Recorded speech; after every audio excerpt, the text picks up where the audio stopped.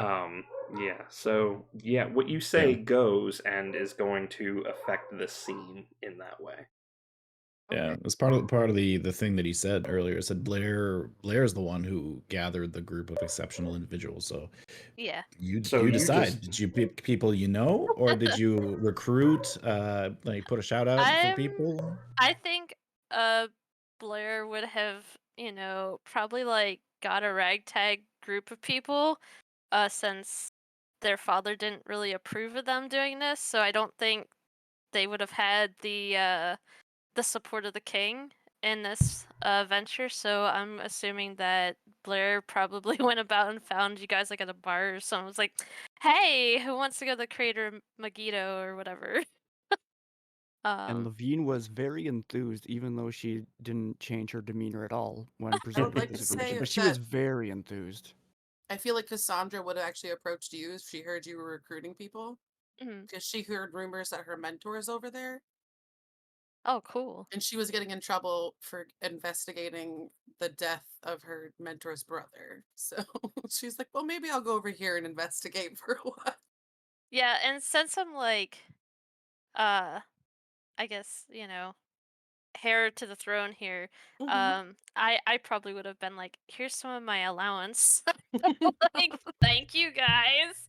But yeah, Blair on the ship is probably near the front of it, like at the helm, kind of looking over, since they're anxious to kind of get to the crater. So I would assume they're pacing around a lot, uh, to investigate what's going on. and Wow. I would say to that Leon is nearby steering the ship and saying, "Need to settle down, gal. This is it's bad omens to get restless and waste energy over nothing." Right, right. And Blair's gonna put her hands on her hips and just sort of try to stay still, but you could tell there's like a rigid tremble. There we go. Like, this is very difficult. I'm going to. Levine is going to walk up to Blair, pat her on the shoulder. The other hand, pinky out with the black tea, say, "Everything will be fine. We'll figure this out." You're right. That helps. Thank you, Levine. All right, And what's she Edgar doing? drops a couple Edgar more is sugar cubes in there. absolutely in the engine room, just going to work, just tweaking all of the technology down there, to the dismay of all the actual engineers in the ship. They're struggling to follow after him as he does a quick change and puts it in his notebook. Um, and as the passengers above may at some point feel a drop of the ship when he adjusted something he shouldn't have, and he's like, "Oh no, that's good. Yeah, that makes sense. That checks out." And he just writes it down in his thing. Um, Absolutely being begged to leave the place and just completely focused and forgetting, or either ignoring or just not hearing uh, the people down there. I would say at this point, everybody's kind of found their niche. It's been a tense, but uh, overall not profound journey. But as you approach the crater, um, the tops of the trees part abruptly, and you can see it below. It's this oddly circular pit descending deep into the ground, filled with the remains of ancient stone buildings and once glorious waterways that crumble towards the depths. And so we're just getting ready to head down there when Cassandra, who's in the crow's nest, notices that there's some sort of energy building up, some sort of purple magical energy beginning to gather. And this place is already sort of teeming with that kind of energy, but this seems to be concentrating in one location. Well, I'll definitely shout down to Leon that there's something trying to shoot us from down below. Okay. And just as you say On the left.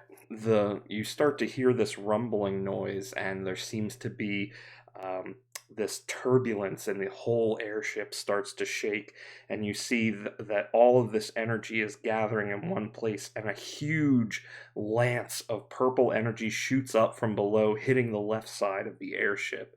And in a moment, you can kind of smell that ozone of like seared oxygen and air all around you. It's made a clean strike, and the ballast of the airship is completely thrown off. At this point, Leon screams out, "Son of a cactual! I swear to God, this is the last time I drive a bunch of adventurers around. We'll be lucky to get down there in one piece." You understand that the airship is far too damaged and a crash landing is inevitable, but each of you might still find ways to make it less disastrous. And it's at this point that everybody is going to make their first check in this game. So, checks are the Just basic mechanic in Fabula Ultima. Checks to determine whether characters manage to accomplish their objectives in a scene without suffering serious consequences. So, as the airship is spiraling toward the ground, I'd like to ask each player to describe what their character is going to do in response to this situation. Do you, for example, maybe try to contain the magically overloaded engine? Do you help Leon steer the wheel? Do you rush to protect someone? Do you just try to keep your tea from spilling? What are you up to? How are you going to weather this? Well, you can go first if you have an idea. I was just chuckling. Mm. I don't have an idea yet. My uh, character is going to down her scalding hot tea on just one big gulp, slap on her helmet, and she's going to immediately check if there's any injuries in the area we were struck at with the ship. Okay. Like if there's anybody currently in danger. So this is really fun already. So you have four different attributes: dexterity, insight, might, and willpower. So dexterity is abbreviated dex and usually influences your speed or coordination. Insight is kind of your traditional intelligence. That's your intuition and observation. Might is your strength and toughness. And willpower is your charisma and determination. So, based on what Levine's character just told me they are going to do in response to the situation, every single check is going to be made with 2 dice. Now, sometimes, depending on the action, the game master is going to decide, well, what does that sound like the character is trying to do? Which of these stats are going to influence that? So my immediate thought is, well, if you're going to try and chug a whole bunch of hot tea, that's probably something a little bit related to your willpower. And then also examining Normal for her, the but fair. area for the injured and what to do would be more of an insight check. And so I would say you want to roll your willpower and your insight die, and the actual size of those die will be listed on your character sheet. Okay. Wait, actual size? Okay, so well, do I roll one of each or do I do 2 separate rolls of both? If you have enough dice available, I would say you want to roll these checks at the same time. But if Okay. you only have one set of dice, sometimes you're going to be rolling like a d12 twice or something like that. Okay, because I do have 4 dice here I could roll. I just want to make sure, like, Yep. I'll just roll them all. All right. So I got for the, I guess, do I add, well, the d6 got me a 3, so that's not great. But the willpower, I got a 12. Oh, okay. So, under your attributes and status effects, next to each of your attributes is listed the size of the die that you roll for these. So, your insight die is a d6, and your willpower Yeah. die is a d8. So, you want to roll a d6 and a d8 together. Oh, okay, that's what I was wondering. Yeah, Yep. that's why I was. Yep. I'll re-roll that then. Yeah. No cheating. Let me take these ones. Okay, my d6 got a 2 and my d8 got a 4. So insight 2, willpower 4. Okay. So,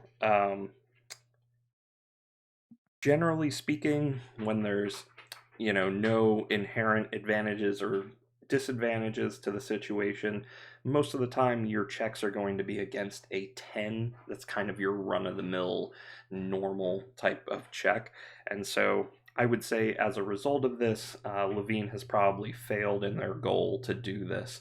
And so what's happened here is that Levine has probably ended up, in an attempt to gulp all the tea at once, actually spilled some on themselves and gotten a little bit distracted and is a little bit worse for wear, in terms of their preparation for the airship to go down. So who else is still available, and what are they trying to accomplish? Well, I guess I'll go next. Mhm. So Edgar will instantly start saying, "It wasn't me. This one's not on me." But then he'll start observing what the others, the other engineers down there are doing, and will try to assist in the similar manner. Try to get since we're like going down, probably try to get one of the wings stabilized so we can have a bit of control. Um, Okay.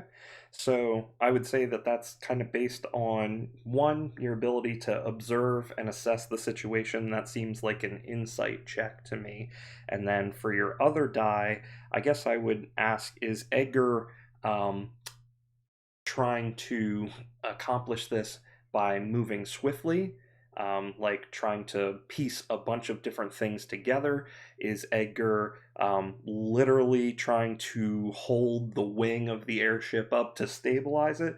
Or is Edgar trying to like fix the engine or stabilize it in that way using the know-how and engineering skills? I think at this point he's definitely not holding the wing up. He's got noodle arms. So it's probably like I said, make some observations, seeing what the others are going to do, and he's a pretty quick learner, so he's going to try to like and he's fairly quick, so I think he's going to try to beat them. Well, not necessarily. It's not a competition, but just see what they're doing and just try to mimic that as fast as he can. All right, so that sounds like insight and dexterity to me. So you would roll a d10 for your dexterity and a d8 for your insight. All right. So we got a 5 on this one, the D8, so insight, and a 6 on the dexterity. Okay, So 11 total. so you would pass that check, and I would say that Eggers makes a quick assessment of the situation and sees what everyone is doing, and basically finds the place where people need the most help at the time, and tries to assist everyone as quickly as possible and really navigate those different challenges and failing systems. So Edgar in the engine room is having some success, and the airship seems to be stabilizing a little bit. What about Blair and Cassandra? So for Cassandra, she's gonna jump. Well, she's not gonna like. 'Cause I figured the crow's nest probably has like a rope she can swing down towards Leon with. So Mhm. she's going to do that and then help him try to steer the ship because she's a former captain, and I just remembered that. I assume this is related to this kind of ship. I don't know. Mhm. Well, you figure that some of Uh, that knowledge is probably transferable. So I would Yes. say, to rappel down the rope, that definitely sounds like a dexterity roll. And then I would give you your pick on whether you think that your knowledge of how a ship works is going to help you more in stabilizing the situation, or if your um, actual physical strength in helping steer the ship is going to be more important. So you can pick Um, so dexterity for one, and then insight or might for the other. Might and dexterity, I think. Okay, go ahead and roll those up.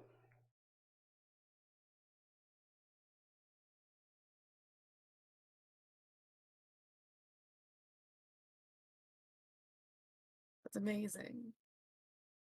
They're both ones. Oh, fumble! Oh. Okay, so this Incredible. Can I This. once I see Sorry. Cassandra doing that, can I give her a help action or something? we're gonna cover things called group checks a little bit later, but let Okay, me okay. let me read to you what a fumble is.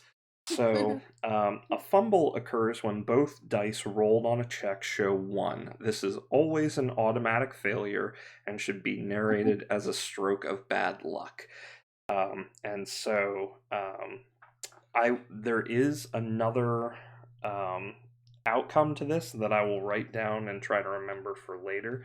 But I'm going to go ahead and say that the way that this plays out is that Cassandra certainly was ready to leap into action and immediately started to rappel down. But unfortunately, at the same time, the airship suddenly had a jolt whenever Edgar stabilized the engine, and that caused Cassandra's trajectory to be completely thrown off and landed nowhere near the deck of the ship and is now actually hanging over the side, clinging to the rope for dear life. Okay. No. God. So, how about Blair? What's Blair up to? Oh, geez. So is it safe for me to assume that this is out of character? The actions of the other players has taken place since they've said their turn, or is this kind of all simultaneously happening in the same instance? I would say this is all happening simultaneously right now. Okay. Blair's current concern with, feeling the ship jolt and be struck, would call out, "Oh my gosh, everybody secure yourselves! Don't get blown off! If you see someone need help, help them!" And they're gonna, like, rush to the front of the ship to make sure that there's not another laser magic thing hitting them, and try to determine a place to land, because there's no way in hell this thing is staying in the air. They know this. And they want to try to make sure they can get them to safety because I got to protect the people on here. And I don't know if there's a lot of crew members on here, but there's probably people below deck. Can't check casualties while we're falling from who knows how high.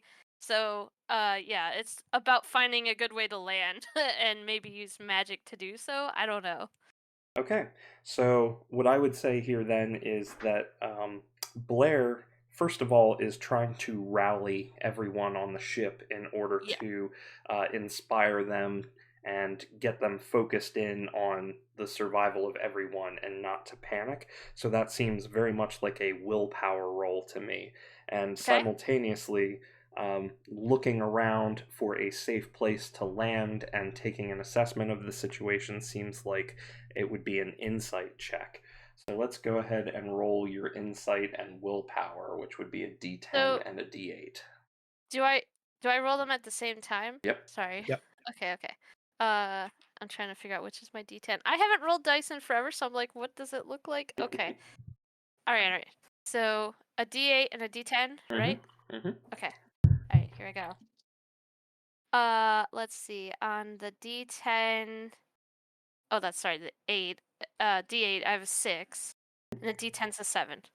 Okay, so that's a 13, which definitely passes the check. So you call out to everyone, brace yourselves.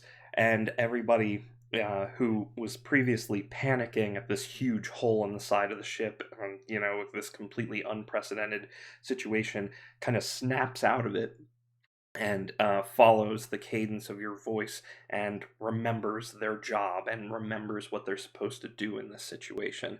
And as you look out over the bow, you communicate to Leon, there, steer into the damage, steer towards the injured side of the ship, roll with it.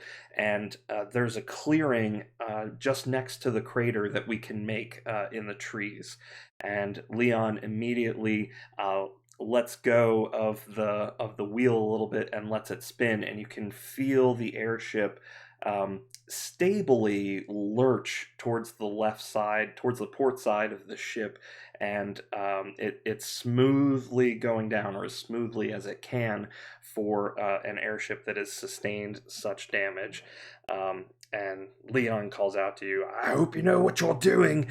I'm trusting you. I can't see anything." And the ship goes down. So let's see here. You can be I have here. Kind of cut out there. Oh, that sorry. broke I up a said little. Yeah, too much passion in that one. I said you can be assured I'm up front here. I see what's going on. Yeah, pretty much. I Perfect. got so excited. Okay, so there's one or two more things that I want to talk about related to the outcomes. So a failure may mean that a character doesn't get what they want, or that a sudden complication arises. I hope that I've done a good job kind of narrating what that might look like, and kind of the goal is really to play off what you want to do, figure out how your stats and how your character would react in that situation, and which of their attributes is going to influence the success or failure. So we already got to see a fumble, but there is another outcome, another special outcome, which is called a critical success. So this is not quite the same way as like rolling a nat 20 in D&D. This will be when you roll doubles that are 6 or higher. So rolling double fives gets you nothing. Rolling double 2 through double 5 gets you nothing. But rolling double 6s, double 7s, double 8s, double 9s, double 10s, double 11s, double 12s would always be an automatic success. So if the difficulty of a check was, say, 13, but you rolled double 6s, you still succeed. And additionally, there's going to be something called an opportunity that is generated. It doesn't necessarily cause a critical event, but it gives you more narrative action and lets you create some sort of narrative advantage in the situation, and we'll see a little bit more of that later. There will sometimes be modifiers, so if any of you performed what I would consider an exceptionally difficult check under the circumstances, you might see that you had a penalty to your roll. Like I may have said, okay, roll your insight and willpower with a -2 on it, or maybe you were exceptionally positioned in order to control that outcome, which was kind of what I was trying to do with Cassandra's character. I was like, okay, great, Oh, I've yeah. got somebody in the Yes. crow's nest who might help, might have an advantage on what's happening here. Mhm. Didn't quite work out the way I thought it was going to, but that's fine. It's very much a roll with it type kind of thing. So now that we know how checks work, we can decide whether each player succeeded or failed their checks. So we had 2 fails and 2 successes.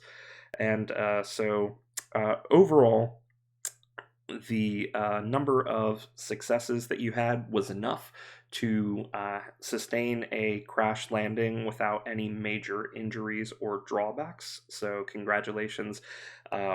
Once the engine was stabilized, and once Claire found a place for the airship to land, they had noticed Cassandra coming down from the crow's nest and noticed that they needed help, and were able to pull them back up onto the deck, and everybody braced for impact without any major injuries.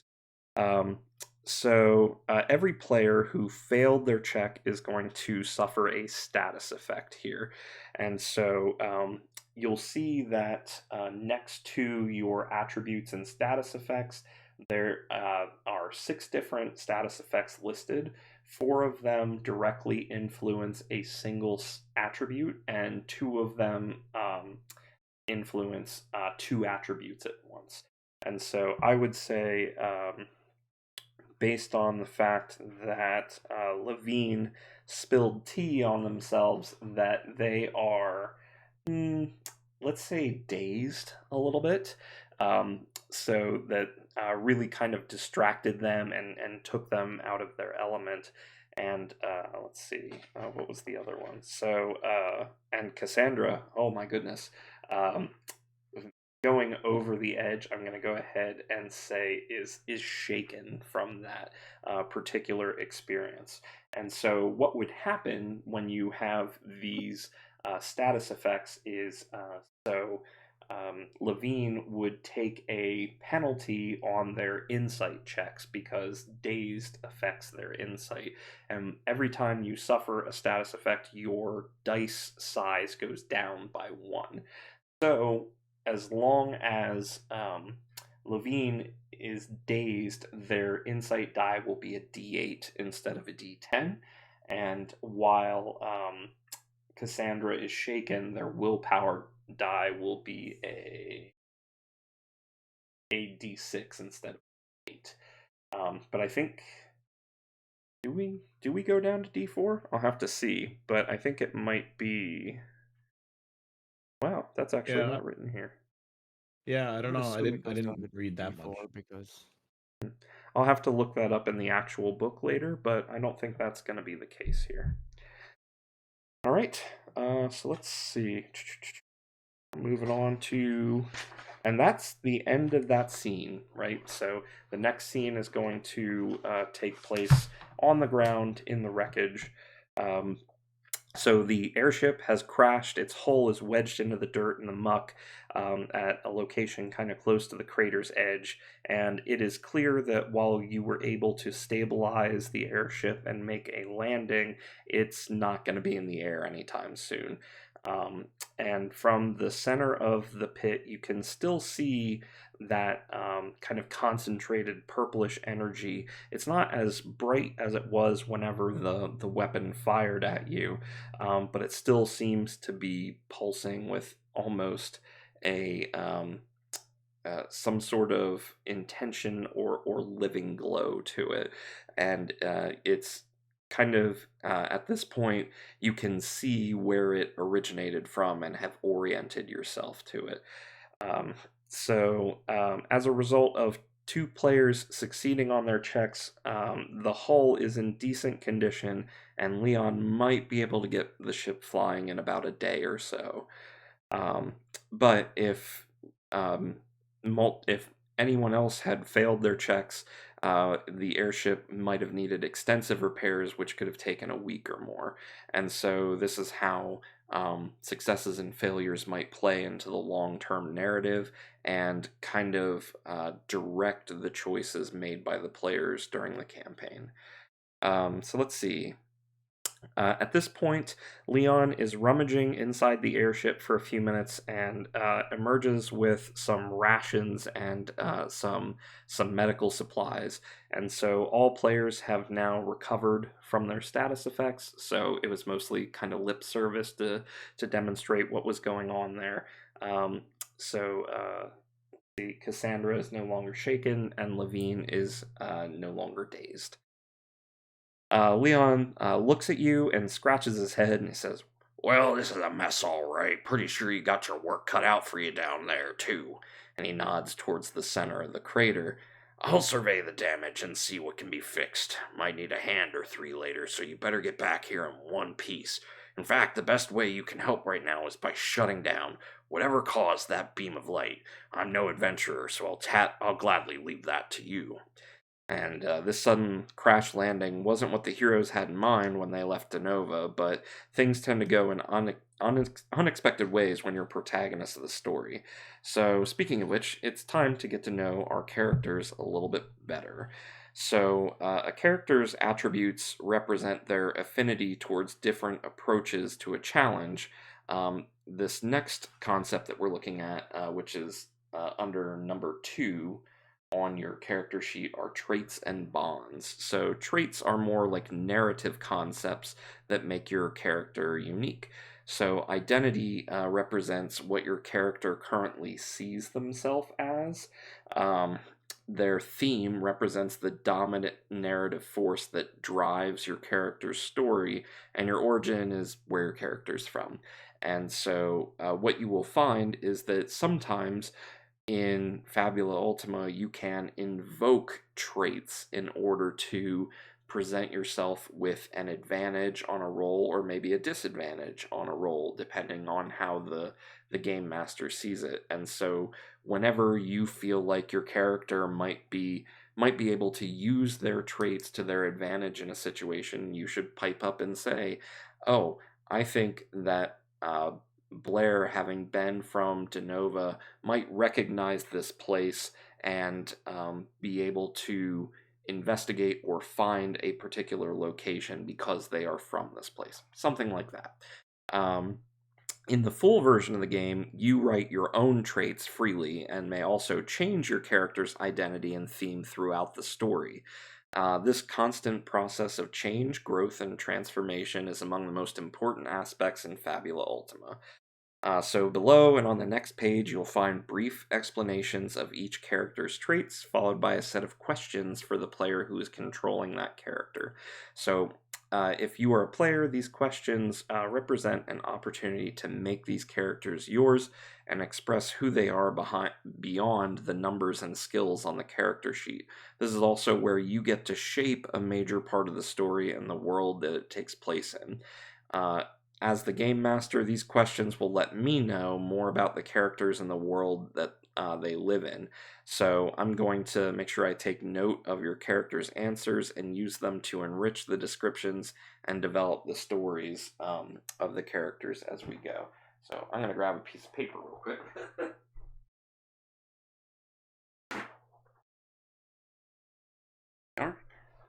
And so, starting with Blair, you are the heir to the throne of Denova, and you believe it is your duty to protect your people and stop the Elonian Empire from seizing control of the crater of Megiddo. Your father, the king, thinks otherwise and ordered you not to abandon the royal palace. So, Blair knows, well, from the history of Denova, how the crater came to be and what disaster turned that prosperous city, home to the greatest magic in the world, into a sunken mass of ruined buildings. And what kind of secrets do you think the Elonians might uncover here? So, Kels, what kind of answers to those questions do you propose for the story? Oh my gosh. So I'm answering the question about like why the crater got all Yep. ruined. Oh, uh, jeez. I was thinking I would be answering a different sort of question, but my guess is that there was somebody like the Elonian Empire that lived in that city before, and they got their hands on power they shouldn't have and ended up accidentally imploding it all. So that magic just kind of ran rampant afterwards because whatever's there is still there. Um, and it was probably like why people don't go near the city because they believe that it's still pretty dangerous. And Blair thinks it's likely that the Empire is seeking, or the Elodians are seeking to claim that power to hurt the people that they're responsible for in the throne of Denova. So, yeah, the reason they're here is like, well, we got to stop them from getting whatever that is. But I would say Blair probably doesn't know what the source of that power was. Even though they're familiar with the area, but I think maybe that would be something the king would know, but didn't tell Blair. So yeah. Did I have another question to answer? Yeah, give me 1 second. I'm going to try and summarize some of that. I'm sorry if I spoke too fast. I was No, like you're in good. that. So it sounds like uh, the people who used to live in these structures that were in the crater were actually former Elonians, right? So now that Yeah. Kells has imposed this narrative, it's the truth, right? You kind of become an assistant DM, right? And you have an influence over the story, which is it's really interesting, and it's a lot more improvisational and kind of relies on going with the flow a good bit. So yeah, this was the Elonians are people who fled this area a long time ago, and so it's some sort of magic experiment that has gone wrong. Everybody who was studying it or trying to harness it was lost in that accident. And the Elonians that are there now are attempting to reclaim and weaponize that magic knowledge in order to maybe defend themselves from threats or to consolidate their power and possibly use it against other nations. And while Blair does not specifically know what the source of that magic is or what secrets the Elonians might find, it's possible that the king does know, and may have been acting a little bit suspicious. Does that sound pretty good? Yes. All right. Is your position as heir an honor or a burden? When your father forbade you from taking action against Alonia, was he trying to protect you? Um, I'd say it's a little bit of both if I'm allowed to, because Blair is still liking the fact that they're able to do what they've always been taught to do by ruling people. Well, I guess, being the head of the the place they're at and helping them in some way establish life and have that um sense of leadership. But the burden would be just the fact that, Blair is not in that top position like the king is, and feels that being not quite to the top role of authority and hierarchy, um, it kind of weighs down on them being able to be that final rule or law of what should be done. And so having that conflict with the king is internally probably plaguing the shit out of Blair, because they want to be on good terms with their father, but um, they think this is the best course of action, and him not confiding that information makes them wonder: is this, meant to be or not to be? Great. So it sounds like Blair is wrestling with some pretty complex emotions, doesn't have a full answer one way or another about what the king's motivations are, and that kind of follows with the sort of information potentially being withheld, and that Blair very much wants to be a leader of their people, and that would be a great honor, but the burden is currently not being able to exercise that power or fully realize it, Yeah. and is trying to do the best they can with what they've got. So let's move on to Cassandra. So you are the former captain of the Sky Riders, the elite soldiers Mhm. of Stormkeep. You came here after hearing rumors of a woman with a white spear among the Elonians, the same spear that your mentor Desdemona used to wield. The idea she might have sided with Elonia fills you with doubt. So, Desdemona left Stormkeep after the violent death of her brother Tristan. What was your relationship like with the two of them, and how did Tristan die? So I think for Desdemona, Cassandra's very loyal to her, but also feels very inferior because of the mentor mentee kind of relationship. Doesn't quite feel like she's ever reached where she should have, hasn't learned enough or whatever kind of thing. And so she's just always kind of seeking more lessons from Desdemona. So when she left, it was quite jarring for her. And then for Tristan, I think she probably felt loyalty and affection because I'm going to assume Tristan might have been like a younger brother to Desdemona, maybe, and I assume that older than they're both like because Desdemona's older than Cassandra, and then so maybe they're around the same age, so like they kind of grew up together ish and stuff like that. So they're friends and stuff like that. And my assumption was that in order for Desdemona to want to actually leave, that maybe Tristan was accused of treason, but like maybe falsely accused. It's like that's kind of what Cassandra's operating on is she thinks that it's a false allegation. So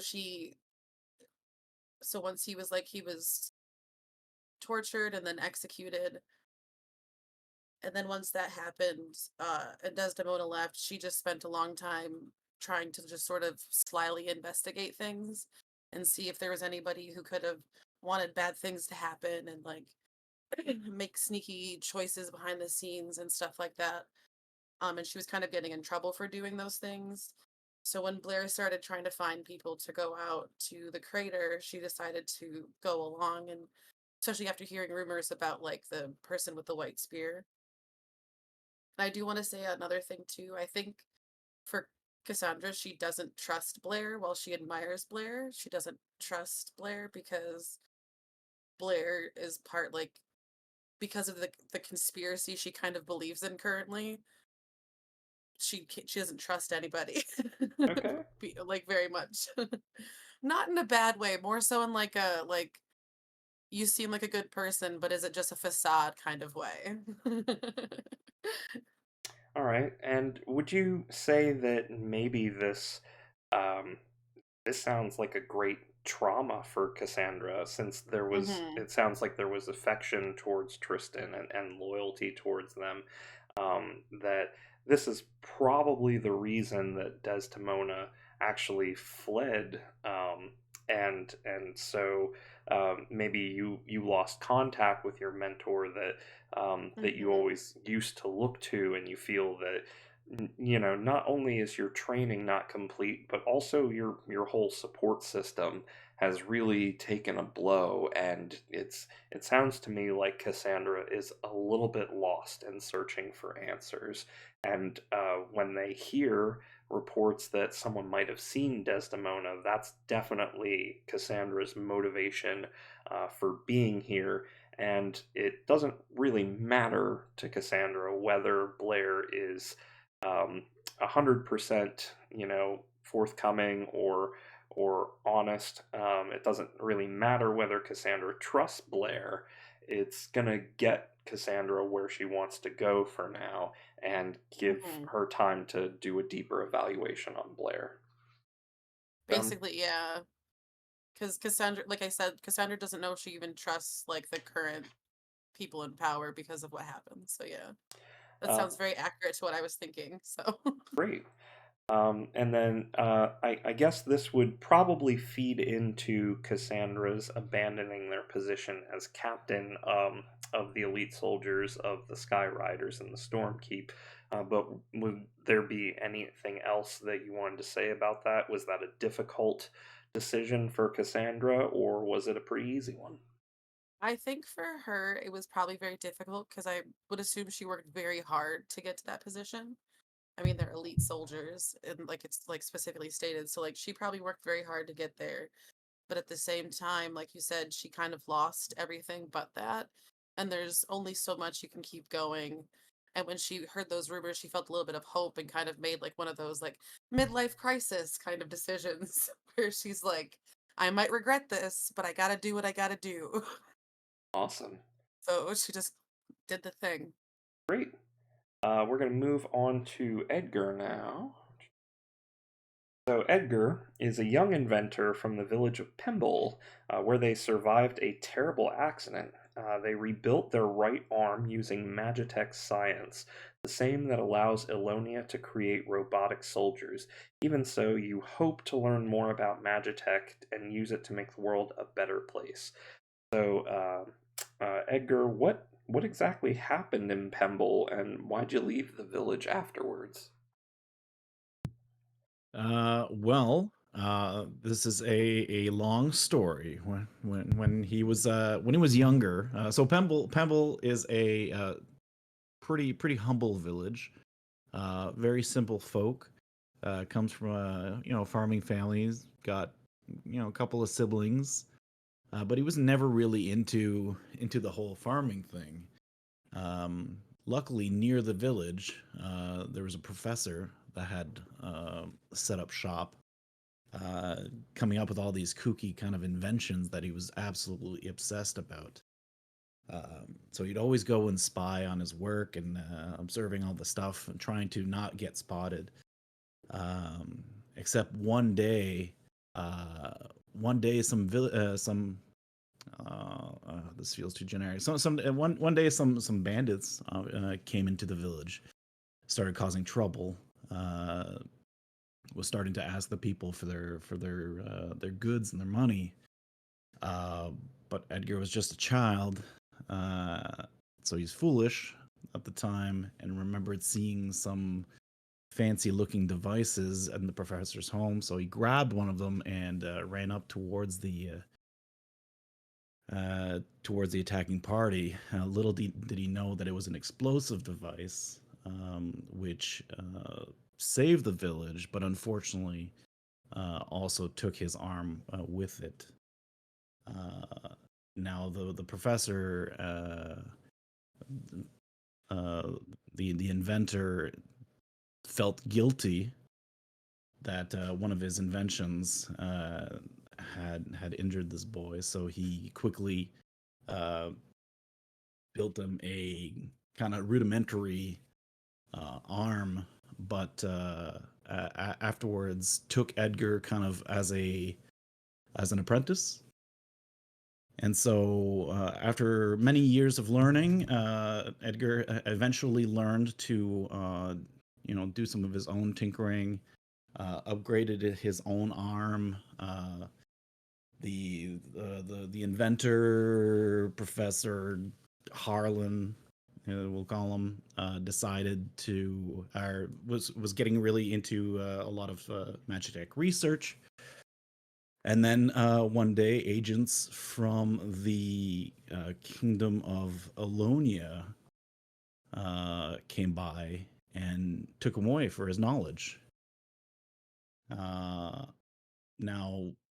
Edgar, having looking for his mentor, knows that he can't just go towards the opposing kingdom directly on his own. So that's why he headed over to the other town. Where he heard word that somebody was gathering people to go into the crater, which is a source of a lot of magic. And where there was a lot of magic, there's sure to be a lot of magitech. So he's hoping to learn more. And lo and behold, since it was the heir to the throne, perhaps Edgar will be able to ask a favor to help save his mentor. Cool. So, due to Elonia's actions, Magitech will forever be associated with war, but at least they're not sending living people into battle. So, I get a sense that Edgar definitely feels some hostility towards Elonians, since they were the ones who essentially extradited or kidnapped the Professor Harlan in order to have them create more inventions involving Magitech and to probably, you don't know, but probably create more weapons of war. Does that sound pretty on brand? Absolutely. Awesome. Let's see. Let's move on to Levine. So you are a princess without a kingdom. Let's actually, you can be a prince without a kingdom. I think Levine is kind of an androgynous name. It's up to you. Your home, Armorica, was conquered by Alonia. Powerless, you witnessed the Empire taking everything you held dear, including your loved ones. Your heart is heavy with guilt, and you will do anything in your power to save Denova from a similar fate. So, what I would like to know from Levine is why did Alonia attack Armorica?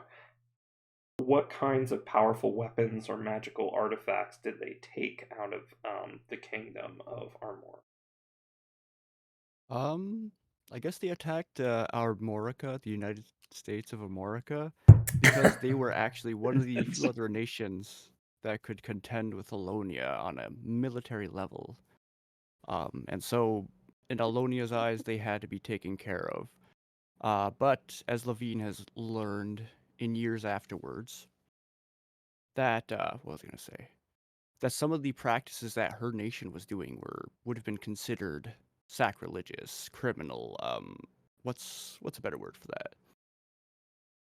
But basically, not good stuff. Not Hmm. stuff you would want to have a nation doing. Basically, having a military doing. So that's kind of filled with more guilt for the people she didn't protect, and also what she was protecting before. And it seems like the more answers she gets leads her down a path of even more guilt. The more she learns, the guiltier she feels.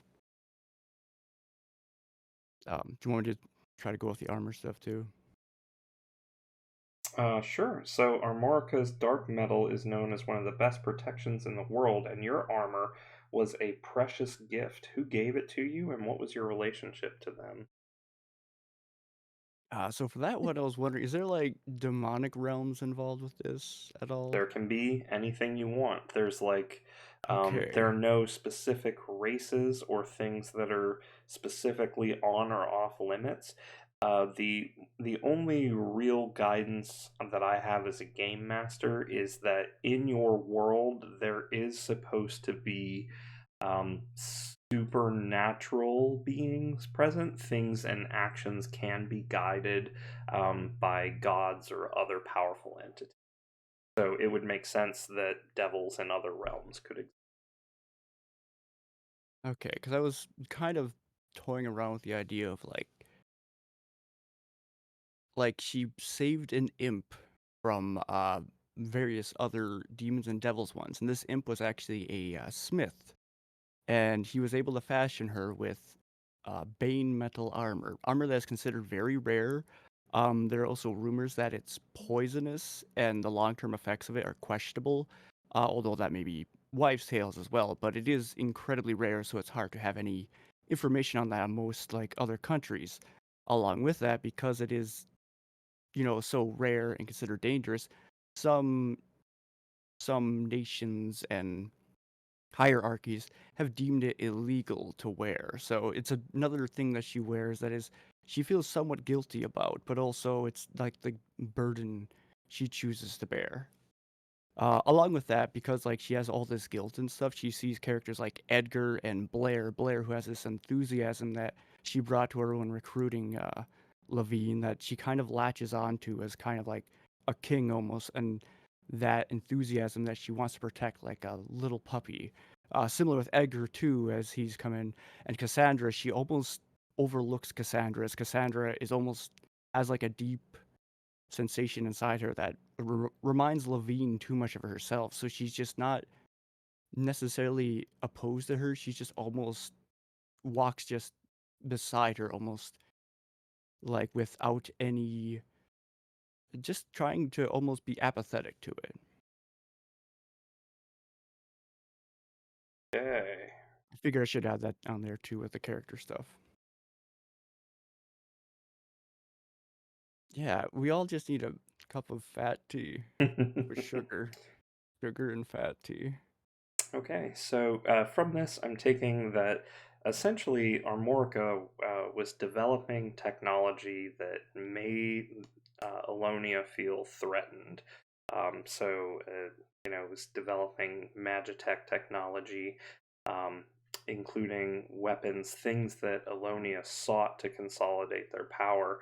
And unfortunately, Levine failed to prevent Armorica from developing this tech or securing this tech, and ultimately led to the downfall to Alonia, and through that lost a lot of friends, both in battle, but also ones that survived blamed Levine for the fall of Armorica to Alonia.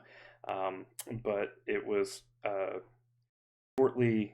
it was around this time that Levine saved an imp who helped them construct this armor, who helped smith this armor.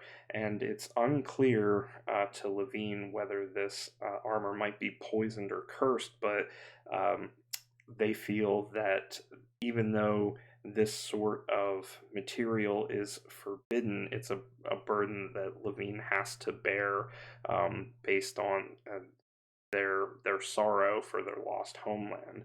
And in the current situation, Levine seeks to protect Blair from the same fate for Denova that befell Armorica.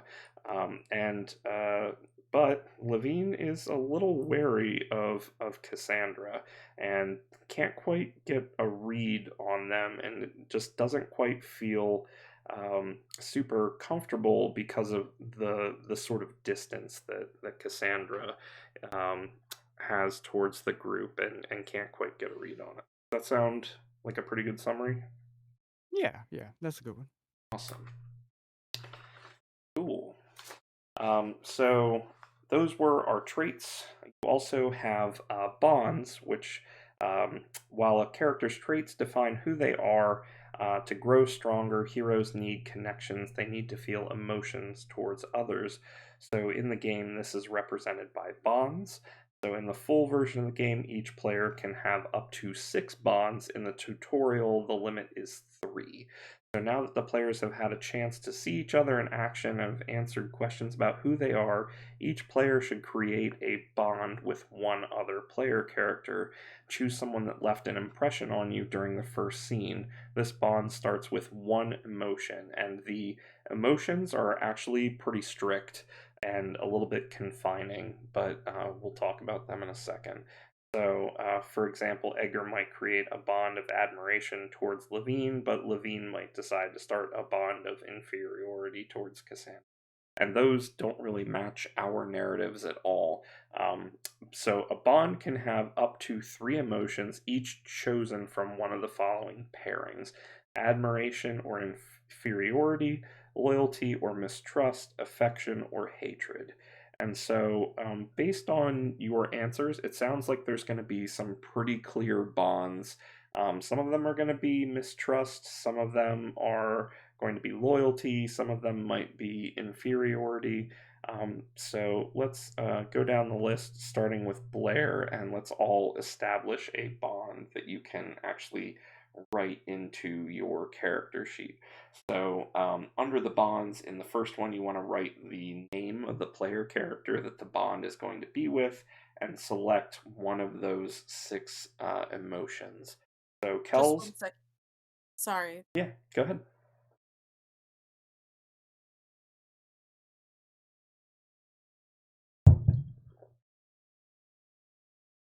Should I take a quick potty break then?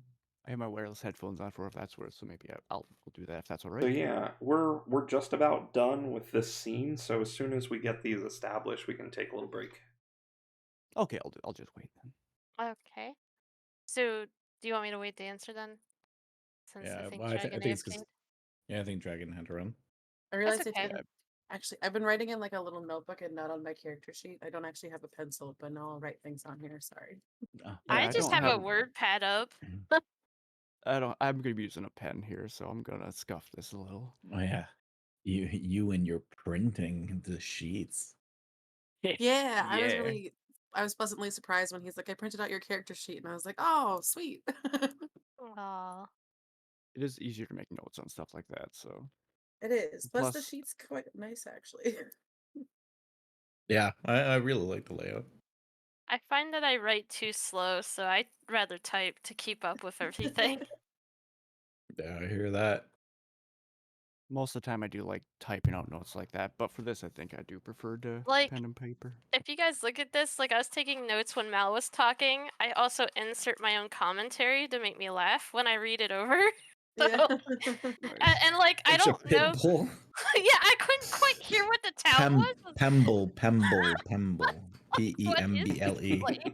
I don't know. I didn't make that up. I just made up what it did.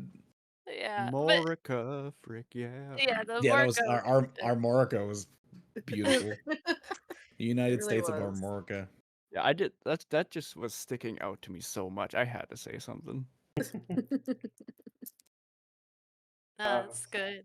So let me just roll in a little bit more about bonds. So note that the same bond might have positive or negative emotions. Don't shy away from complex feelings because they're exactly the kind of drama you want to see in this game. The number of emotions you can have in a bond is known as that's bond strength, which can range from a minimum of 1 to a maximum of 3. So, a bond that contains both inferiority and mistrust would have a strength of 2. So right now, the bond you're creating only has one emotion, which means its strength is 1, but later on, you might be able to add new emotions or form more bonds. So let's actually take a break here and come back at, let's say, 9:30. Fill out the bond, or think about the bond, fill out the bond, shake it out, and take a little break, and then we'll start up again. Sounds good. Perfect. It's pretty cool so far. Yeah, I'm it's liking I'm fun. liking the system. Yeah, I like that it's not overly complex. Like, I like that it's more role play promoting than, I don't know, I guess the mechanics of a game and the rules. I don't know. Mhm. But it does put you on the spot for improv. I will put that out there. I mean, Yeah. but that's role play though. That's role Yeah, playing.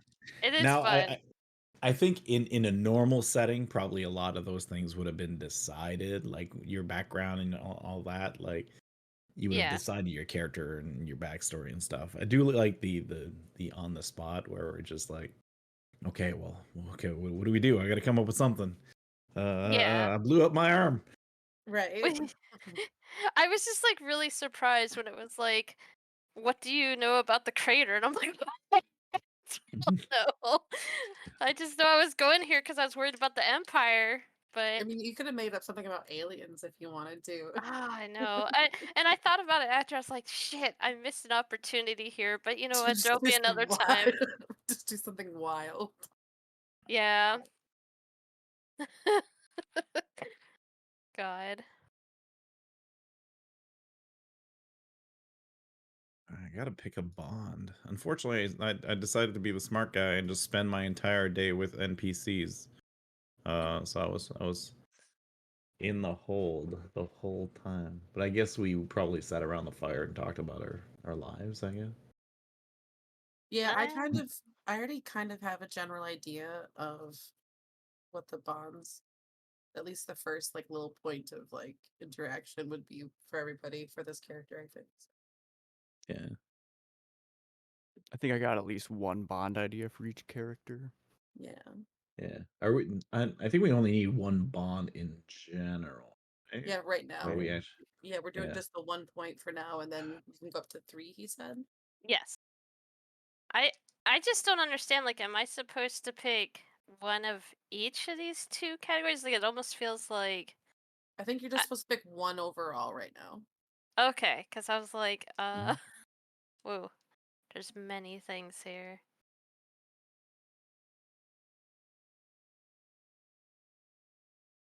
Uh yeah, so you pick one character and then you can pick up to 3 emotions associated to it, but only one of each of the columns.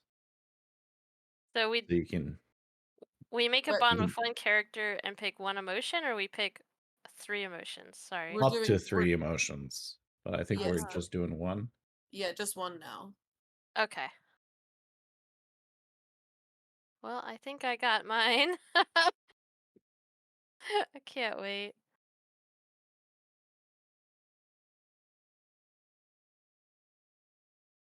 I think I got mine too. Just So I yeah. kind of I think I'm not fully sure how the roles work. Like if you're supposed to, if you want to get a high number or if you want to get the highest number possible on each dice or both. Like Uh I mean, so I did like I said, I've been trying to work on uh putting some of the system in a virtual tabletop format. So I did peek ahead. I didn't read anything about press start, but I've been looking at the characters and stuff, and it got me an understanding of the roles. So when you're rolling those 2 dice, you want the highest number from both, right? So you want the highest sum. okay. Yes. So but you But still want a high number overall, but you also because I do feel like it's a little bit easier to roll. I don't know why my brain's like it's easier to roll 2 6s than it is to roll 2 10s. Because like the probability of it. I mean, no, but you don't have to just roll 2 10s though, right? Oh, for Because like the critical success thing is where my brain is for that. right, but then you don't just have a chance to roll 2 6s, right? If you're rolling 2d8, Yeah. you can do two Oh, sixes, 2 7s, 2 8s, oh, and that's those what are I. all crits. Yeah, Yeah. That's yeah. good because you have to get 10 or more, right? Yeah. Yeah, well, because that's my thing is more so Well, like what I meant is like if you have like, because like for me, I have might and willpower. Both of those are D8s. So if I did yep. something that were both a D8, I would have to get like a 8 on both of those. No, you Oh, could have a it's 6 10 and total. 6 on both of those. And then it still counts as a critical success. Yeah, Does it? any number that's on the die that is above 6, as long as both of Okay. them are the same, it's a Like, crit. So you okay. could be rolling a d6 and a d10, and as long as Ah, they both showing 6, then that's a crit. Isn't it supposed okay, to be 10 that or makes more, or more sense. was it more than 10? Well, I think it depends on the challenge. I think that I one don't was know why 10. my brain got so focused on Okay. that, but that makes more sense. Thank you. My brain, like, It's still Yeah, no probably problem. easier if you have 2d8s than a d8 and a d10 because that, changes the range a little bit. I'd assume, right? I don't know what the Well, probabilities no, are. because a d8 and a d10 is the same range as two d8s, because you can still do 6, 7, 8. You just can't do 9 and 10. Yeah. Well, I was just thinking if you get a 9 and a 10, well, I guess you're more likely to succeed if you get a 9 or a 10. So I guess, yeah. Exactly. So you might not get a crit, but you'll probably succeed in the check. We're bad at taking breaks. Math is None of us interesting. left. well, I Hey, mean, I'm we're all kind of still like we have a vague idea of what we already kind of have decided for bonds and stuff.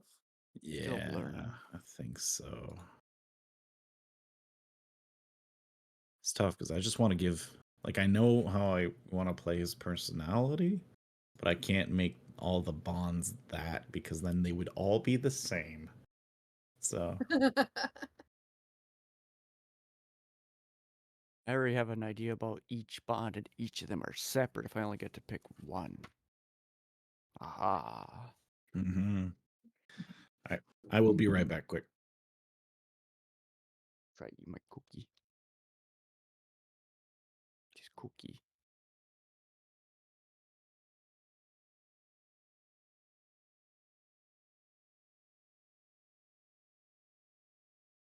I'll also be right back. Sure.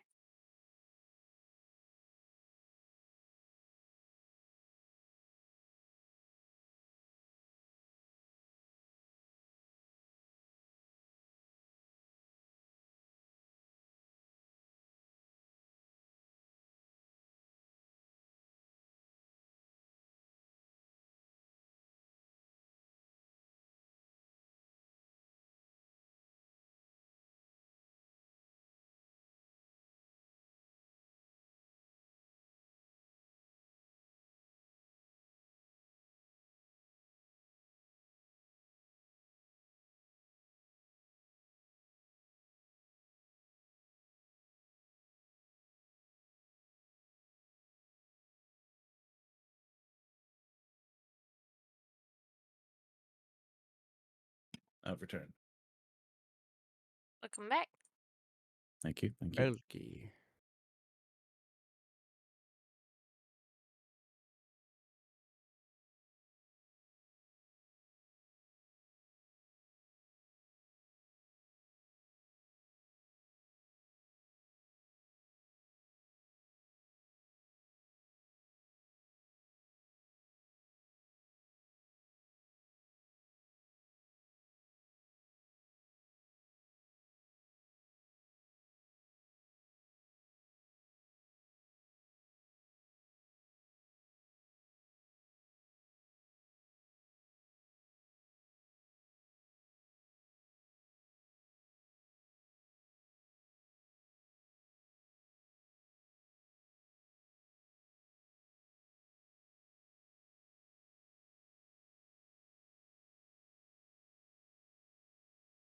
Oh my goodness, I have so many inventory points.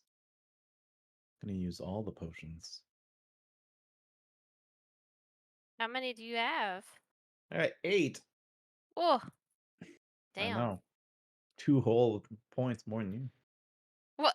How Look at dare? money bigs. Listen, I got dainty little royal pouches here. Yeah, dainty little royal pockets. Yes.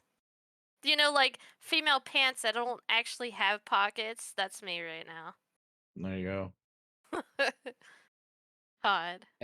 You could use like a remedy elixir and tonic on that whole 8. That's I could. nice. I can just one of each.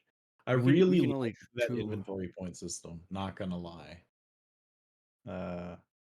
Yeah. That's gonna come later. Again, the worst part is like I'm the one who said like, all right, I'm doing it on purpose not to read into it, and then instantly just started reading into it. Zenit must be money or something, yeah. I'm guessing? It seems like a currency. Okay. Yeah. So Edgar I is believe the it's most cash. broke. Actually, he is not money bigs. Listen, that's because I put all my money into my inventions, okay? Whoops. Like me with my computer. Yes. Okay. Can't all come from royalty, okay? We Yeah. got Listen, we got Cassandra's richer than me. Yeah, I'm actually as rich as Blair.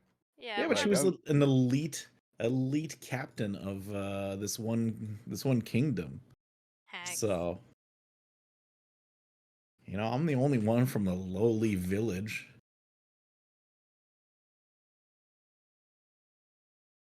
that arm is sick as frick though. I do have a cool arm. Oh, that is a cool arm.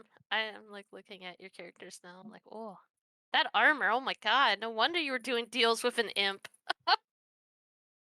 He's really good at making stuff. It's just it might be killing me, who knows? Oh, I didn't realize Cassandra had cat ears and a tail. Cassandra Yep. reminds me of that captain from Treasure Planet a little bit. I haven't Treasure seen Treasure Planet in a long time. I I I gotta hear find people that. talk about this so much. I need to watch it at some point. Yeah, that's Cassandra Okay. in my eyes. Uh, Oh, it's so good. You should watch it. It's That's what me, I've heard. Cassandra. Yeah, look, that should have been Cassandra from the nest right there. When she was coming down for the crow's That nest. that probably That's was what it her should have attempt. been. It just didn't work out that way with, the thing crashing while she's trying to do it.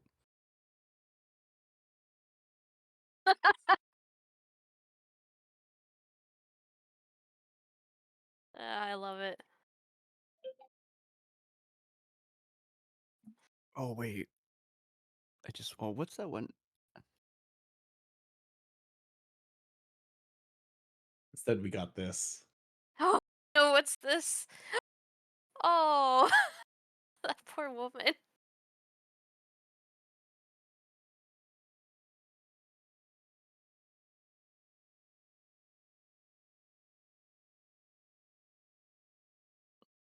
And that was one of the more gentle ones.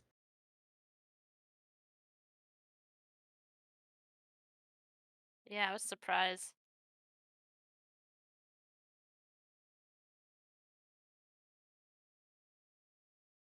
What's that one Oh, manga about about the people who work out? the It's like manga about it's the people who work Cause at. yeah, it's just the anime is about working out, exercise, getting buff. Cause there's like a guy in there who has like a very simple face when he takes off his shirt. He's completely ripped. That's what I want Levine to be like when she takes off her armor. Just completely it- jacked. I don't know. Is it Baki? No, that's a No, martial arts th- thing. it's not martial arts. It's actually just about weightlifting. It's the lead female.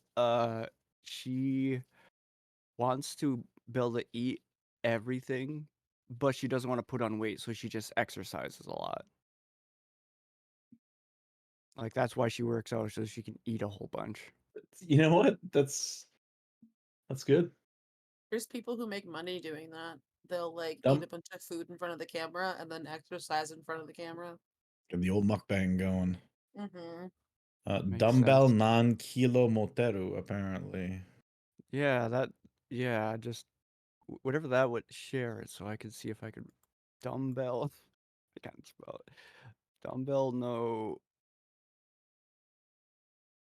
Oh, maybe kilo. she turns out to be a. Oh. Is this the one? I want to find the guy in there. What's his name?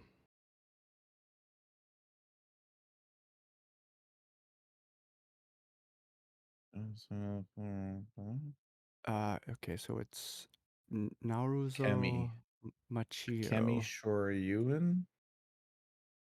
I think it's Oh, wait, no. Nazoru Machio. Oh, no, that's a lady. Okay, never mind. Yeah, I gotta search for this guy. You'll see what I'm thinking about with,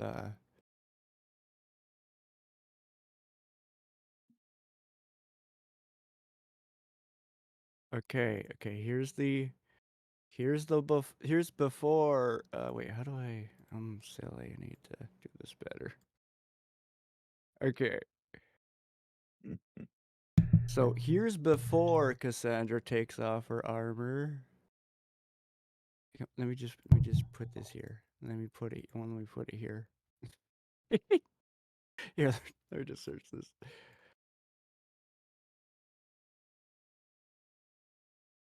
Yeah, this is basically Cassandra in and out of armor.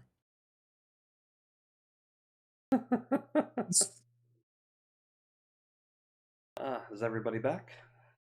Yes. We never left. Yeah. Well, sorry, I had Yeah, to. I got No, that. No, that's you're okay. fine. That's okay. We did leave. I didn't. I went to pee. So I think what I'm gonna do is let you folks manage your own character sheets and your own bonds. You don't have to explicitly tell me what they are, other than so the onus is kind of on you if and when you need to. So we're going to go ahead and move on to scene 3.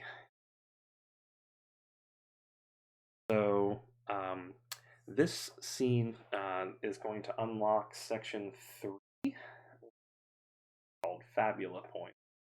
I'll get to that in a minute.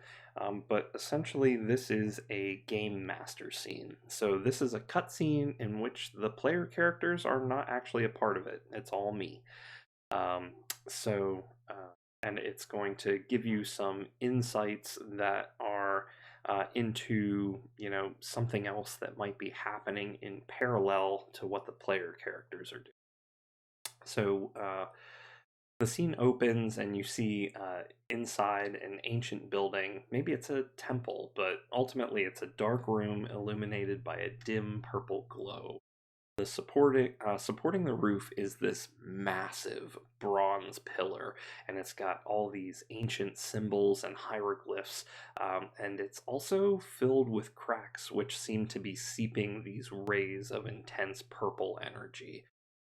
You hear the clacking of armored heels on the stone floor. Clack, clack, and a hand approaches the pillar. It's wrapped in this silver gauntlet and reaches out and sort of touches the glyphs and pulse faintly. And a feminine voice says, "The Savalonia were right. The compass was left buried here ever since the disaster. Now that we have it, dear brother, now I'll bring you back for good." Two shadows stand against the purple light. One is massive, like a giant clad in armor. The other is shorter and thinner, wielding a long white spear. It seems our heroes do not have much time left to investigate the crater. So these scenes are designed to build mood and suspense. They're great when you need foreshadowing to show what's going on with the antagonists outside the player characters. So we're going to talk a little bit about villains and Fabula Point. So in Fabula Ultima, villains act as the player's character's dark mirror, formidable antagonists whose actions are placing the world. and they follow a few special rules that we'll get to later, but for now, know that they are the most powerful non-player characters in the for Fabula points, these are what makes your characters really special and helps you influence the narrative in very impactful ways other than just telling a story. They might have actual consequences towards the goals that you are trying to achieve. So, freshly created player characters have 3 Fabula points, and you gain a Fabula point whenever you roll a fumble on a check or a villain enters the scene. So, in this case, the scene that just took place featured 2 villains. So, every character should now have 5 Fabula points at their disposal, except for Cassandra, who rolled a fumble during the first major scene. Cassandra will have 6. So, okay. Jealous. How should I feel? Which so, color is the Fabula ones? so they should be red, I believe. Yeah. Um, they're the unlock number 3 is your Fabula points, and it's great to have little tokens, if you're in person. But mostly right now, we're just going to do pencil and paper. Oh, we got tokens over here. Nice. I Oh, had we craft token. beads that were. I was like, I have red and blue, red and green craft beads. I can get a bunch for. There you go. Awesome. After performing a check, if you did not roll a fumble, you may spend a Fabula point to invoke one of your traits, your identity, theme, or origin, and re-roll one or both dice and use the new rolls. So remember earlier how I said, Blair is from Denova and might have special insights into a check that they're trying to achieve. Blair might use a Fabula point to increase their roll or re-roll their dice to try and get a better result. This can be, after performing a check, you might spend one Fabula point to invoke your bonds as well, and add the strength of that bond, which is the number of emotions tied to it, to the result of a check. You can only do this once per check. So if you find that you are just below the threshold of success on a check, you might want to say, well, there's a specific type of bond that my character has to someone else in the scene, and to that I'm going to invoke that bond to add a modifier of +1 to my roll. So these are both ways to do that. So whenever you do that, you are going to add a little bit of narrative flair to it and explain how your trait or bond is playing a role in helping you out in that check. Um, so let's see. There's a note here on separating players from characters. There's a big difference between a player and the character they portray. Game master scenes are a great way to demonstrate that as a player, you have seen that scene, but your character doesn't know anything about it. Instead, the scene exists to build anticipation and give them an idea of what the villain is like. It's important to remember that when you play this game, you are simultaneously the author, protagonist, and audience of the emerging story. For instance, a player character keeping a secret from the rest of the group, it might be better for everyone at the table to know about it. This allows you to create interesting scenes that ultimately reveal it in a meaningful way. Now, this is one thing that I'm a little wishy-washy about with Fabula Ultima. I kind of like the idea of hidden information. Now, I think if a player character has hidden information, yeah, they might want to share it with the rest of the group, but at the very least, the game master needs to know about it. And having that come up at a specific time, it might be better for other people not to necessarily know about it. So I would say for this rule, I wouldn't follow it strictly all the time, but for the purposes of this session, it's just gonna kind of work like this, and it's not gonna play too big of a role. But I would say, to use that kind of sparingly and to know when it's going to be really good for everyone at the table to kind of know what's going on as players as opposed to their characters. But we can visit that more later. Let's see. So that's the end of scene 3. I'm going to move on to scene 4, and you will now see that your hit points and mind points are unlocked here. So let's return to what our player characters are doing. There doesn't really appear to be a clear path towards the bottom of the crater. The place is littered with rubble, collapsed buildings, shattered columns. The whole area whispers of the lives that were lost here, a maze of ruins bathed in an ominous purple light coming from a large building several hundred meters below where you are. So the crater is a veritable maze, but the source of the purple light is still relatively easy to identify. Still, can our heroes manage to get down there unharmed? When several characters work towards the same goal, the game master can require what's called a group check. So group checks kind of follow these steps. The group is going to decide which player will act as the leader, and this person will be the last to perform the check, and their result will determine the consequences of the action. The leader describes the approach to the situation, which allows the game master to establish the attributes and difficulty level of the check. The other player characters are going to do something special called a support check. The support check uses the same attributes as the leaders, but with a fixed difficulty of 10. So for every player character who succeeds in a support check, the leader gets a +1 bonus to the result of theirs, and if any of these characters have a bond towards the leader, they will add the single highest strength of those bonds towards the leader's check as well. Finally, the leader performs their check and the game master narrates the consequences based on the result. These consequences apply to everyone who takes part in the check.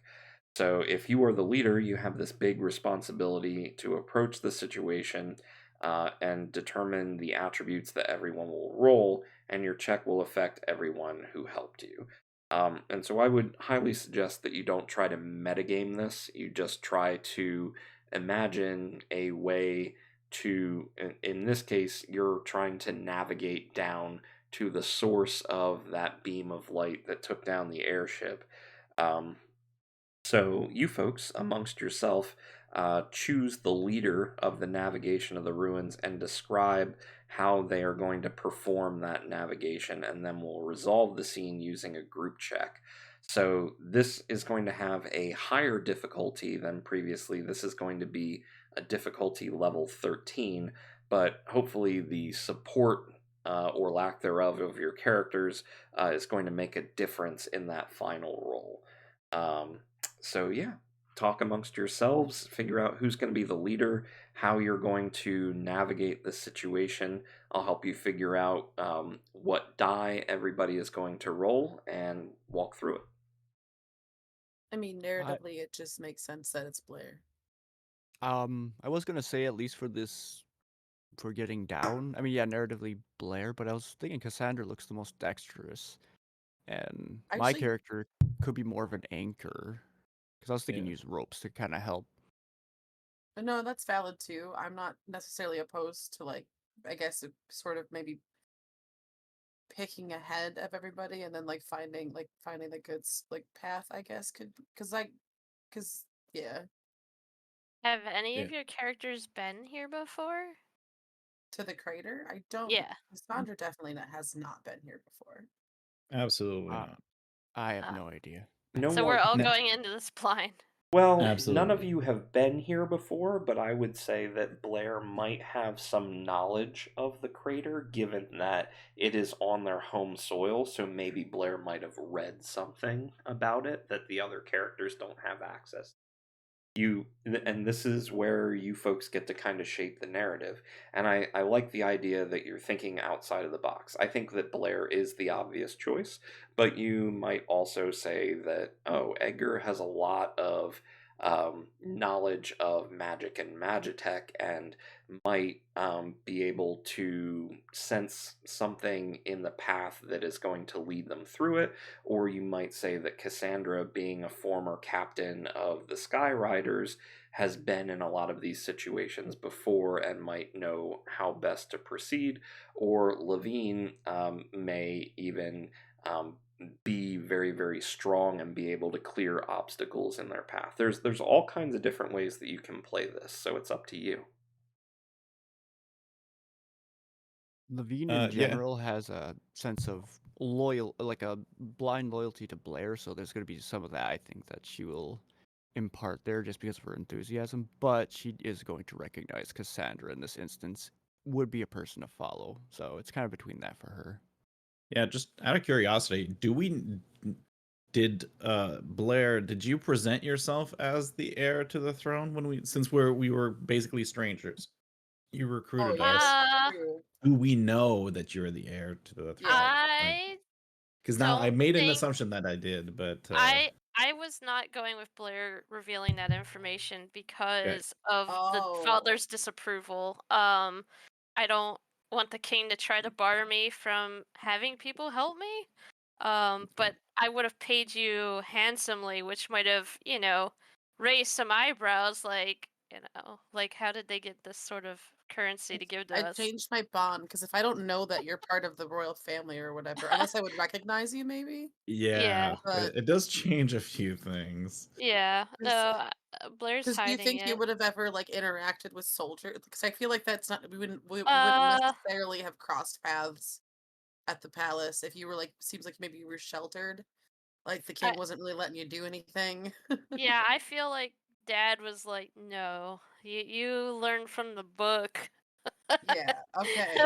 So I mean, because like even with like the crater, like I don't think he would have wanted Blair anywhere near it, but Blair would have been like, "Well, I want to see the crater, Father." No, it's too dangerous. You know? Mhm. Guess right. I How about a I Okay. little guess I bit of wanted to peril? ask too, would Levine and Cassandra know about each other at all? It seems like that could be a thing, right? I I mean, Like even almost like a rivalry. maybe. Like That's we've up to Um. crossed you, paths folks. before. You were the author of your adventures, and you can, I think I you mean, you can can see kind of me as a stipulate rival that. if you want. Yeah, I think that sounds like a thing kind of. I also don't think Levine would give out too much information of her past. Obviously, there's no reason she would want to. So that would all be something she would never speak of. So so how about this question? Does Levine and Blair know each other? Because they're both royalty, Oh, that's right? true. I think in So this case, no. Levine actually is unaware, which is part of the reason she's probably even more in like interested in her enthusiasm because there's no royalty associated there, and there's a certain sense that Levine just doesn't Right. want anything to do with Because royalty. Levine's from a fallen kingdom, so she doesn't even have to be like the first in line who would have gone to all the parties and stuff. She could have just been like we don't a know random Blair's first. princess. That's true too. Well, Was they are heir to the throne, so yeah, yeah, but maybe. Yeah, I'll say at least from my backstory, Levine is more familiar with Cassandra than okay. Blair, and Edgar is just some kid with a sick arm. Great. Yeah, All right. since I don't know that Blair's Anyways, royalty, it's just yeah. Like I said, I figure if you guys want to like let me lead the way uh because I'm a captain or whatever we can. But like I said, I feel like because Blair kind of brought us all together, we would most likely look to Blair yeah, I think that to would be sort more of true see for. what to do. I think that would be more true for Levine too, especially if she sees Cassandra as a more of a rival, but she also is more in a state to want to follow anyways. But she's gonna put that more on Blair at this point and see what Uh, Blair wants to do. I I just want to ask a quick question, Sinus. Before we left, you said that Leon told us to check out the weapon, but since we just crashed, I know that my character would want to make sure they are safe and that they have the means to defend themselves. So, like, I don't see Blair, like, just running and going into the trouble right now either. Like, is there, like, a I see reason that she feels assured enough that they can go out there? Well, it has always been Blair's goal to investigate the crater even before there was a weapon there, right? And so you're going down to investigate and find out what what the Elonians are looking for, right? And potentially protect your people in that way. I would also say that even if no one knows that Blair is the heir to the throne of Denova, Blair is still the reason that everybody's on this airship and maybe the de facto leader because without Blair, nobody's on this ship going to this location. So there's a narrative avenue there for you for Blair to be the de facto leader, even Oh, yeah. if nobody knows that. Mm-hmm. Yeah, the main reason I asked that is because, like, well, you get a bit of a different perspective over, well, okay, well, this is the heir of the heir of the kingdom. Maybe they shouldn't be up front and be the most fragile Oh yeah. person to like at risk to get hit. But if I Mhm. don't know that, then I might just be happy following along. Uh, or I mean, knowing me, I might just be just going up ahead without you you're all figuring it out. I'm off. you know? So Just chasing it, after Edgar as he runs down the hill. well, Just yeah, but I'm not saying I'm doing that, but it's just no, I so know. it's I just do think that would be funny. I do too, actually. But Just Edgar the getting three are impatient as deciding like like the three of us are like just discussing what we should be doing, and Edgar's like, "Fuck this," yeah, Yeah. he's like, oh, saw and then all something three of funny us over turn there. and we're like, "Oh shit!" And then we go after Edgar. Wait, All right, hey, you know what? Edgar. I This mean, sounds it pretty makes good. sense. You know It what? makes sense to me. Hey, Let's look, hey, pull on Levine this is thread a little bit, okay? So actually Edgar is getting a little okay. impulsive, and the day is not going to last forever, and there's a lot of people relying on everyone to get the airship back working, and maybe Edgar thinks, well, there could be tech down here that helps them. Accomplish the goal of getting the airship up and running even faster, and kinda absent-mindedly says, all right, well, here we go, we're doing this. So Edgar, how are you getting down there? What are the obstacles in your way, and how are you going to do it? All right. Well, how am I doing this? Uh, so this is a crater in a mountain type thing, Yeah, and or in the so ground. as a reminder, it was caused by an implosion of some kind, and so lots of the Mm. buildings and structures are heavily damaged from the magic experiment gone wrong, and so a lot of different structures are probably going to be pretty unstable. The terrain is going to be a little bit difficult. Um, and you never know what else you might run into down there. We know that the Elonians are certainly interested in this place. Well then, yeah. Edgar's a pretty, I guess, pretty agile kind of guy, despite his bookwormish behavior. Uh, so I think I'd have no problem. So like slowly, or well, I guess not slowly, but just maybe maybe a little too hastily for the others, but finding a nice path, doing a bit of like parkour over some of the ruins and the rubble, uh, and finding the best place to get their footing. And since he's a bit of a engineer, then he can spot where things are structurally sound. Uh, so he feels pretty confident about that. All right. So I'm going to go ahead and say for sure you're going to need some dexterity to do this. One, because you've taken a little bit of an impulsive action to kind of go down there and to get the wheels turning, right? And then as the other one, I'm going to say, you are either kind of I could see three different ways of this going.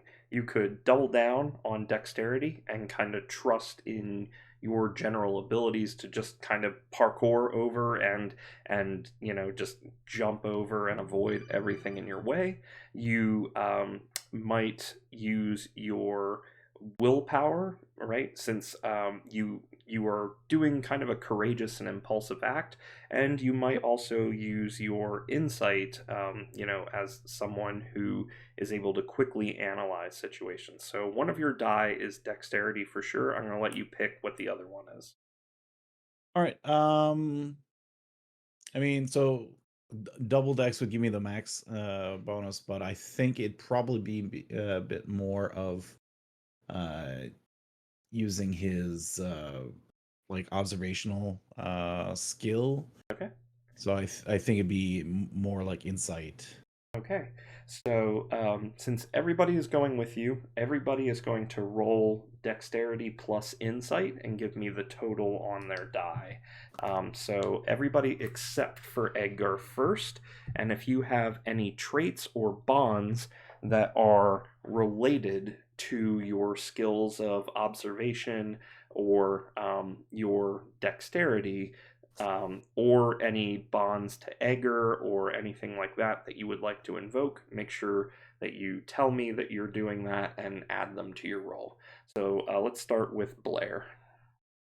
So you said insight and Dexterity. dexterity. Mhm.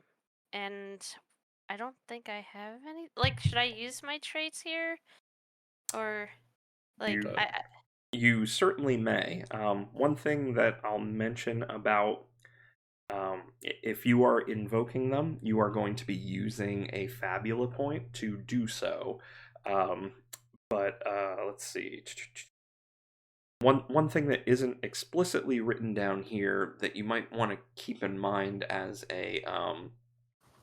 in terms of game design, whenever you spend a Fabula point, you gain an experience point, right? There is an experience reward for using your Fabula points to try and control the narrative of the story and kind of take charge and figure out ways that your characters would behave in that situation, whether they are advantages or disadvantages. So I would say don't hesitate to use them. You might want to keep, one or two in reserve as in an emergency. But generally speaking, you got a healthy number of them, so feel free to use them if you think they apply. So I might say that for Blair, if you maybe read a particular book about the history of this area, that you might know that there's a particular path to follow that's going to help Edgar in this, and invoke that trait to add a +1 to your dice roll. okay. Yeah, I will use a Fabula point then. Mhm. And say pretty much something similar to that, I guess. Um, and mainly like be aware that, part of the I don't know, I guess it's like eroding residue of the magic there. Um, might be more potent Mm. in areas than others. So like it kind of is sensitive to, I don't know, pressure. Like you might step on a rock and explodes like a landmine. So we should be very careful. Okay, I think so that's the there are plan. now traps in this crater, Whoops, sorry guys. How dare but you? That's but chill. you I know kind of assumed it That's too, though, is the fair. thing. I'm not gonna lie. Fully assumed like it was like broken pieces of like old runic magic. You touch I it, go was boom. Like, halfway gonna suggest making a glider out of the shrapnel and debris around us. So All right, so I rolled a 6 well, and it's too late. 10. Edgar ran away.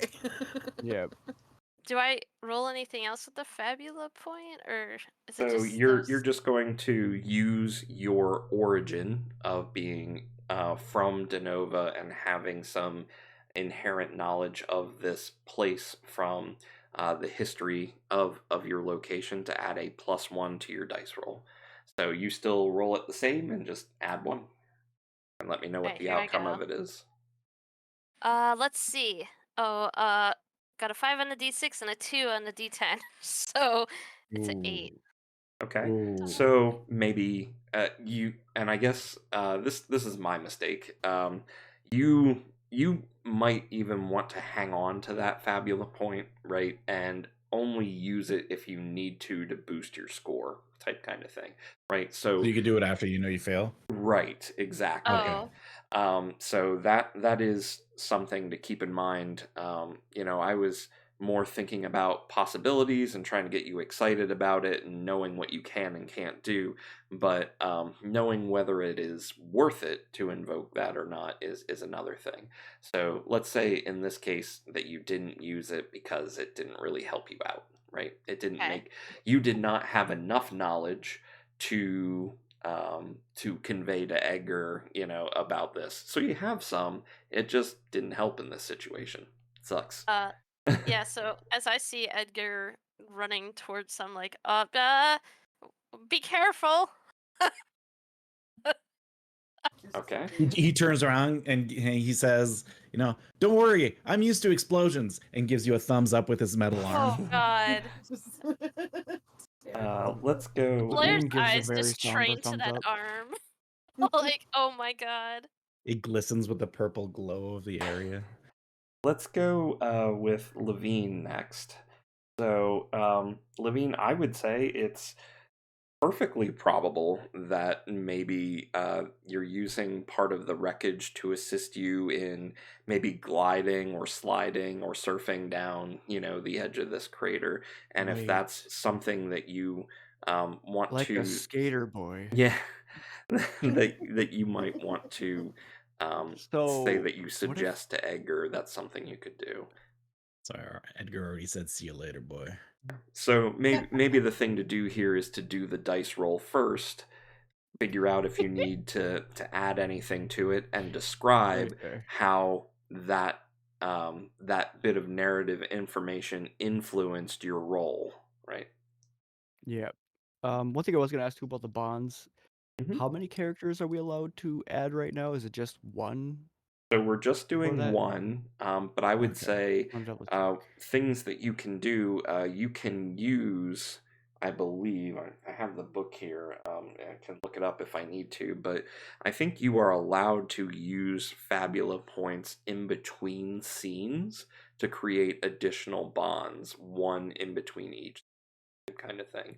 So we kind of did that for the last one, and I'll say that you could develop another one in the next scene. Okay. I'll mostly just say for now I think that bond will be with Cass in particular because Mhm. she knows Cass the most, and it's just mostly a sense of inferiority. So I just figured I'd establish that for now too, just because I wasn't quite sure on the rules. Mhm. Anyways, I'm rolling now. All right. So give me I got a 10. 10. All right, cool. So I got a yep. you succeed and don't really have to invoke anything else if you don't want to. So, but we can still incorporate your part of the narrative to it and say, here we found this, and this is going to help us get down the crater, type kind of thing. Yeah, Levine was a bit inspired by Edgar's initiative that he took on the thing, and he was, getting the wings working. Levine's like surveying some of the shrapnel around here, so she calls out to Edgar, like, "Hey, can you make a glider?" Because she's like seeing like certain wreckage that looks kind of similar, so she's like kind of surveying that and wants to convey that information to Edgar if possible. Okay. And Cassandra, your turn to roll and kind of describe your input into the situation. So I figure Cassandra's probably just gonna take off after Edgar. And she's probably gonna like keep a lookout for like any kind of like traps or footholds that are gonna like trip her up and stuff like that.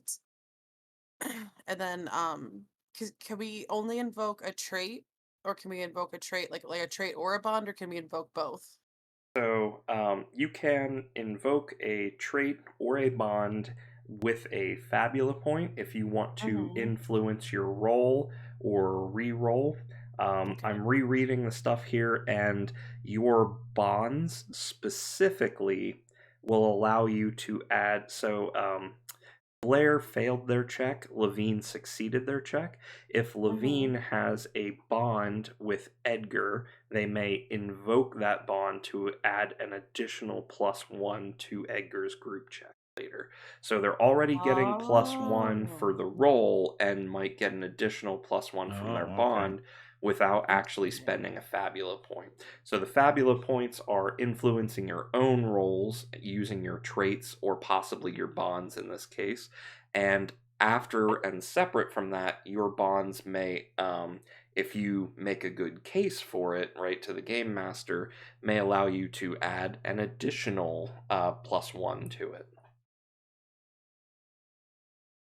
Okay. So yeah, let's have your roll first of all. Which 2 do you want me to roll? Dexterity and insight, Okay. and then a d6. An 8 and a 3, so it's an 11. All right, so you succeed. Nice.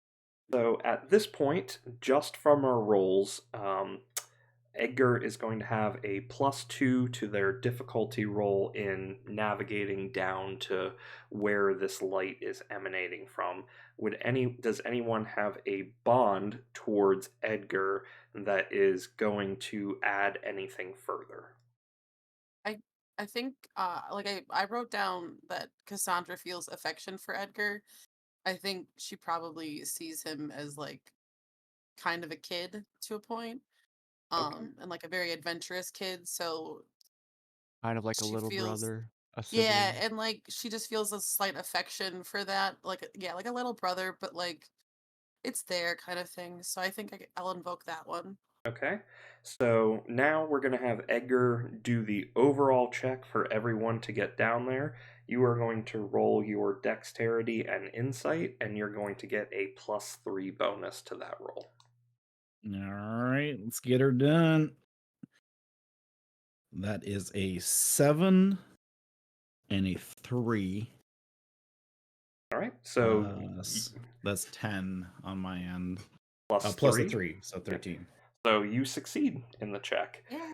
So Edgar, with the support of his allies, and actually has.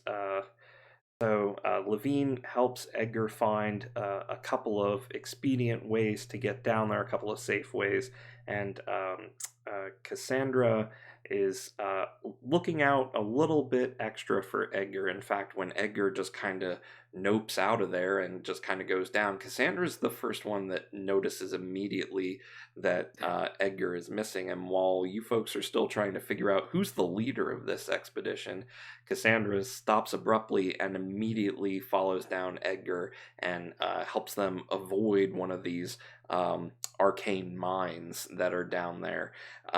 And the rest of you follow suit, having seen what happened, and navigate carefully down into the crater. So, nice job. So we're going to continue with the scene and talk a little bit about hit points and mind points. I assume most of you are familiar with RPGs in general at this point. Hit points are your HP. Mind points are kind of like your magic or skill points. It's a combined pool. And they represent the character's ability to focus, use magic, and perform special moves. If you reach 0 for your mind points, there are no consequences. But if you reach 0 with your hit points, there are pretty serious consequences. So if you had failed the group check, everybody would have lost 5 hit points and mind points. But since you succeeded, there's no negative effects. I would say thank if you had goodness. failed, somebody stepped on a landmine type kind of thing. Fabulous. Ultimus. Fabulous. Let's see. And that ends our scene. So we're going to move along to scene 5. This is going to unlock a lot of things on your character sheet. Looks like your initiative and defenses, your equipment, your skills, your actions, all that kind of stuff. I got a bad feeling about this. So, Uh, despite some difficulties, you manage to reach the lower level of the ruins. The source of the purple light grows closer and closer, and you can see now that it's actually a dome shaped building a few blocks away from where you currently are.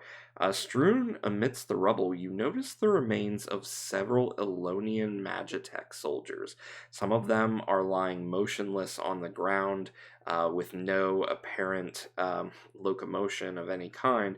Some of them kind of hiss and shake in a shower of purple sparks, very similar to the other types of glow that you see here as they wander the ruins. And so, whatever type of magical energy damaged your airship has also ended up irreparably frying lots of the magical cores of these Elonian magic tech soldiers. So, whatever hurt you also hurt a lot of these Elonian soldiers that were down here.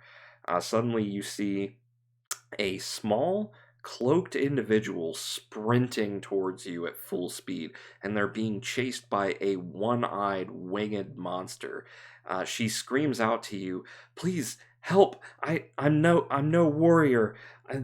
I help! I'm in danger." It's a young girl's voice, and she rushes right past your group. And it's clear that she wants you to stand between her and the monster. The sudden movement is also has drawn the attention of some of the Elonian troopers that are still moving, which slowly drag themselves towards your position, and you are now going to enter a conflict. So during the scene, we're going to look at the basic rules for conflicts. These tend to be the most exciting, tense, and challenging part of Fabula Ultima. Um, the conflict scenes in this tutorial take the form of battles, but the rulebook explains how conflicts could similarly be used for chases or audiences, infiltration scenes, and more. So let's see how this works step by step. So one, we're going to determine the participants. So the first step of any conflict scene is determining which characters are involved. In this case, it's going to be all of our player characters against one enemy called a Hexai and two Elonian troopers. So the stats for the Hexai and Elonian troopers are on page 30 of the manual. Make sure that you don't look at these. You don't want to be looking at any of the pages that are colored in red. Those are for me to know what's going on with the various other NPCs that you're going to encounter. That's not to say that you won't figure out some of that information that I could disclose to you, but you don't want to have any information that you're not supposed to. Any other creatures present on the scene, such as the Cloaked Girl, who in this case is going to be a young merchant named Olivia, who the players will get to know during the next scene, can still be part of the narration, but isn't going to explicitly perform actions that influence the outcome. So we're going to go ahead and determine the initiative, which is which side has priority during the conflict scene. And we perform what's called an initiative group check, which is always dexterity plus insight. The check follows standard rules for group checks, but each player character, whether they're leading or supporting, must apply their initiative modifier to the result of their check. So, for instance, Blair's initiative modifier is -2, so they would subtract 2 from the result of their check. During the scene, the difficulty level for the leader's check will be 10. So, you're about to enter combat. Who is the leader of your group for a combat conflict? My initiative modifier is a -2. Mine is a minus Same. 3. I think at the lowest. I think Okay. Edgar's the leader with his -1. I'm the quickest. Um, Yeah, I I mean, will say if we want to technically, decide like that, but He's kind of leading already, well, so he's kind of taken the initiative. So I he is kind of feel kind. like Yeah, it's technically he would be ahead of everybody just for that purpose. But I will say I could still technically take the lead there, simply because I am a former captain, and then also I am chasing after Edgar to make sure he's safe. So I might be kind of more ready to battle something than everybody else is. I I suppose. They would. might be more at the ready for I this think kind it of would make situation, more but- sense for it makes more sense for it to be Cassandra. Yeah. Yeah. Cassandra. I agree with that. Cassandra. Yep. Cassandra. Yeah, and As I as would. soon as I was assigned that character name, I was like, it was stuck in my head. It's me, Yeah, Cassandra. I really like that you folks are shying away from the metagame there and saying this is how my character would behave, and I could definitely see a case being made for, especially with the bonds that were discussed between Cassandra and Edgar now, that Cassandra is going to step in front and pick up their spear and defend their friends. I could also see Levine mention possibly having a loyalty towards Blair where they might do the same type of thing. But for now, let's go with Cassandra being the leader of this particular group check. So let's see. Cassandra's going to go last. Let's start with Blair. You are going to do a. Dex and insight. Yeah, right? let me see if you do. You still have to apply your initiative modifier, The which -2. Okay. Yep. Yeah. So your dex plus insight -2, please. Let's see. I have a 10 and a 4, so 12. Keepers. Okay. I That's have a a big 12 boy. initiative. All right. So that's a +1. Edgar. Yeah, I got a 16. Nice. What? Another +1. Levine. Oh, yep, that's me. Crud. I got a 4. Okay. No, I got a 1. Actually, it's 4 minus 3. I have a 1. Awesome. I am not. My character is slow. not a leader. She does not take the initiative. Okay.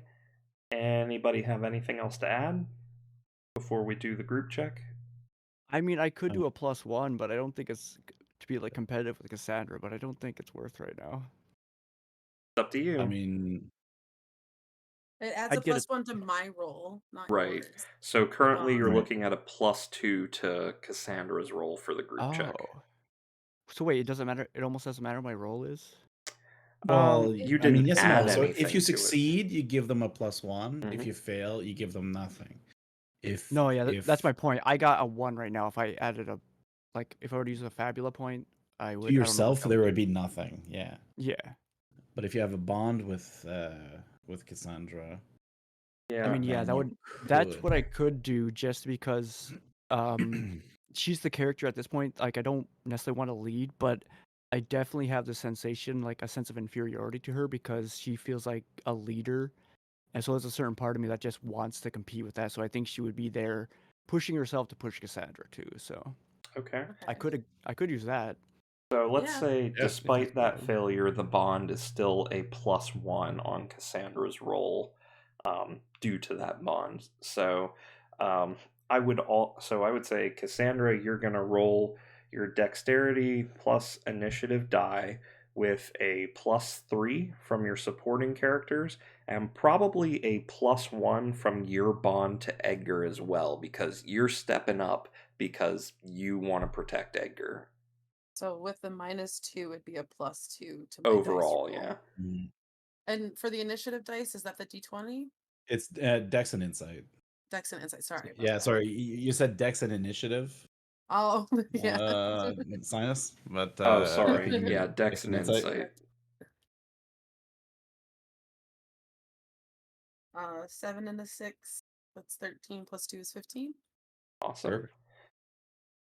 So so fast. you were checking against a 10 for the enemies, so your team has won the initiative. So here's kind of how that's going to shake out. Unlike Dungeons and Dragons, where you all individually, just kind of based on your roles, that determines the order that you're in. The conflicts are going to take place as a series of consecutive rounds. During each round, every participant in the conflict gets one turn in which they can act. Some powerful enemies can perform more than one turn per round, and we'll learn about that in a later scene. But during each round, the player characters and their adversaries alternate taking turns. The first turn of the round goes to the side that won the initiative, in this case, the player characters. If one side can perform more turns than their adversaries, they alternate as long as possible, and then the side with more players or NPCs perform them at the end of the round. Turns aren't tied to a specific character. Round after round, you can assign turns however you prefer between the participants as long as everybody gets one turn per round. For instance, if a conflict involved 4 player characters and 3 enemies, which is exactly what happened here, and say the enemies had the initiative, it would go enemy, player character, enemy, player character, enemy, player character. There's no more enemies, so the last player character would go. In our case, we're going to have a player character go first, then an enemy, player character, enemy, player character, enemy, and player character. So it's going to be a full alternation. And you folks get to decide who goes in what order for your player characters. Just know that every time you take your turn, unless there's a special circumstance where you vastly outnumber your enemies, or as you eliminate enemies, it might happen, you're always going to have an enemy going after you or alternating with you. So you guys can start thinking about how you'd like that to go. I've got a little bit more reading to do for you here. During your turn, you may perform a single action. So no movement, no bonus actions. This has been distilled down to you do one thing on your turn. And you don't worry about distances or anything like that. In this first conflict, the actions available to all characters are attack, guard, spell, and skill. So attacking is attacking with the weapon that you have equipped. You perform an accuracy check using the attributes listed by the weapon, including any modifiers, with a difficulty level equal to the target's defense. If the attack is successful, you inflict damage based on the accuracy check's high roll, which is the highest number among those shown on the 2 dice used in the check, and the damage caused by the attack is subtracted from the target's hit points. So, they have an example here. If Levine were going to go first and attack with their greatsword, Levine's greatsword indicates that their accuracy check is dexterity plus might plus 1. And so Levine would roll a d8, a d10, plus 2 when attacking. Actually, it's listed as plus 1 on the character sheet I have, and it says plus 2 in the actual thing. So we'll follow the character sheet and say it's dex plus might plus 1. Okay, I'm wondering. I'm not even sure what the plus. What is the plus 2 coming from exactly, or the plus 1? So if you Is look that at just a your weapon? character sheet Your equipment. under equipment, you would be attacking with your greatsword, and next to the greatsword it says that in order to attack with the greatsword, you would roll dexterity plus might plus 1. So it's just like a Okay. regular check using dex It's- and might, and you get a plus 1 based on your the greatsword that you are using. Right? Okay. Yeah, the greatsword is +1. So you would pick a NPC to attack. Again, in this case, there's a Hexai and 2 Elonian troopers, and your role would be directly competing against the defense of the enemy that you're intending to attack. Now, you don't know what those defenses are out of hand. I know that information, and so I would tell you whether your attack succeeded or not. If hypothetically you were to succeed, you don't roll additional damage. You just take the higher of the 2 dice that you rolled and add 10 to it according to the greatsword's description. So it really kind of reduces a lot of the dice rolling to help keep things moving compared to other systems. So let's see.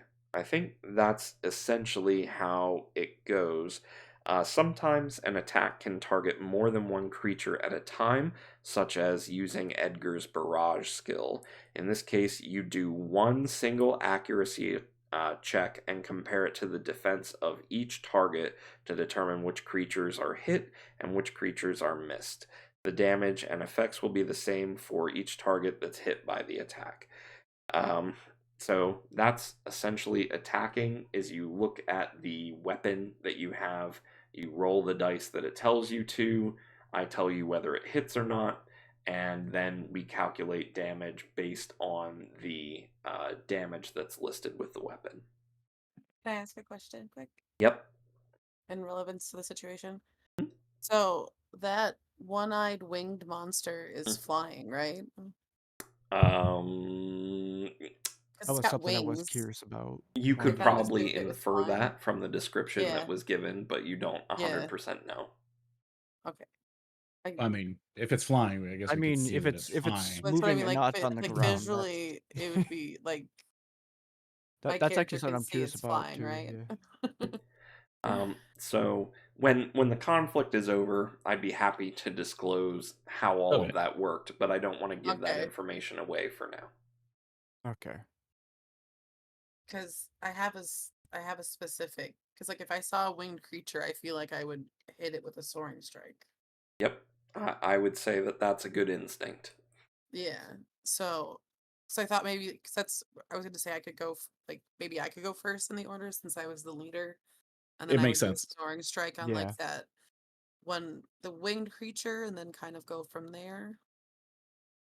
I would Um, agree with that. Unless yeah. there's For more now. about the melee we need to know. So there's a Like you couple were other saying. things you Oh can. yeah, I'll wait. Yeah. Yeah, there's a couple other things you can do on your turn. You may Mm-hmm. guard, which is focusing on defending yourself and gaining resistance to all damage types until the start of your next turn, or until the end of the scene, whichever happens first. There's more information on resistances at the bottom of page 28, which I'll read to you in a minute.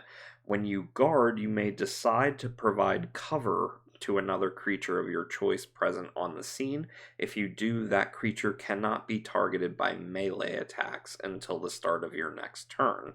This effect will also end if you are reduced to 0 hit points or if the scene ends.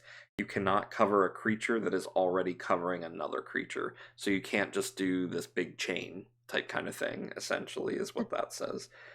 In this tutorial, creatures can receive 2 types of affinities towards various damage types. The damage types listed here are air, bolt, dark, earth, fire, ice, light, physical, and poison. There's a lot, it's kind of standard JRPG stuff. They can be vulnerable to a particular type, in which a creature loses twice the normal amount of hit points if they are vulnerable to a specific type, or they could be resistant, where they lose half the normal amount of hit points rounded down. The 2 affinities do cancel each other out.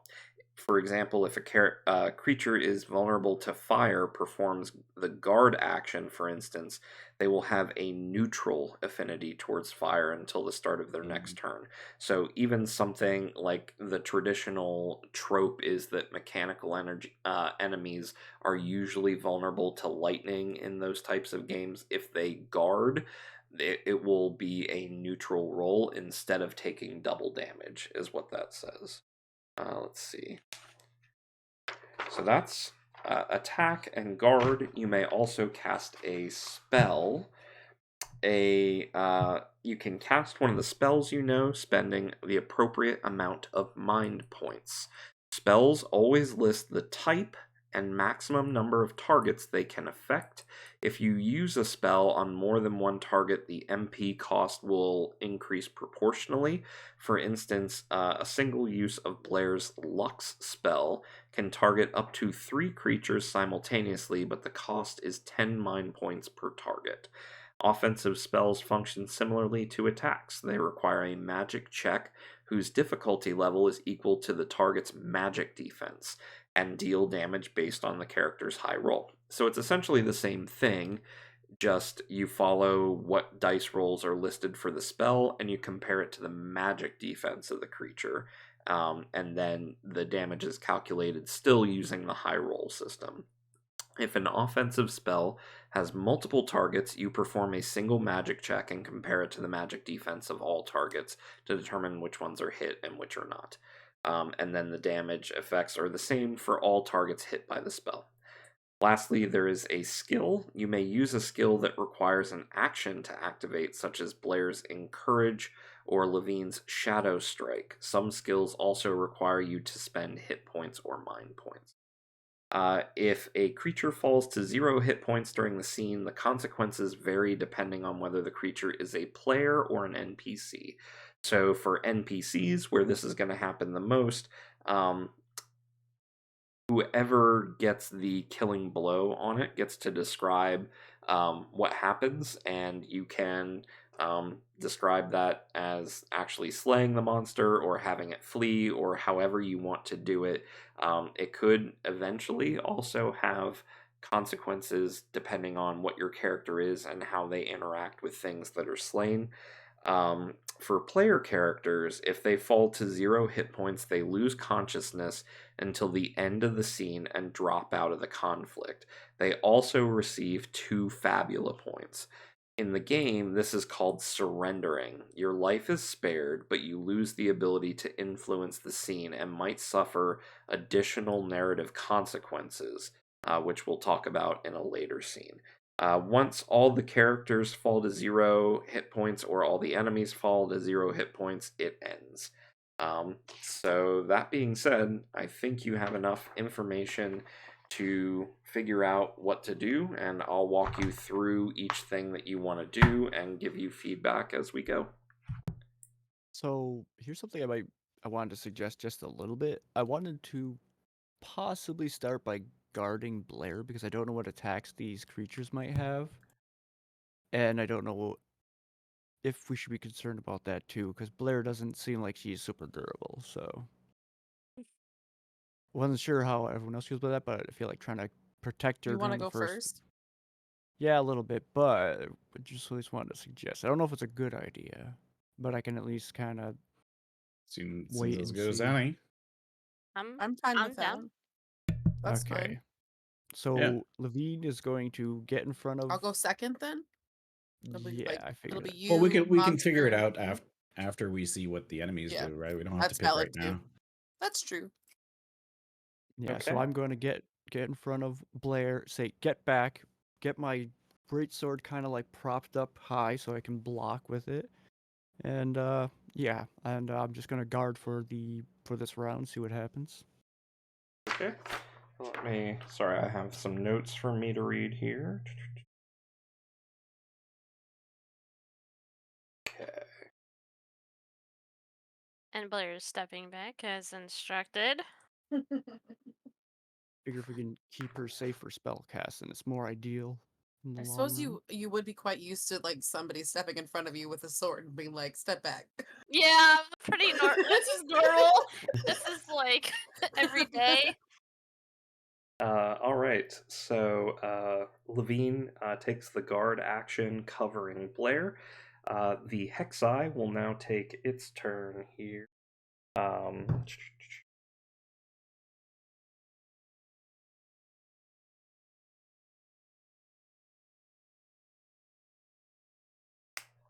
So the Hexai is going to attempt to use a.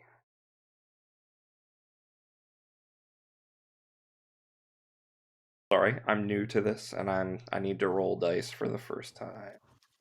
Of It's course. all good. It's all right. They see me rolling. Well, look at this guy also learning the game.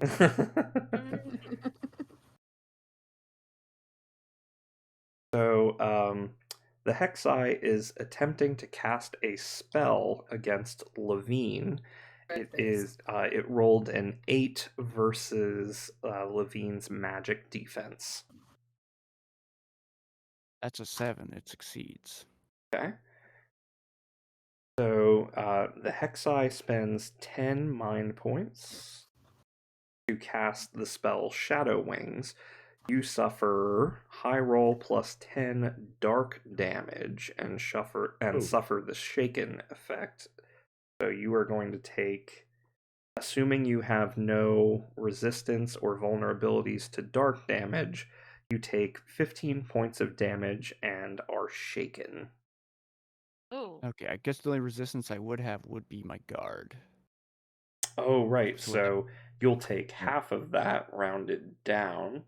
So that would Yay. be 7 points of damage instead.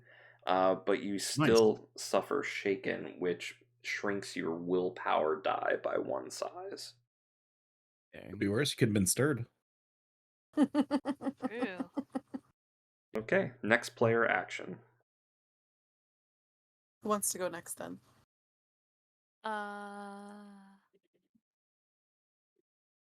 Did you want to go stabby stab Cassandra? Yeah, I'll go stabby Yeah, stab the winged you're- thing you're with raring the to soaring grow. strike. I'll do a soaring strike on that winged hexi creature. Okay. Is that a check against the Hexi's defense or magic defense? As part of the same action used to cast a spell, you may perform an attack with your heavy spear. This attack is a melee attack. Okay, so against defense then. Yeah. All right, roll it up.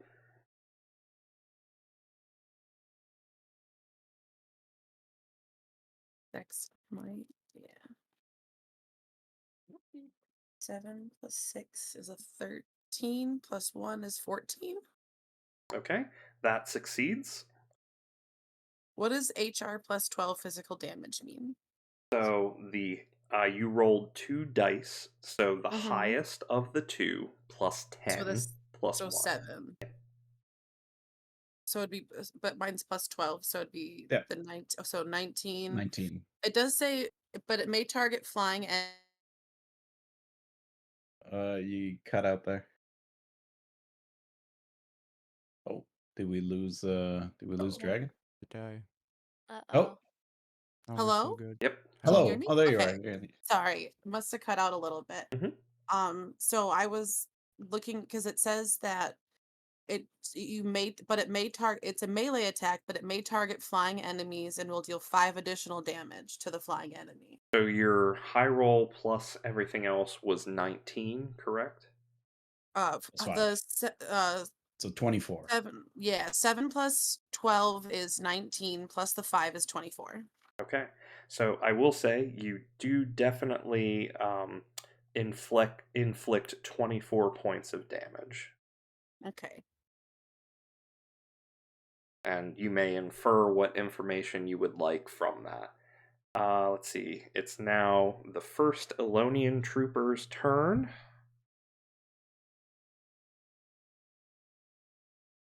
Also going to attack Levine. Seems rude. Avril, no. I just really got that now. Oh my god. Now you know why it was Avril Wait, Lavigne. what? Yes. Wait, what? This when you posted Skater Boy. Avril. Oh yeah. Yeah. That That's was what you such said. a delayed reaction for me. Holy smokes. Seriously, it's a couple days late or 1 day late, I guess. I was halfway thinking about skating down on my greatsword. So the I don't know how well that would work. Sorry. Elonian trooper rolls a 16 versus Levine's Dang. defense. Oh, it's Dang. good, but it's only 11. Actually, it's not that good. It's kind of middle road. Do you have any resistances that it says anywhere? I Well, don't because really. they're guarding. Yeah, just the guarding. So let's see here. Yeah, just the guarding. I don't really see anything for where Fine. that would even be. So So you are going to suffer an additional 10 points of damage. okay, and is that rounded down? Yeah, that's already rounded Okay. and everything. The total damage was 21. It is rounded to 10 because you are guarding. Okay. Yeah, Levine's just putting her shoulder into it and groaning through it from the blast. Thank goodness you took that defensive posture. Next player character? Grr. Me? All right. Let's see what you can do with Robo Arm. I'm excited. All right. Well, in that case, Edgar's like, well, it's going to be the first time I get to try this. Let's find out if it works. So as long as that's okay with you, GM, Yeah, sure. he's gonna raise his arm. It's gonna kind of split in two and reveal a gun barrel in between, and that's gonna act as his Jeepers. pistol. And gonna take a shot at the flying eyeball because it looks like a big target. All right, so this is going to be a standard attack with your pistol then? Yeah, we're just gonna go for a standard attack for now. Not ready to go to step 2. We're Okay. just in beta testing right now. All right, cool. Step 2 involves the goggles with like the heads-up display on them. Yeah, that's later for barrage. All right, go ahead and roll your pistol check. All right, so that Dex and Insight +1. Ooh, no. That is 11. Let's see. 11 succeeds. Oh shit! All right. Though luckily I got a 9. It was a 9 and a 1. So I guess it's 9 plus 8, so 17 physical damage. All right. Hold up. It seems to cast something, right? The eyeball. Sorry, what's Like that? when it attacked Levine, it was looked like a spell. Yes. Okay. Huh. Do I do that? No, I'll focus on the damage. I got a good damage roll, so I'm gonna focus on the damage. So I'm gonna go, yeah, the 17 physical damage. Okay. Let's see. So the Hexai takes a huge blast from your pistol, and you shoot it right through the Hexai's wings, and you notice that the Hexai is alive but no longer flying. Oh, sweet. It's also in what we would call crisis in this game. So crisis is any time a creature is reduced to half HP or less. And my role as GM is the only indication I give to you about how much HP the character or the NPC has is telling you that it is in crisis. And in this case, the Hexai loses its ability to fly when it's in crisis and can be targeted by regular melee attacks, not just things like Soaring Strike or the fact that Edgar's attack was a ranged pistol attack allowed it to be hit, but a regular like Sword Strike would not. So I did kind of make the assumption that I could hit a flying thing with a ranged weapon. Yep, that was a But good assumption. I'm All glad right. that was correct. The other Elonian trooper is going to attack.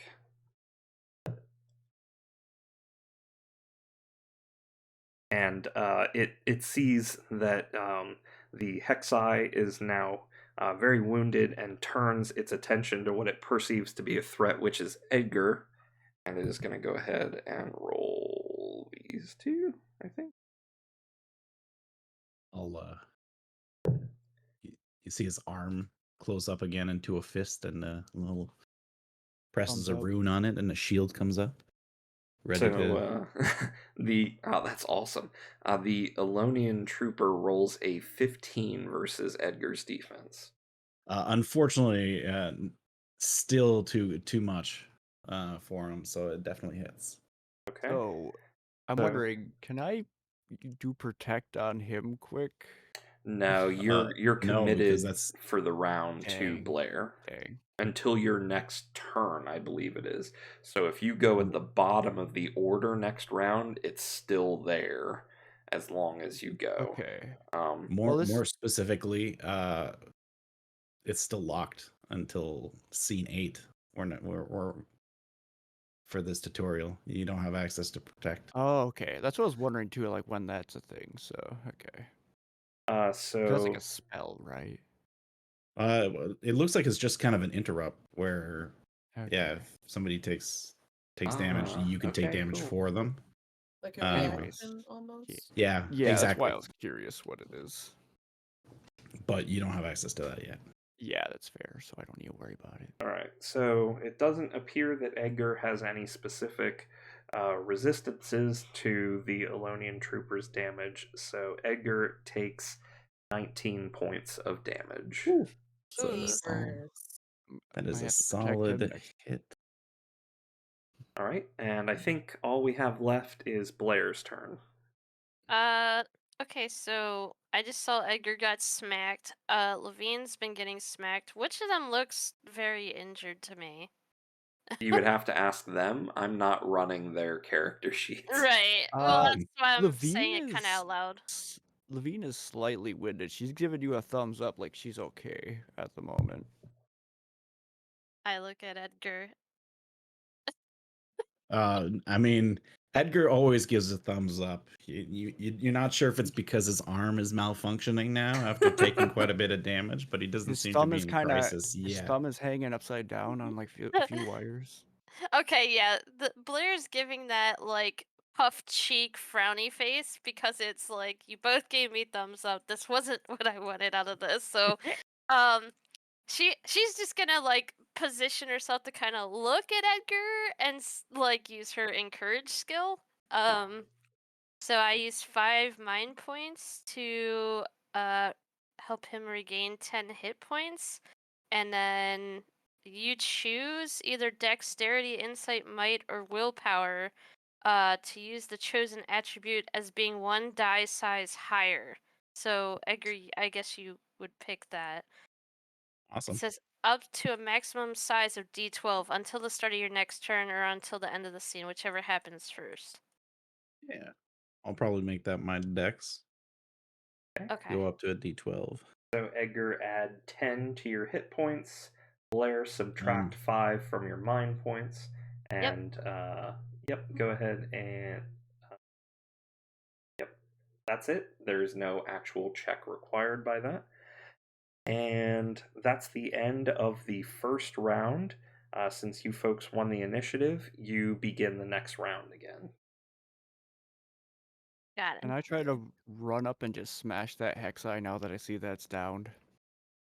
If you're going first, absolutely you can do that. I'm also Yeah, asking get the her. team that if that's okay. Yeah, I think I want to now they see that thing hobbling around. I want to smash. Okay. What's my dice for this though?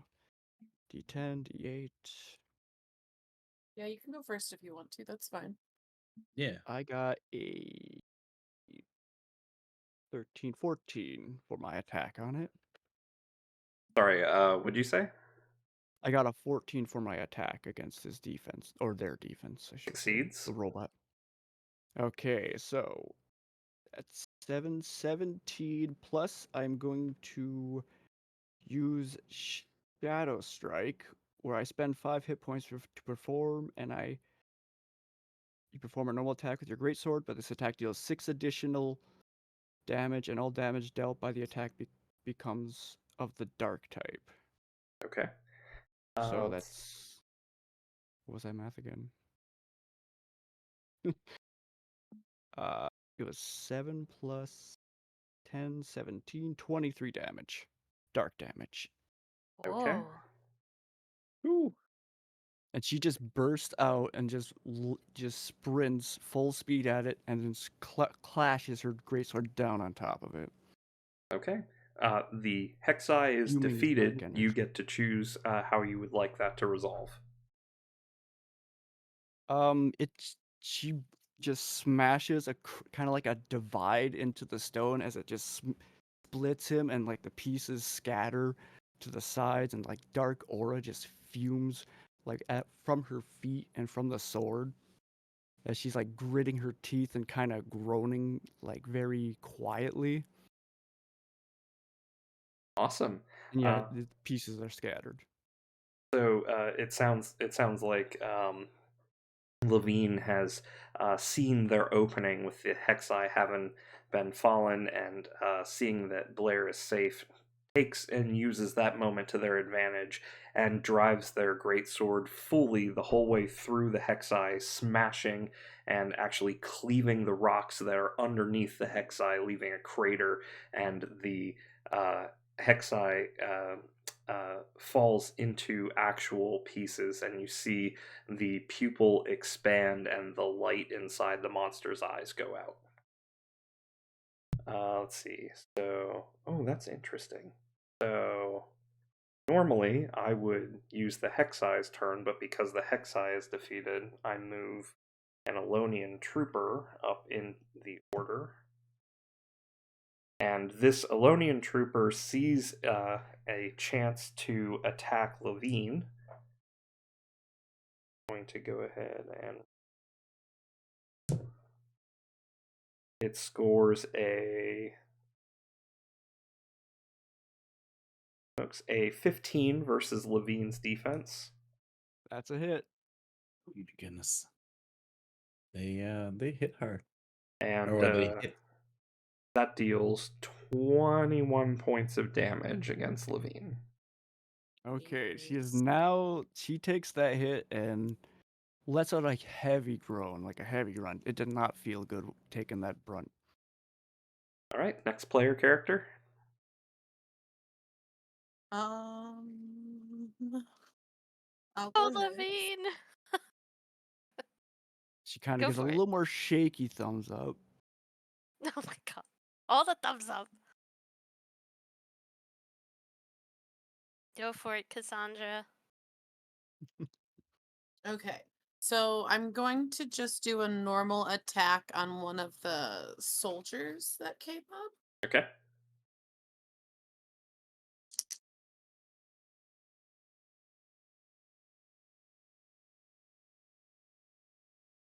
$11.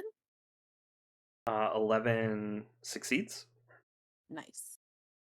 Okay, so it's 7 plus it's 19 altogether for damage.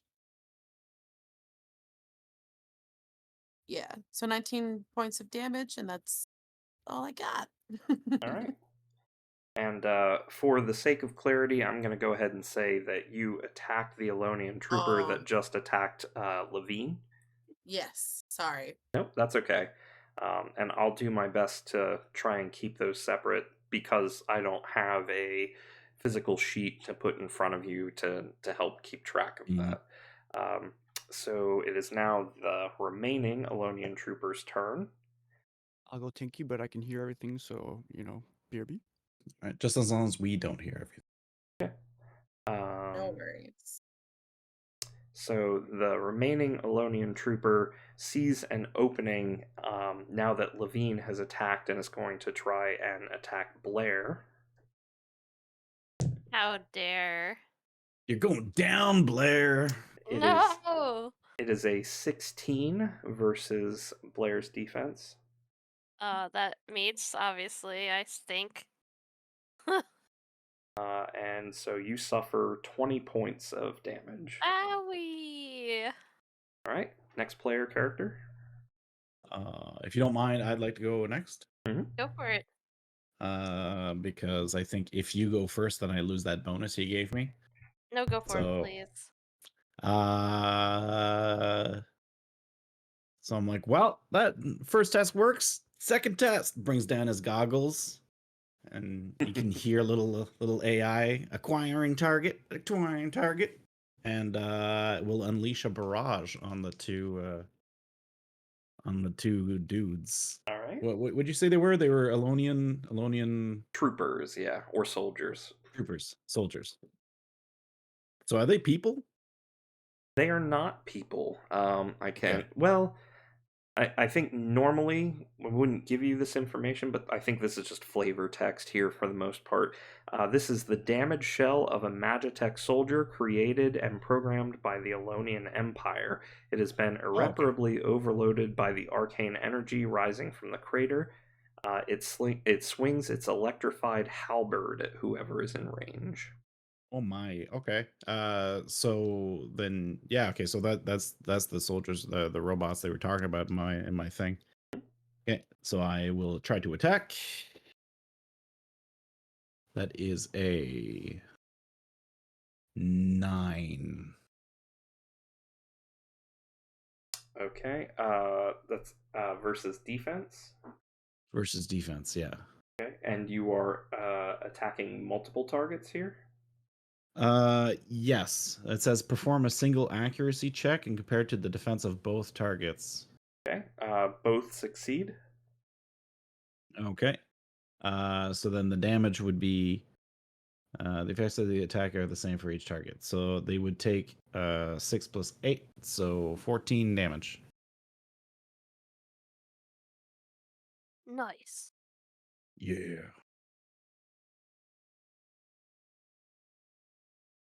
All right. You pull the goggles down and see on your heads up display that crosshairs appear over both of the Elonian troopers, and you almost aren't even controlling it. You kind of think the command, and your arm is working in tandem with your heads up display, and it kind of turns your arm sideways, kind of holding the gun sideways, and uses the kickback of the weapon to attack the first Elonian soldier, and using the kickback from it immediately targets the second one and fires a second shot, dealing damage to both of them. The Elonian trooper standing near Levine right now is now in crisis. Okay. I think All we right. have one player character left. That's me. Hi. I think Levine looked kind of bad. And you said that one's in crisis. Yeah, you saw a little blood splatter from that last hit.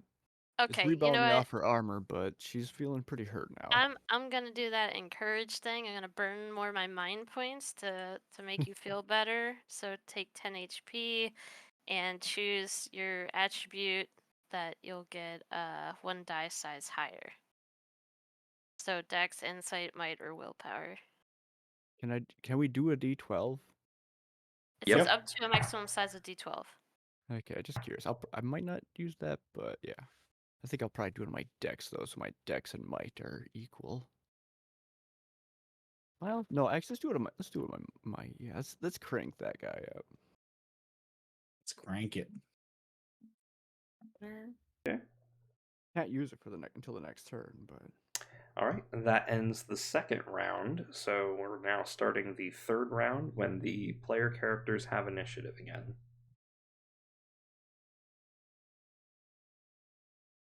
should I just try to smash? Maybe one. Do it. How many are left? There's 2 left. One is in crisis. Yes.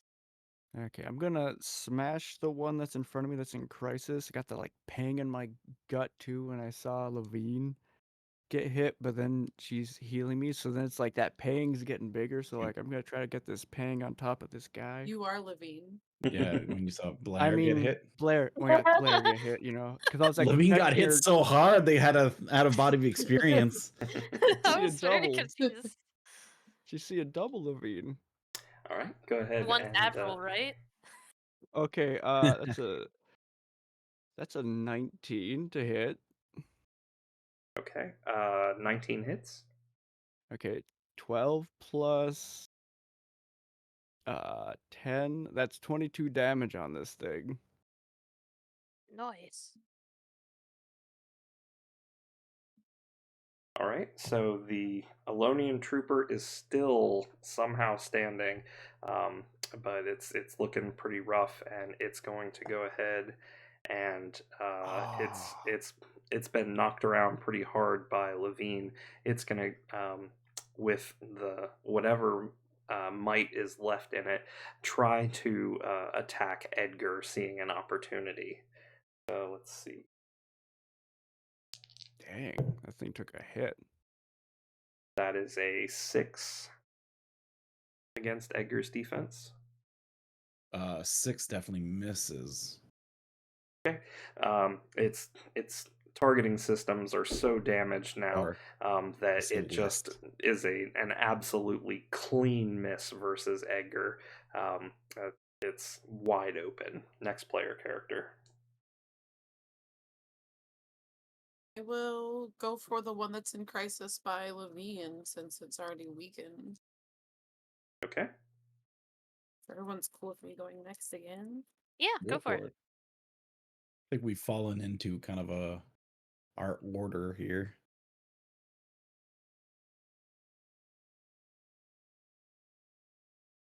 Just shadow struck that jerk. An 8. An 8. An 8 succeeds. Oh, nice. I was expecting it not to succeed, I'll be fully honest. 6 plus 12 is 18. 18 points of damage. Okay. That Elonian trooper is defeated. Describe the outcome of that event. I think I probably sort of step a little forward and just kind of take my spear and fully just jam it into like its chest and like knock it to the ground.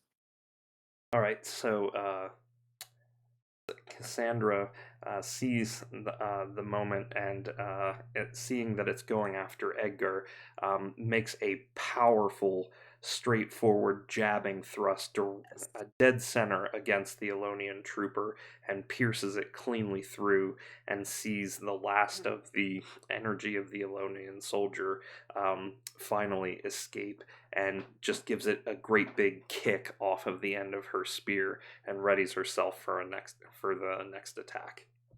Yes. Awesome. Levine gives a glance at Cass, somewhat envious that she didn't get the final strike, even though she knows she stole it earlier. The remaining Elonian trooper is now turning its attention to Cass Valid. and makes a roll of 9 versus defense. Mine's an 11, so it misses. Okay.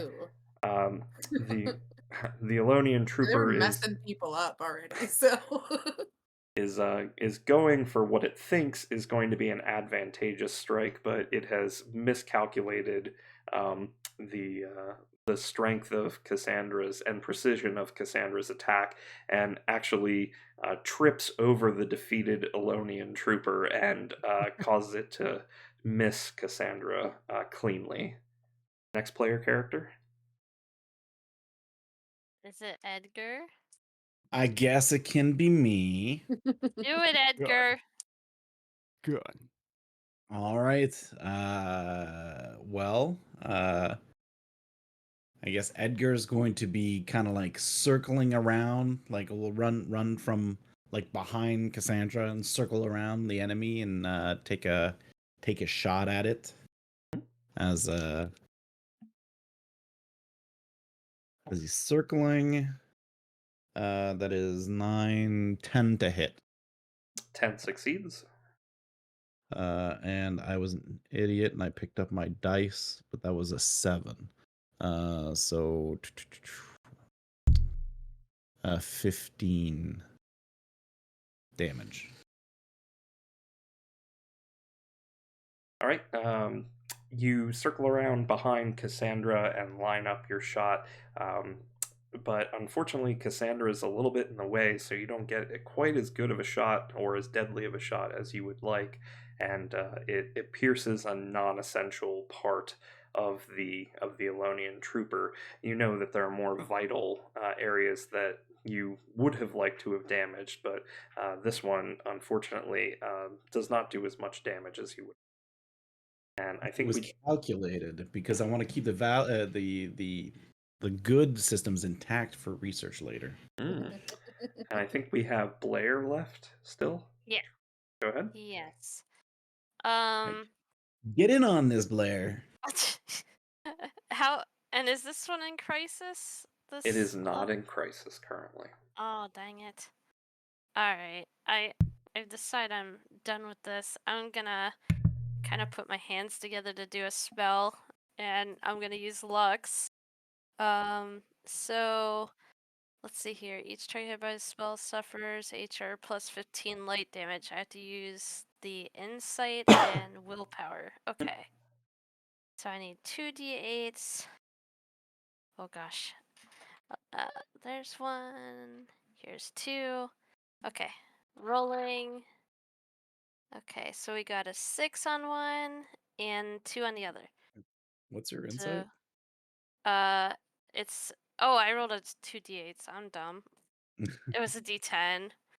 Let me re-roll that, Kyle. I'm sorry. So it's 6. I thought I was looking at the right one, but clearly I was not. All right, here's a D10. Oh, great. There's a 1. It was worse. 7 plus. What do I do anything with that? Is there a plus? I guess not. It's Alright. just 7.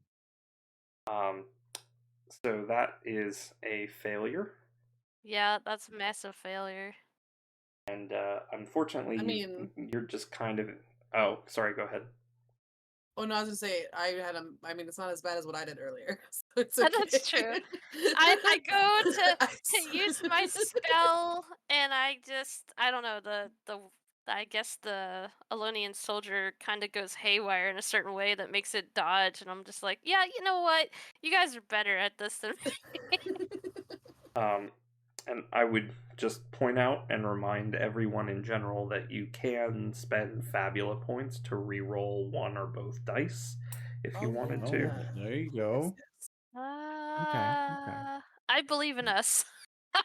Okay, I'm then gonna hold on to my points. so your subtract your 10 mind points, and Yep. so you attempt to concentrate on casting the Lux spell, but unfortunately the concern for your allies and the healing that you've been doing has kind of tossed you out of rhythm, and you get worried about hurting your own people, and the beam of light from Lux um, uh, goes harmlessly aside and detonates on another structure. But you can see the power of the spell has burned a clean hole in one of the structures near where you were at. We're getting So, sprinkled with debris a little bit. I think We we're might up head for down to the another round, right? Mm-hmm. Okay, next round. All right, should I just try to crush this scrub? Crush it. Yeah, go Should first. I also don't have the bonus now, right? It's just one turn. It says creature chooses attribute one size higher until the start of your next turn or until the end of the scene, whichever happens Okay. first. So yeah, it's gone. So yeah, I'm going to do. This guy's not in crisis yet, so I'm gonna do a shadow strike. That's gonna add a. What is it? I gotta read my stuff again. Ugh, reading. Okay, it does 6 additional damage. I take 5, but it also drops me below 35 hit points, so that technically would add 6 additional damage, correct? Oh, clever girl. Yep.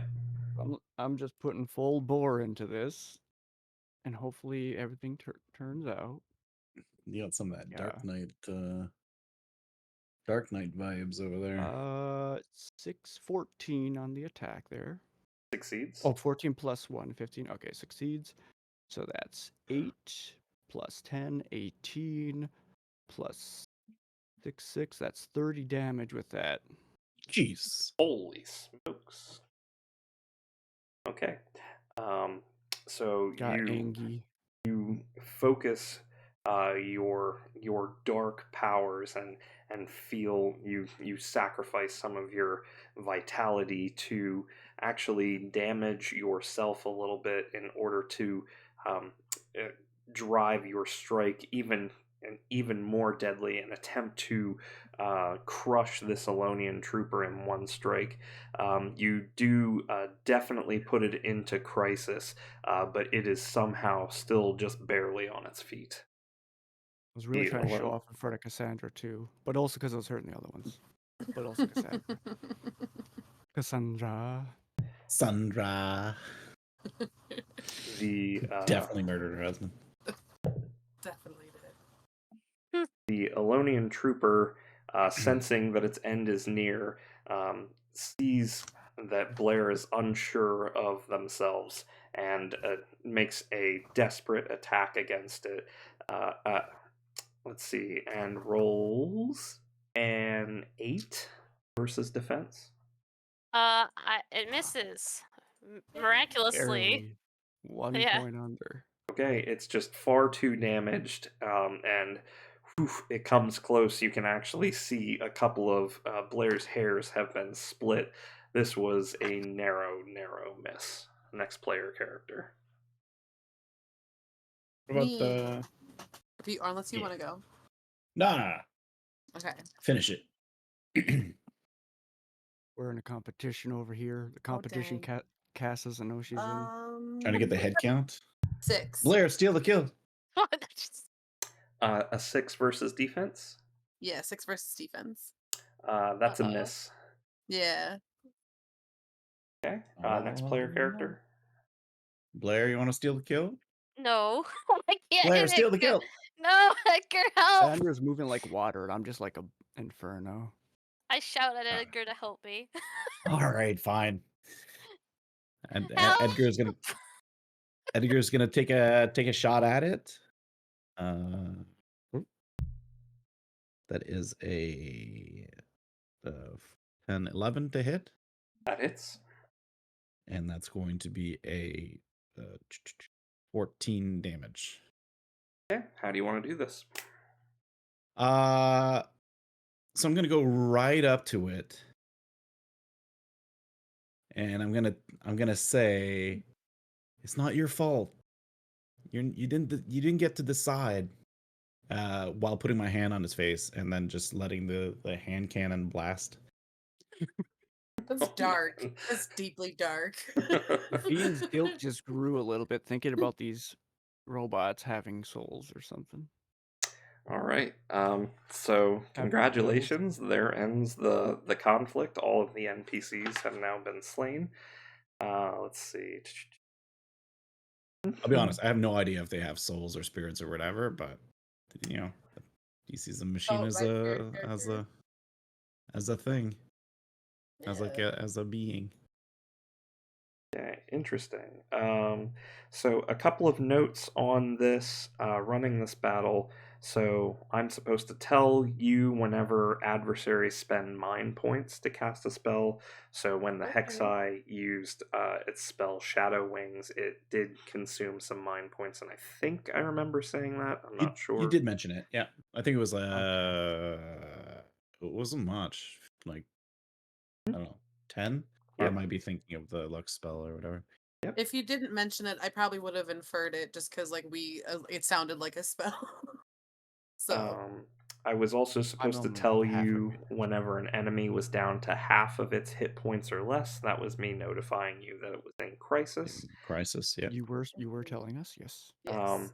I was also Good work. supposed to tell you when the damage you deal to an enemy manages to hit a vulnerability or gets reduced by a resistance, and that technically happened, but it did not change the final result. So when Levine slew the Hexai using the Shadow Strike, the Hexai actually had resistance to dark damage, and you changing it to the Shadow Strike almost caused it to live because of its resistance. Just Yeah. sheer weight is what did it. Yep. So that was pretty interesting, and I guess moving forward, you would want to have that knowledge that attack didn't do quite as much damage as it could have. It felt like I was hitting him with a hammer, is what instead of a sword. Yeah, but the sheer force of will still caused it to crumble under that. The crisis things would have changed things a little bit. So the Hexai, when it entered crisis, it was no longer flying. The Elonian troopers also, so that you did see, the Elonian troopers, whenever they were in crisis, they enemies that they hit with the halberd strike would also suffer the slow status effect. That didn't end up happening, but it was a possibility. Ooh, did as I just remembered it, but did Levine remember to take their shaken status effect into account? Did you ever use willpower? I guess you did. I didn't. Yeah, I don't think there was anything that. It was just my index the whole way. So Cool, nice. I was wondering about that if I might have missed something, but yeah, I don't think so. The shaken just made her angrier.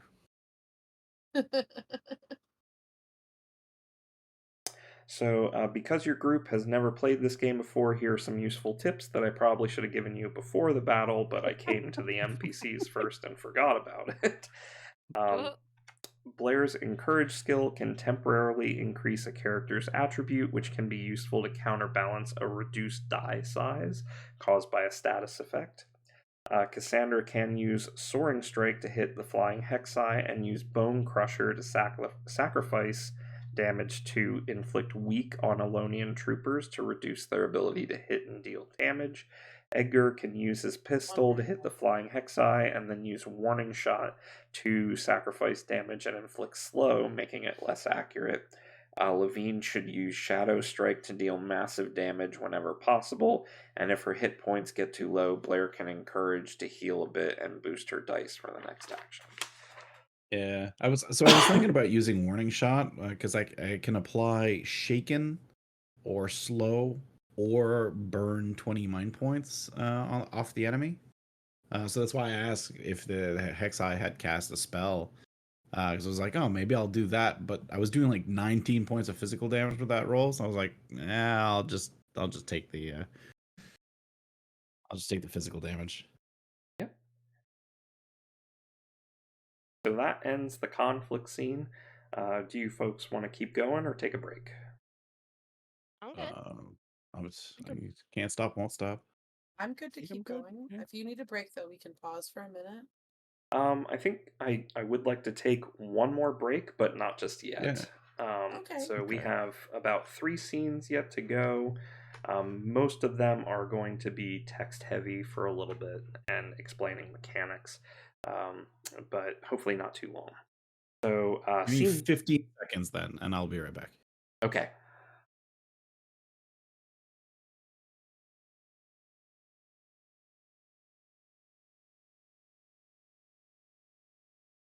Veen is now going to go from being super intense to being sad, thinking about the lights going off in the eyes of the robots.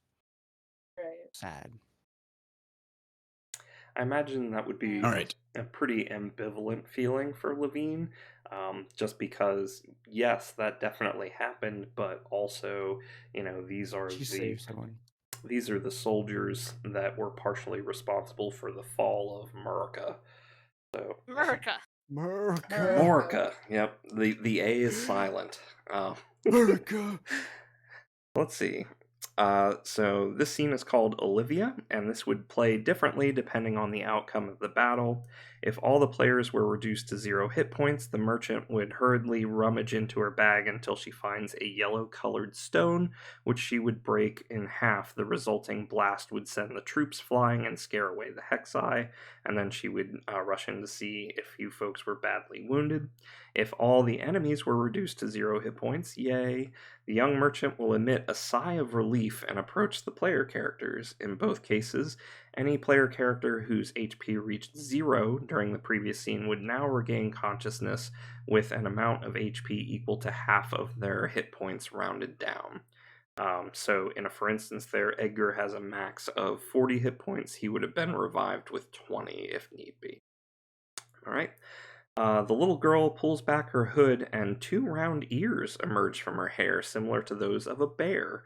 She smiles. Howdy, thanks for the help. Name's Olivia, traveling merchant, and if you're interested in business, I might have a thing or two in my backpack. During this scene, players can chat with Olivia, purchase goods using the currency called Zenit, and use inventory points to recover from the previous battle, and more. So Zenit is the universal currency for the various worlds of Fabula Ultima. So that's what you spend in order to buy stuff. So this is unlocking parts 6 on your sheet. So that includes inventory points and your actual Zenit. So you have a certain amount of it available to you, and that was calculated using your starting purchases from equipment and RNG for your savings and so on.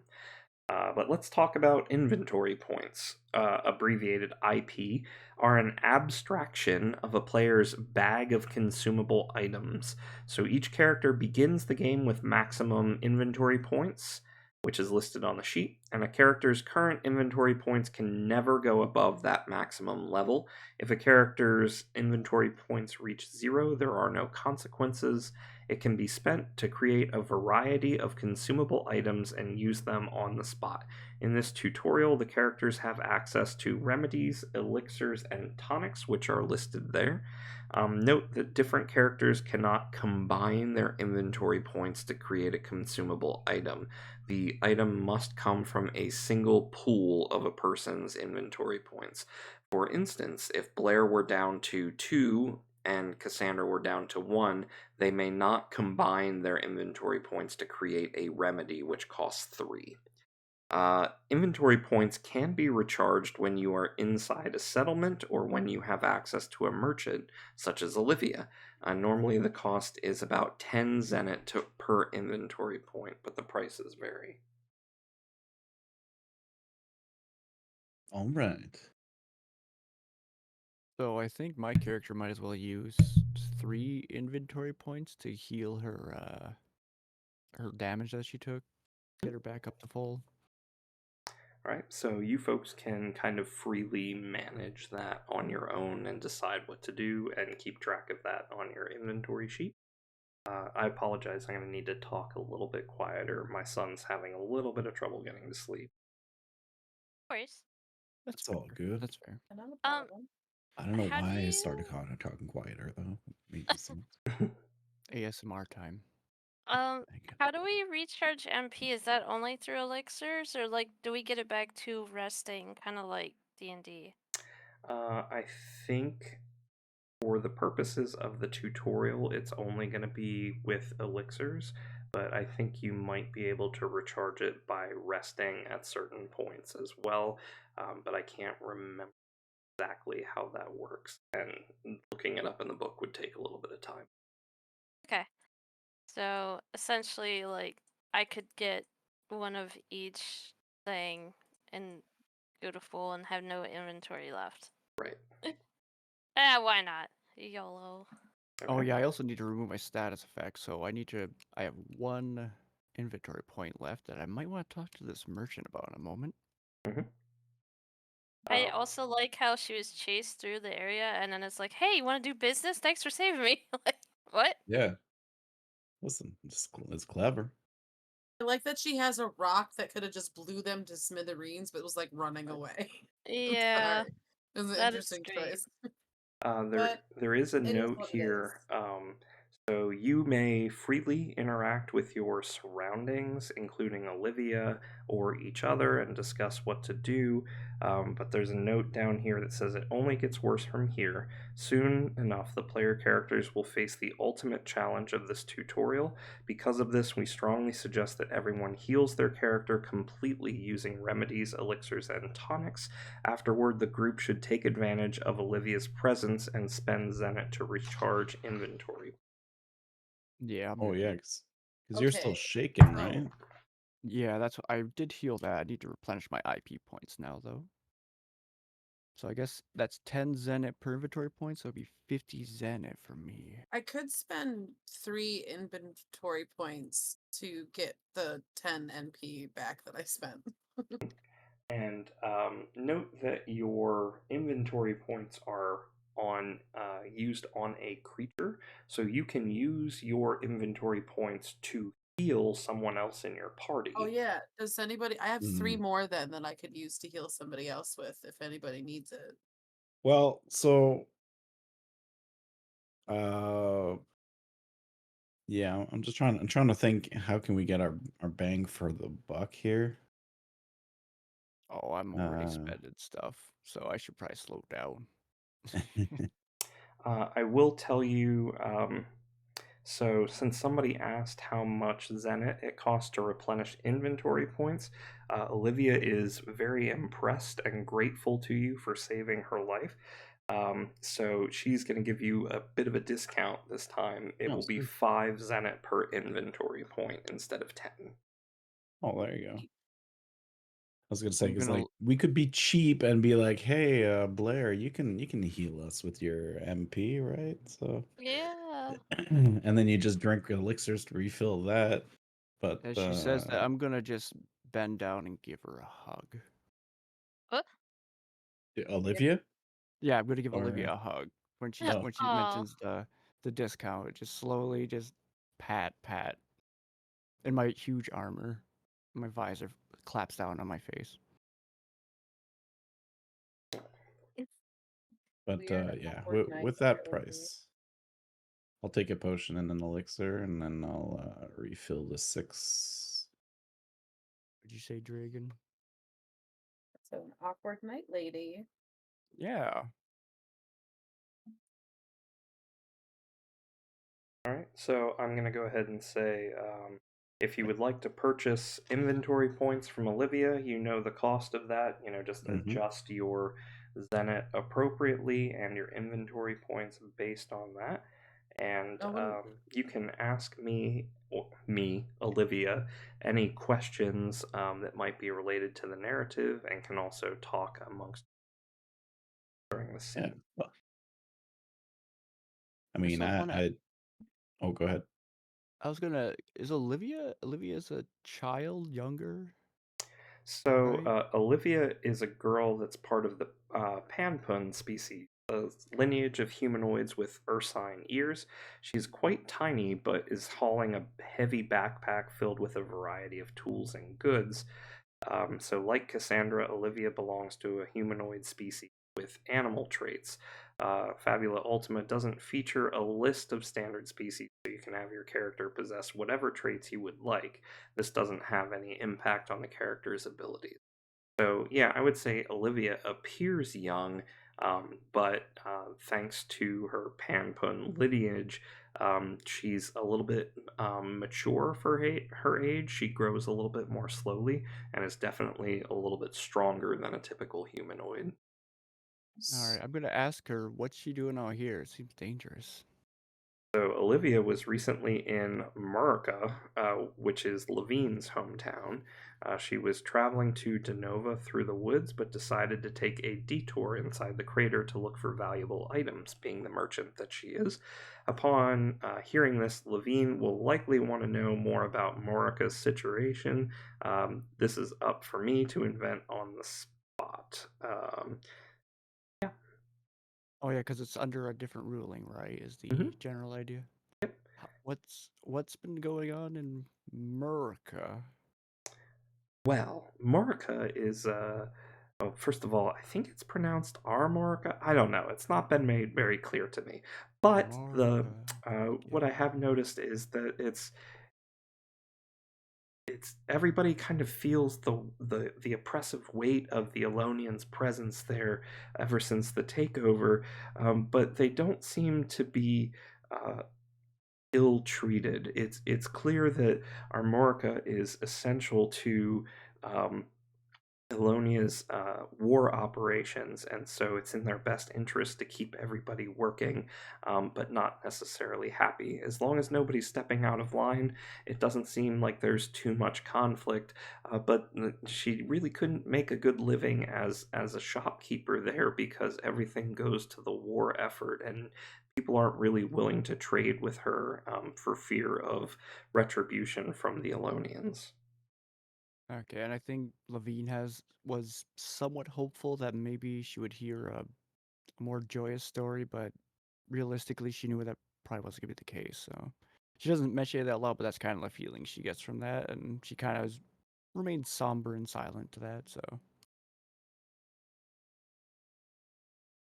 I think for me personally, Cassandra's going to go check on Edgar and Blair and make sure they're both all right and they've gotten all healed up. She probably keeps somewhat of an eye on Levine, talking to Olivia and just kind of like taking whatever information Levine manages to ask and stuff. Probably because, like you said, that Olivia said that she was just there to look for valuable things, but she probably doesn't know anything else about the place. Hmm. Yeah. Did you find I'm any neither valuable things? I'm Oh yeah, did you neither find anything? confirming nor denying, but yes, That's valid. yeah. Um, did I find anything valuable? Well, I found this curious little yellow stone. It looks like something I've heard of before called a thunderstone. It should be capable of storing great quantities of magical energy. I think this one's contains the power of bolt. Um, I actually, you might know more about this. You seem like a bit of an engineer. Do you know how it works? Well, actually, uh, do I? I would, I probably. I wouldn't say he probably does. If it has anything to do with Magitech, he would probably have an idea. Levine is very curious, but also clueless, so she's like hovering over. So I've kind of passed the torch to you to kind of expand that narrative and description how you would like. Sure. Now, is this something that has actual mechanics, or can I just roll with it? It does, but it's not going to pertain to this session. Okay, so I can just make up anything. Yep. All right. So you said a thunderstone? Oh yeah, it's used to evolve some EVs into is that fucking was it What's an Zapion? Eevee? I can't I'm remember. gonna write. I gotta write this down. Zapdos? Zapdos, that's it. No, Zapion. Zapdos. No. Is it- It's Voltion or something like Voltion. that. Yeah. Because Zapdos is the big fuck. It's the Is big the bird. legendary bird. Zapdos Yeah. into a Voltion. All right, so Okay. retract all of that, obviously. It's like, yeah, a thunderstone. Yeah, of course. I don't. You mind if I observe it? He'll like put down his She goggle. hesitates. She's not going to hand you the stone. Like Keep holding on to it. I don't need to touch it. Yeah, so she takes it out of her bag and she shows it to you, but she's definitely not going to let you touch it. She definitely sees how curious you are about it, and she knows that it has some intrinsic value, and but at the same time, she has an interest in knowing more about it so that she can sell it for more. Yeah, so he'll bring out his notebook and start like drawing it out and writing a few things. It's like, oh yeah, okay, yeah. Like these definitely have the elemental power of bolt. I would suspect that there's probably some fragments of them in the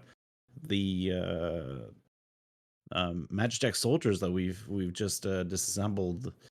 Because he said they had like a bit of an electric attack, so like there might be some in the construct of their weaponry. So pass enough of a magic signal through this, and it will just be translated into some direct bolt energy.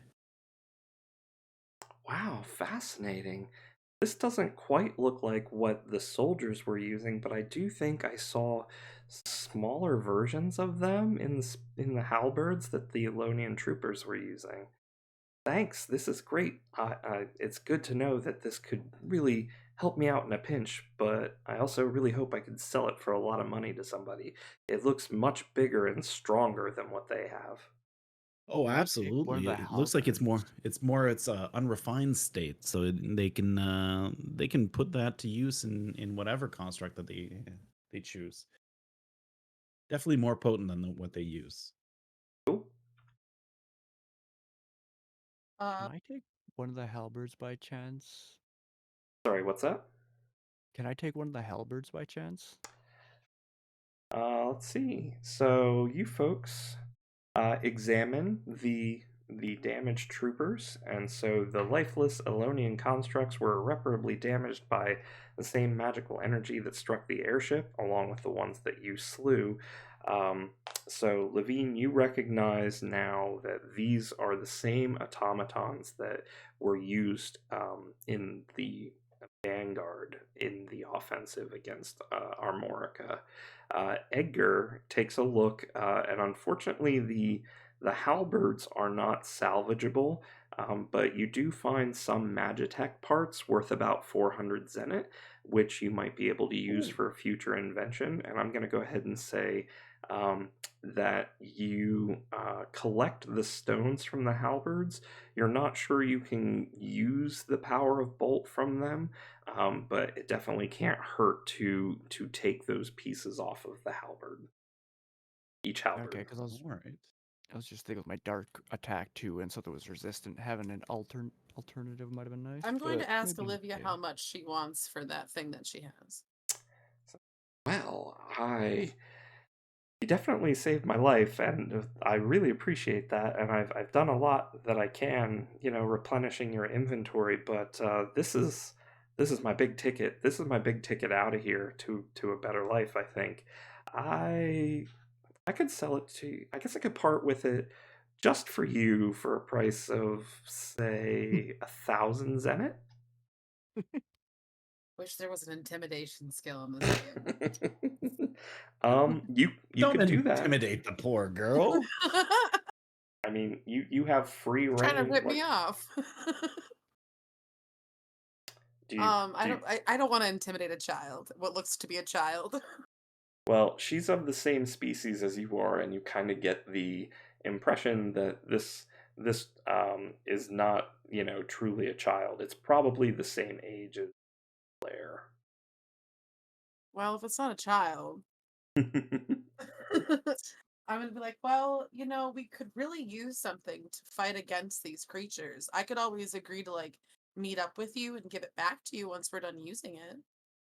Oh, uh, I think for she that, she gets the oh, sorry. she sees that the thunderstones in use by the halberds from the Elonian soldiers no longer have the power that they once did, and she's worried that if she loans it to you, it may not be worth as much when she gets it back, or it may not be worth anything at all. She doesn't know, and she's not willing to just part with it. Do you have anything else that might work good against these constructs? She hmm, Because I'm she thinking looks about through the her things and she hex die says, being resistant. So sorry, one second.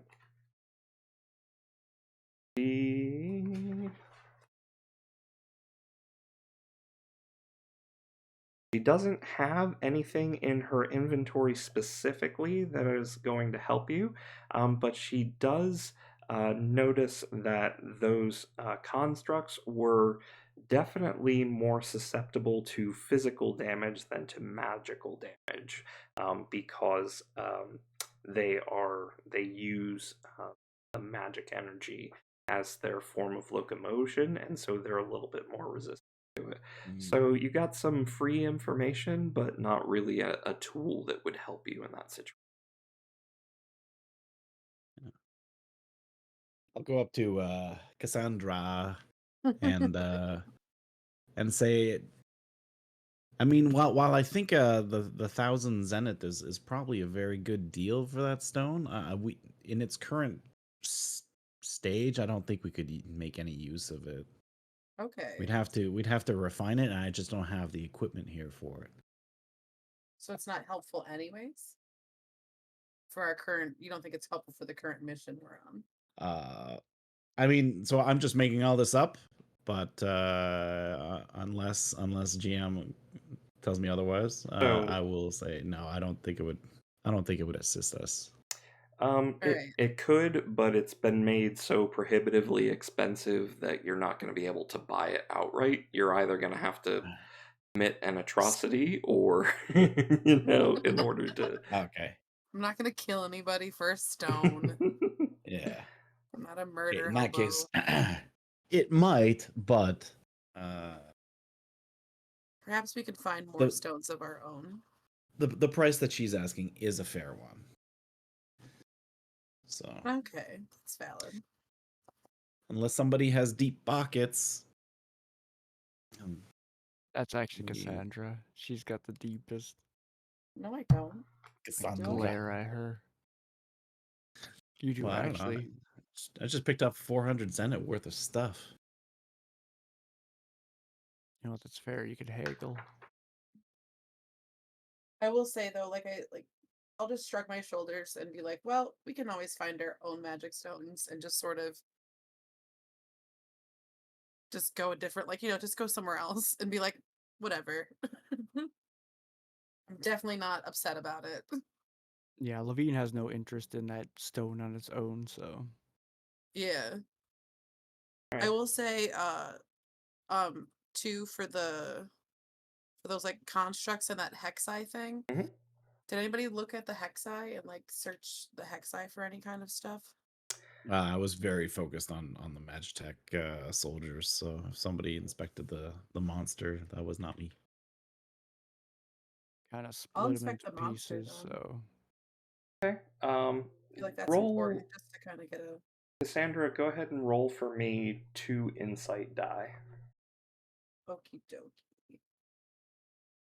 And we're going to Okay. say that this is a check of about 10. Difficulty 10. My insight is a D6. 2D. Oh no, I was using a little box to prevent that. Dang it. Sorry. Sorry. Let me roll one more dice. And it's a 9 altogether. I don't think I add anything to it. That's correct. Do you have anything else that might influence your knowledge of this creature, or want to? So the outcome, a positive outcome, is a minimum. So I mean, is there a way?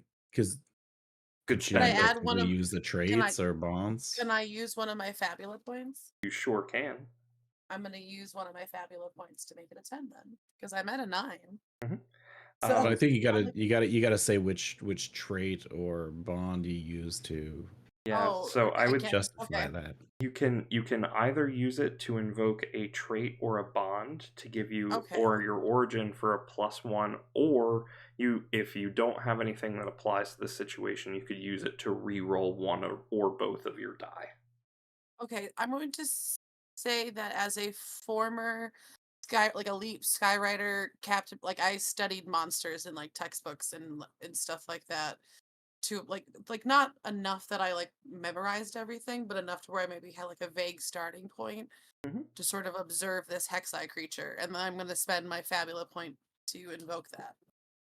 I'll go ahead, Nice. and that sounds like a great use of it. So mark off one of your Nice. Fabula points, and Thank you. we will call that a roll of 10.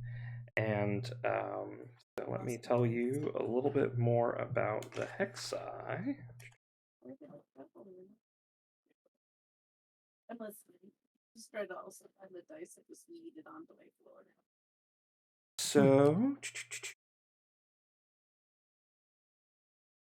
you find that you have heard of these creatures before. You haven't actually fought one yourself, but being the captain of the Sky Riders, other members of your platoon have, and they've reported these types of creatures before, and so you now recognize it as a hexi. Um, you know some of their tactics, which is so their claws deal additional damage to characters that are suffering from status effects. So it's very common for a hexi to focus in on one character and cast its shadow wing spell to try and cause the shaken status effect, and then perform regular attacks on it afterwards. You also know that it is vulnerable to light damage, Okay. and that's the you also know that its wings are are generally very special because of this, and you may be able to repurpose them for studies in dark energy, um, uh, or may be able to gain resistance to dark damage by consuming one or using it as part of a shield. Okay. Well, So I'm going to. Does it have 2 wings? um, I'm going to say one of them was damaged by Edgar, who attacked it I and did caused it to blast one fall of to them. the ground, but one of them's still in reasonably good shape. I'm gonna chop up. I'm gonna chop off the one that's in reasonably good shape. Then I think for the sake of brevity, I'm going to go ahead and say that, you know, since you've spent the points in examining this, that succeeds automatically. Okay, nice.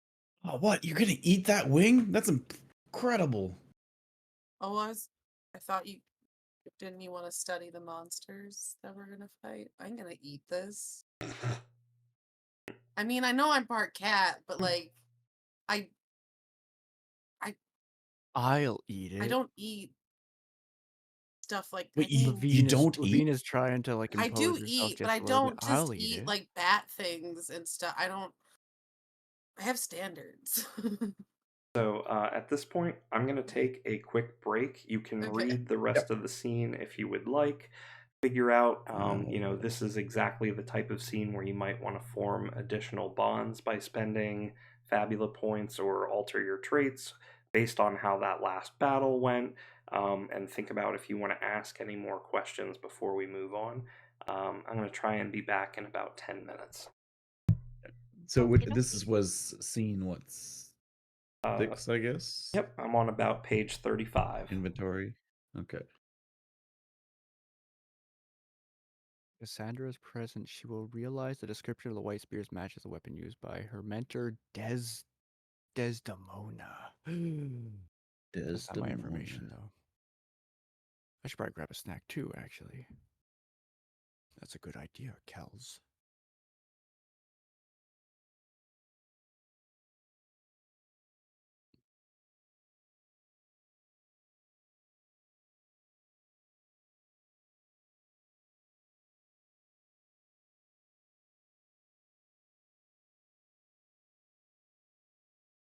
Okay, so basically, Olivia tells us she saw two people. One of them looks like my mentor.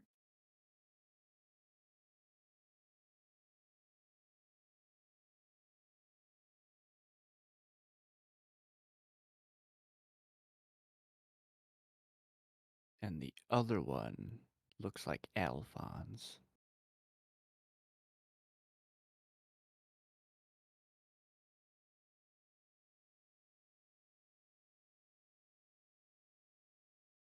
Alright, yeah, I'll get a snack too, Libby. All right. I will not.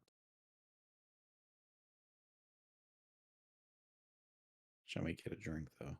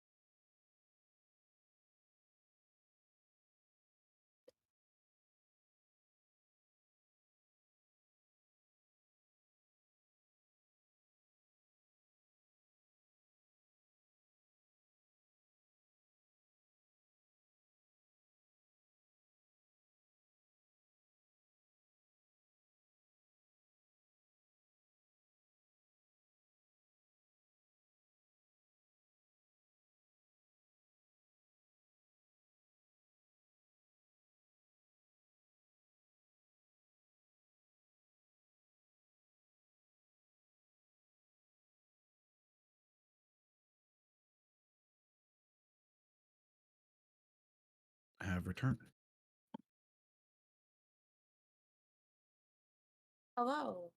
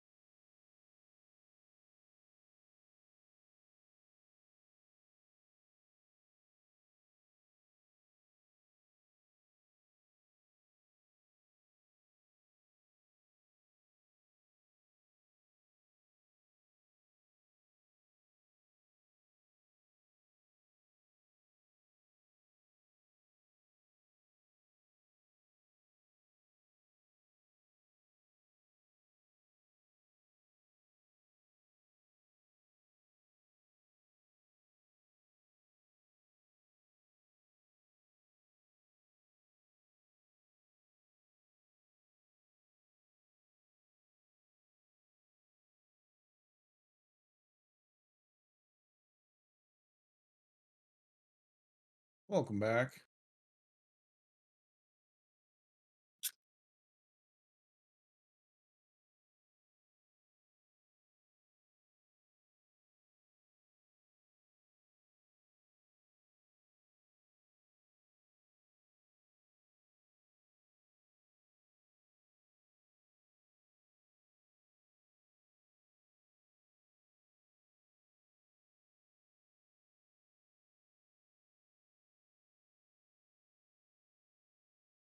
I think I am mostly back as well. Fabulous.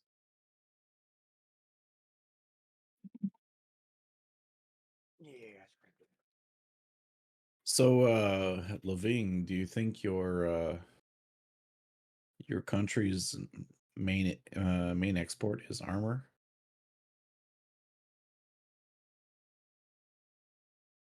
No, why would you think that?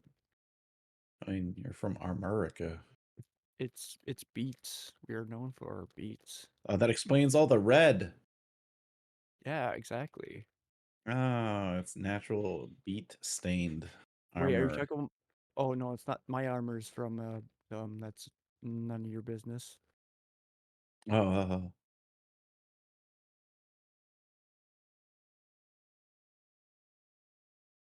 Wait, we can establish another bond if we want to, right? Yep. Okay.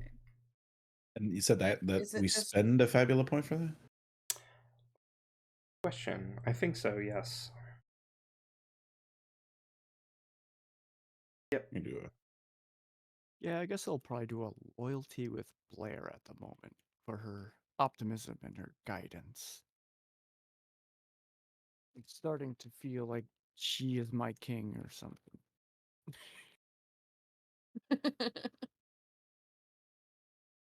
I still feel competitive when I'm beside Cassandra. Want to build a bond with Olivia? Maybe I get discounts. Oh I would No, say I was just kidding. okay. dang. But I would assume that you Still, can do like NPCs, right? Yep. It doesn't always have to be a player. Yeah, and yeah, long term it would I definitely would make play that sense. out as, or narrate that out as, you kind of helped each other out there, and did right by her in terms of appraising them and everything. So yeah, that could totally work. Because I feel like thematically, I would probably have a bond with that professor, Mm-hmm. whose name I should have probably Harlan. Harlan. Yeah, Yep. you're right. I was going to call the imp I got the armor from Gimme, by the way. His name's Gimme, in case anyone's curious. Good old That's a great name. give me the imp. Yep. Gimme. I But think it's Yeah, spelled with a Y. everybody is back. So does anybody have any last minute shopping or questions or stuff that they want to take care of before we close out the scene? I'm not sure what kind of I'm things could I even ask for with shopping? Because I know there's obviously inventory points. Ask about In weaponry, but in this case, I would say nothing for the purposes of okay. this, but in the future, you might meet other shopkeepers who might have an access to a broader array of. Um, I mean, we can make something up. Like you could make up an item, and I'd be happy to throw it in there and generate an IP and Zenit cost for it. Okay. Can't think of anything too much right now. I was almost thinking like a grenade, even kind of like the bolt, but or like the thunderstone, but more, slightly more mechanical.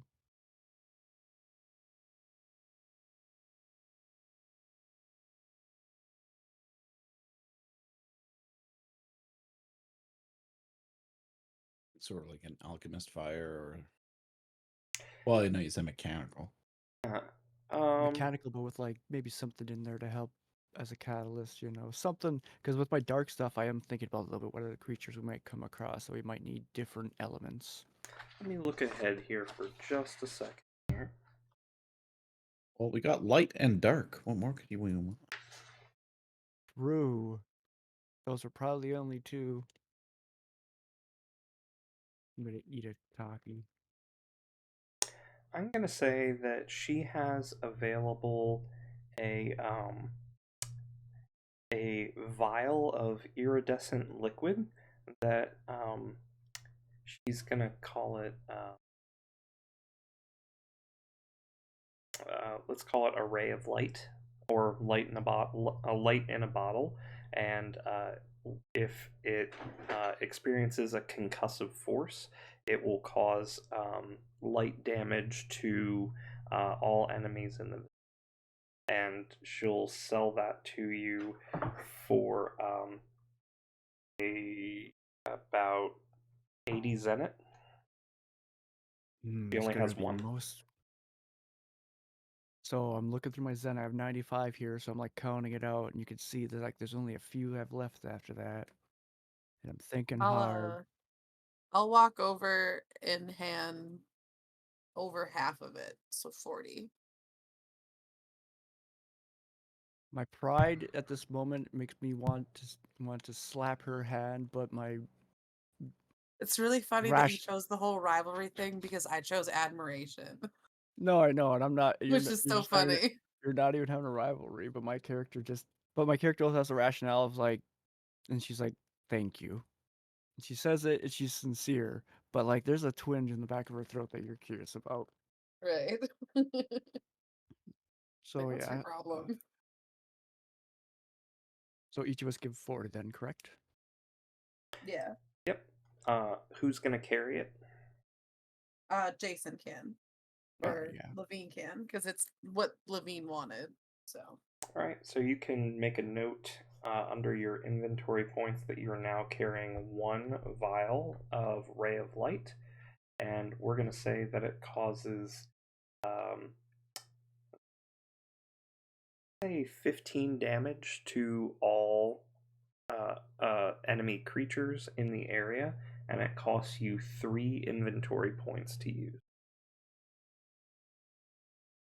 Okay.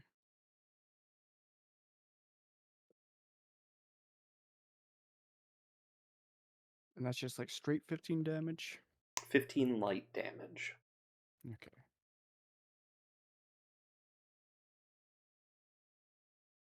And Olivia tells you, things saved my bacons a couple of times. Uh, I need to keep one for myself, but I can sell you this other one as thanks for deftly saving my life.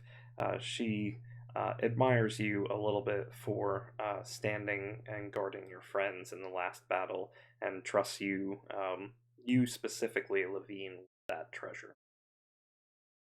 And she says thank you to Olivia as well, and puts it in a safe pocket in her satchel, armor, Okay. crease, something. I don't know where she puts her stuff actually. Hammer space. Anyone else before we close the scene? I'm not done. I'm Think done. good. Let's move on to scene 7. So we're unlocking position 7 on your sheets, which is in the bottom right. These are some more actions that you can take. So right now you've learned all the basics of how to play Fabula Ultima, and you are approaching the most challenging scene in the tutorial, a battle against 2 powerful villains. This is the perfect time to take a short break, like we did, and review the rules you've learned up to now. Once you're ready, you can read the advanced rules below and then move on to scene. So does anybody have any questions about old rules before we move forward? No. Is that a cat in the background? Yeah. Alright. Bunch of That them. was my one question. I Alright. know that you have a bunch of cats, but Okay, situational modifiers. So whenever you perform a check, I may apply a +2 or -2 bonus or penalty that reflects a particularly advantageous or disadvantageous circumstance. This is called a situational modifier and should always be clearly communicated before the check is made.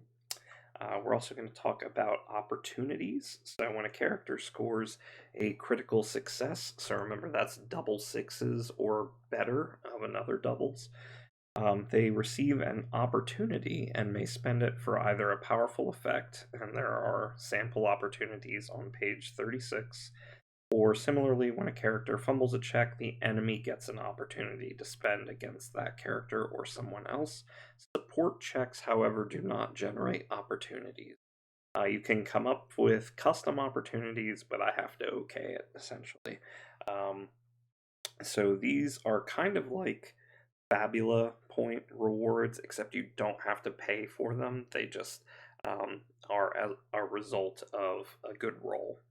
So the next check made by you or one of your allies could have a +4 bonus. A creature of your choice could suffer a status effect, and it's one of the weaker ones. So dazed, shaken, slow, or weak, not enraged or poisoned. You may ask the game master a single question about something or someone that is part of the scene. The game master answers truthfully. If there's no predetermined answer, I invent one on the spot, and that answer becomes the truth from that point on. You may fill or erase 2 sections of a clock, which we're going to talk about in a minute. Or you may add 1 emotion to one of your bonds or create a new bond with 1 emotion. So an alternative way to expand your bonds. Okay, spending Fabula points to alter the story. So you already know that they can be used to reroll dice and improve the result for checks, but there's another way to use it. A player can spend a Fabula point to introduce a narrative element or alter the scene to their advantage. There are a few basic rules. If you propose a change that affects something introduced by the game master, you will need my permission. Similarly, if the change you propose affects player characters, you will need their corresponding players' permission.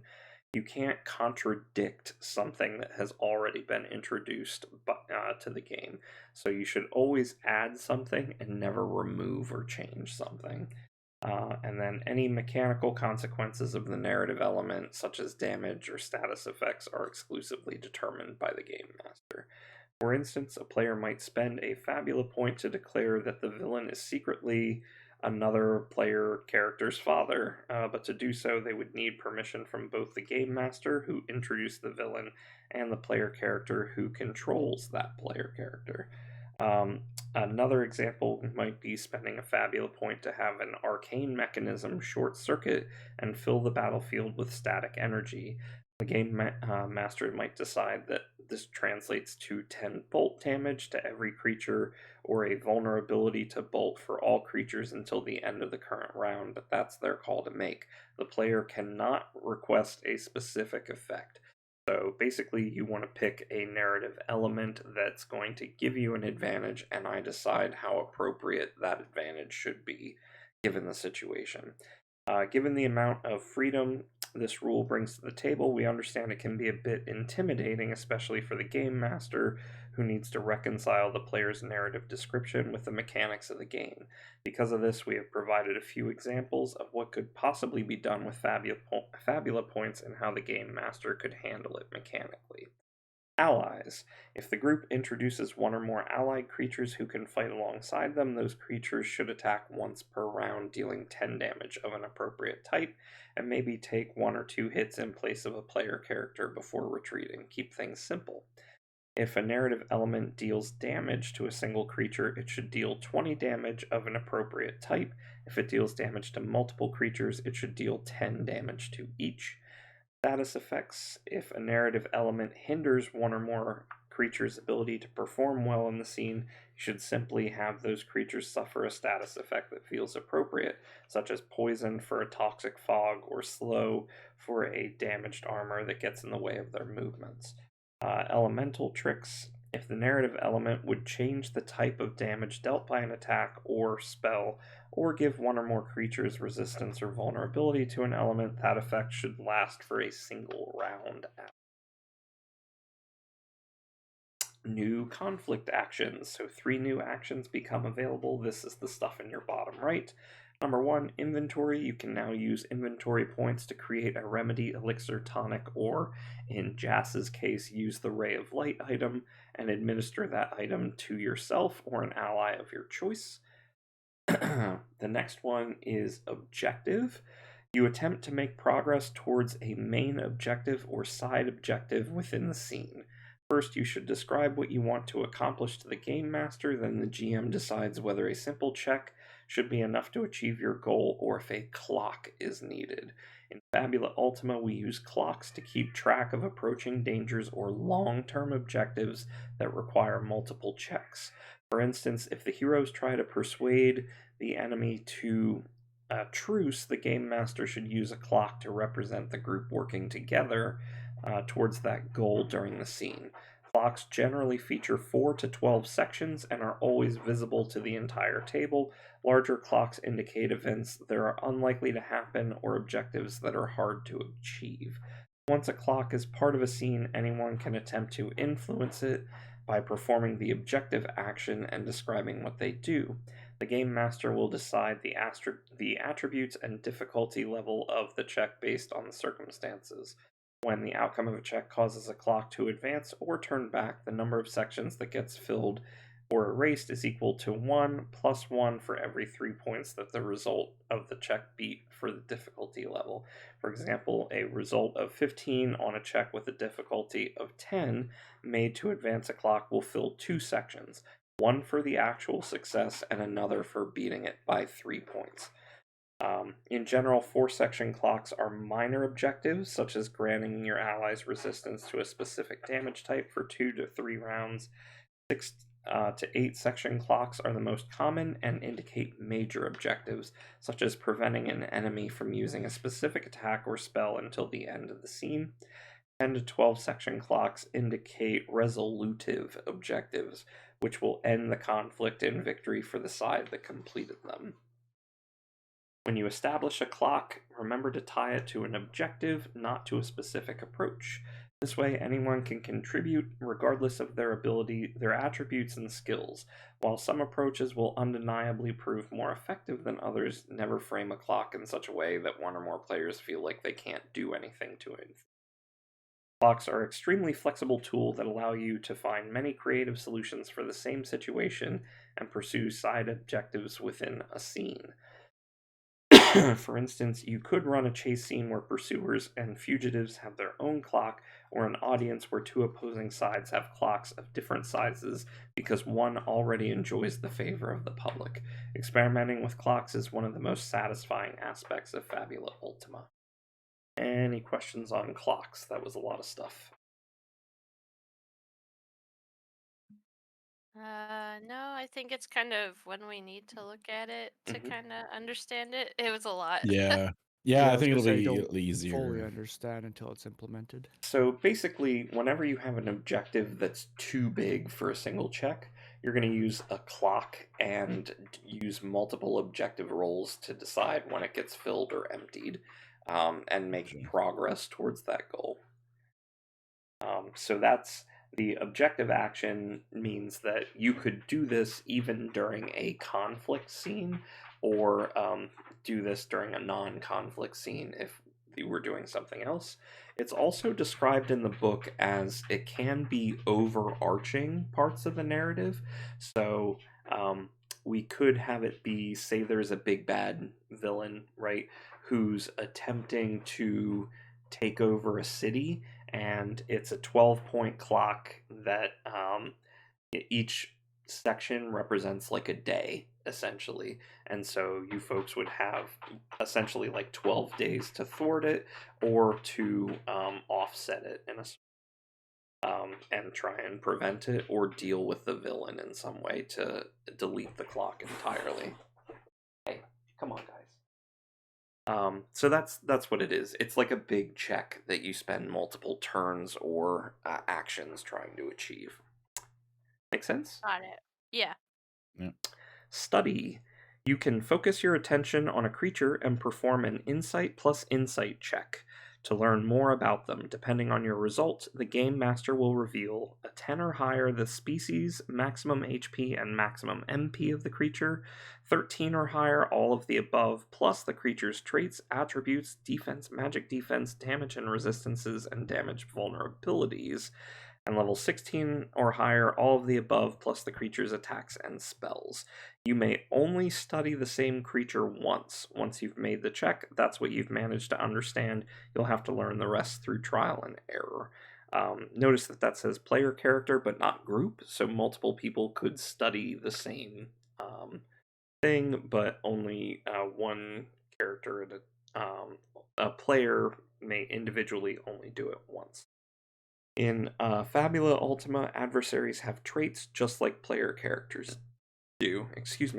If you play as the game master, take these into account when establishing the difficulty level for checks or assigning situational modifiers. For instance, if a player character wields a fire-infused weapon and attempts to intimidate an enemy with the Afraid of Fire trait, the difficulty level of the check should be lowered. The previous conflict featured simplified enemy profiles which did not include traits. In the following scene, enemies will instead have traits just like the full game. Alright, that's the end of scene 7. Does anybody have anything else before the final scene of the night? No. I think I'm good. I think I'm good. Alright, we'll keep it moving. So we're now unlocking section 8, which looks to be spells. Sheets. Yes. You make your way through the ruins at the bottom of the crater and towards the large dome-shaped building. From up close, you can see it is made of stone and brass, streaked by vertical gaps glowing with purple light. It resembles an engine more than it does a building. Upon entering, you see inside that consists of a single giant circular room, its roof supported by a massive central pillar covered in arcane symbols. Judging by the scraps scattered on the ground, the pillar was originally encased in brass. Its lower section has been smashed by a powerful impact. Standing near the pillar is a tall woman, her gray hair tied in a single braid. Her left hand grips a long ivory white spear. Her right hand holds an item that resembles a large pocket watch. Moving slowly towards you, as if to protect her, is a massive warrior in onyx black Magitech armor. And this is distinct from the Elonian soldiers. This thing is massive. And definitely looks much more dangerous and large and faster than the other ones that you've come across so far. It is something unique to that. So, Cassandra, you recognize the woman walking with the white spear as your mentor, Desdemona. Levine, the black Magitech armor worn by the giant imposing warrior reminds you of armorican craftsmanship combined with Elonian Magitech science. So I was right. Your main export is armor. Also, let's see. Sorry. That makes me angry. And I'm going to go ahead and add to this. There are parts of the armor that are glowing, and Edgar, you notice a particular symbol catches your gaze right in the center of this armor, and you recognize it as a symbol that is on your own mechanical arm. This is undoubtedly the work of Professor Harlan in some capacity. Dang it. I'd have let's see. The woman says, "I'd have preferred to take the compass of the beyond and avoid unnecessary violence," sighs the woman. "My name is Desdemona Perses. I wish we could have met under different circumstances. Fortunately, I cannot allow you to live after seeing my brother and I here." You, Cassandra, what are you doing here? Do not make me choose between you and my family. Not when I can finally be reunited with Tristan. Leave, Cassandra. Forget you ever saw me here, and I will not take your life. The final conflict of this scenario is about to begin. Player characters are facing Desdemona Perses and her brother Tristan, whose spirit has been brought back from the dead and is trapped inside a powerful Magitech body. Like a Full Metal Alchemist situation. Now this one literally does have a spirit in it. Now you know there's a soul in that armor. All right, so I'm going to read some more rules about villains, of which these are special NPCs. They're like boss characters. So you can discuss goals and possible strategies as soon as I'm done reading all this. Let's see. When you are all ready, you can do your initiative group check.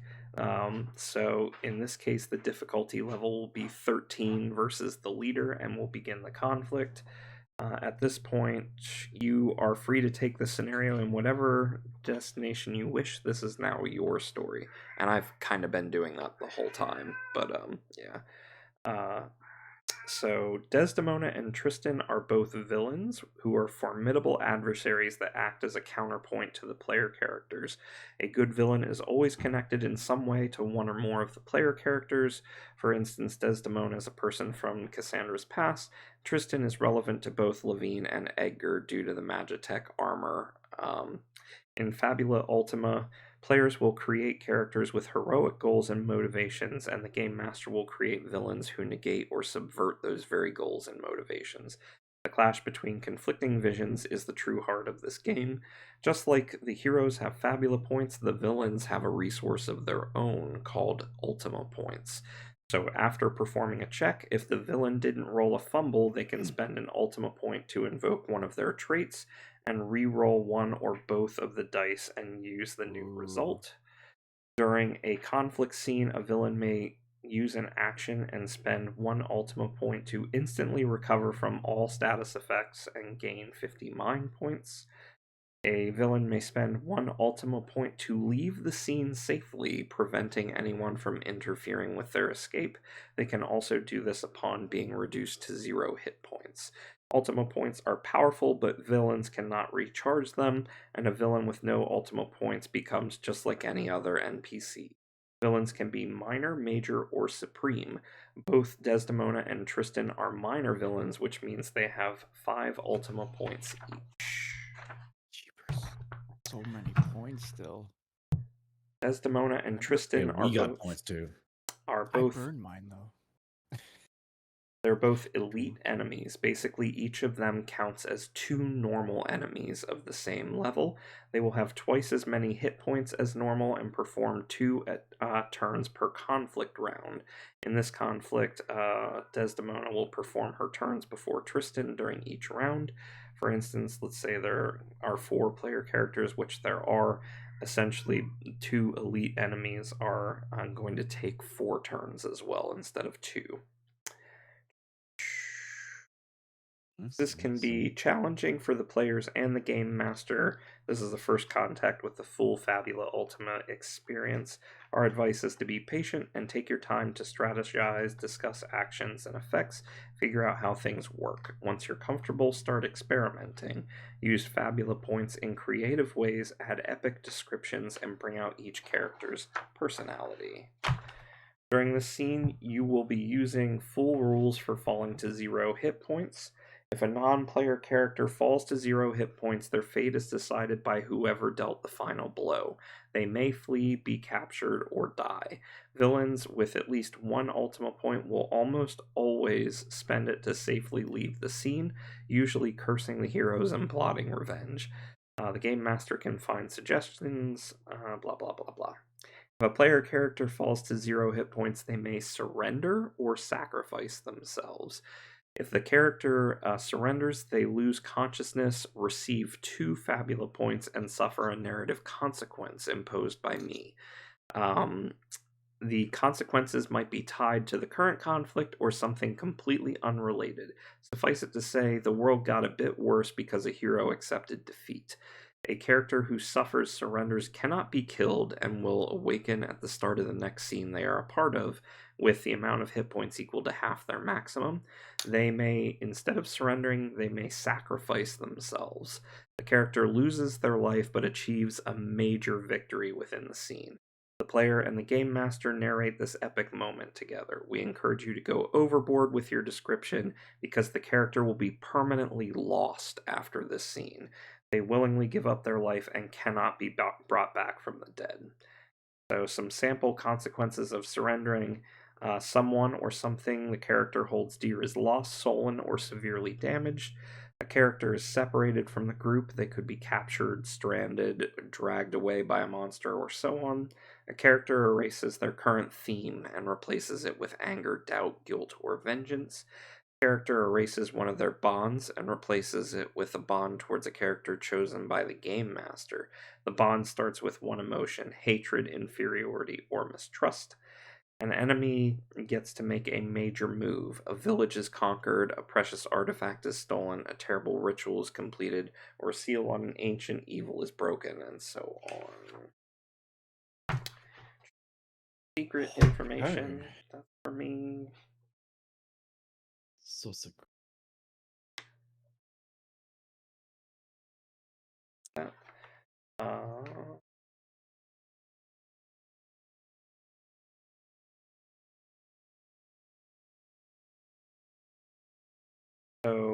Let's see. Right now, Cassandra, you have a choice. Desdemona has initially tried to convince you to leave and perhaps even attempt to win you over to her side. Cassandra could be not swayed, in which you take part in the battle normally, just like you did last time. You could decide to leave, and you could be involved in the scene. Even if you do that, you could control Tristan, for example, in that case, or you could fully decide to betray the group and join Desdemona's side, and she will be controlled by the player as an enemy for the rest of the battle. So one of Fabula Ultimate's main tenets is that player characters are expected to do the right thing and act like heroes.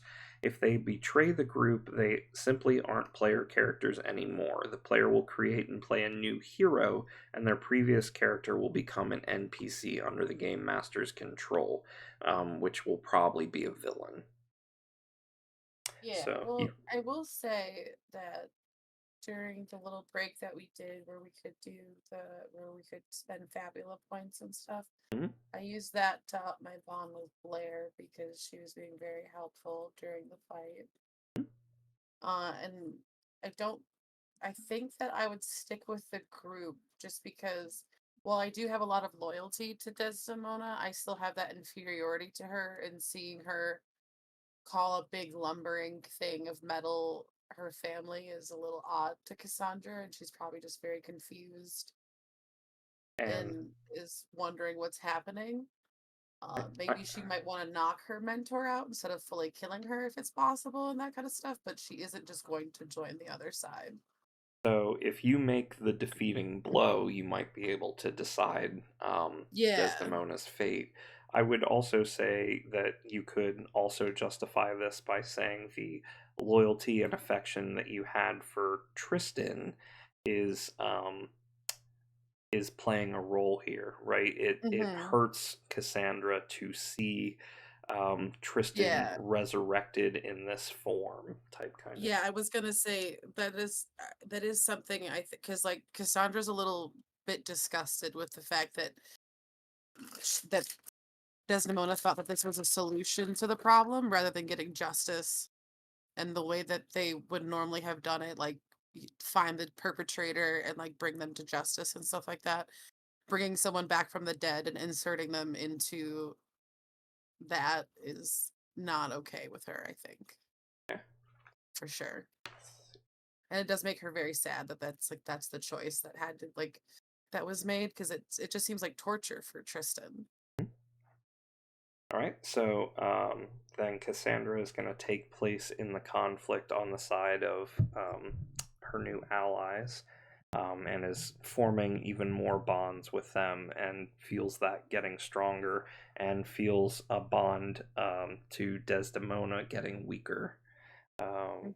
Okay, cool. Anyone have any other questions before we start that? Think No, I think as good as can be for now. yeah, I think it's go time. Yeah, it's go time. Okay. Pick somebody up. Crack my knuckles. Then I realized I got my Magitech arm, so I crushed my hand. Ah, So let me take a look here. Crack my knuckles until I lose 35 damage so I can do extra damage. Just both Hey, hands shattered. all you got to do is get hit. You'll get there. That's my secret, Edgar. I'm always getting hit. Haha. All right, so I'm Quickly. gonna experiment with the rules here a little bit. Ooh. This isn't explicitly part of it, but I am going to generate a clock for us, All right. We and clocking. you won't be able to see it, but I'll try and keep track of it in the chat here.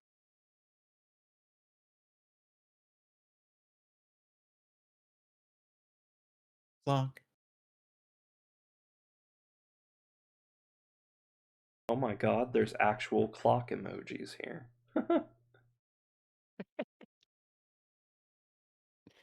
Wait, I gotta look at this too. Why not? I just put in a 0 and it came up. Yeah, if you just type clock, then there's a whole lot of them. All right, so we're going to go ahead and call this clock a 0.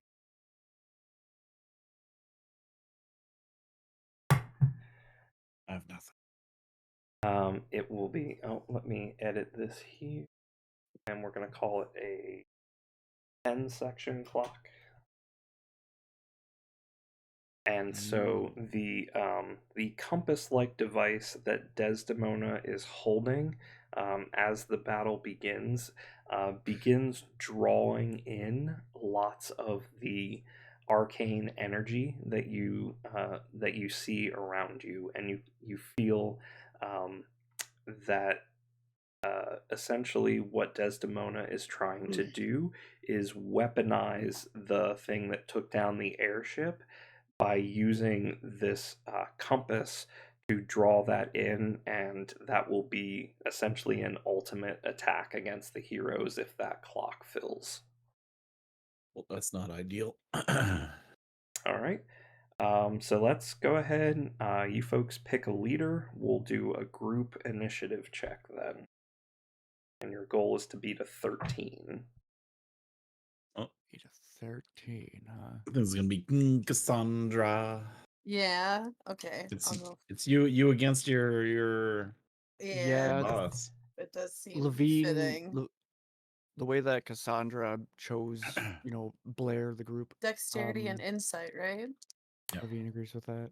So if Cassandra is the leader, Cassandra is going to roll last. Oh yes, I almost went. I was Mhm. like getting ready. It's really Blair, but in this instance, Cassandra's taking the charge. Yeah. Narratively, yes, it makes Yeah. sense. So Blair, go ahead and Hello. roll your initiative, Dex plus Insight, and anything else that you have to add to the scene that might influence that. I rolled an 8 earlier, so I just casually pinned it again for you. Okay, so it would be a 10 in order to influence Cassandra's group roll. So that is currently a failure. Sorry. Burr. It's Dang. okay. All right, Edgar. All right. I hit my glass. Oh, but I got a great roll. 14. Okay, so Ooh. that succeeds as a +1. Is there anything else that you might use in the scene to add to Cassandra's role?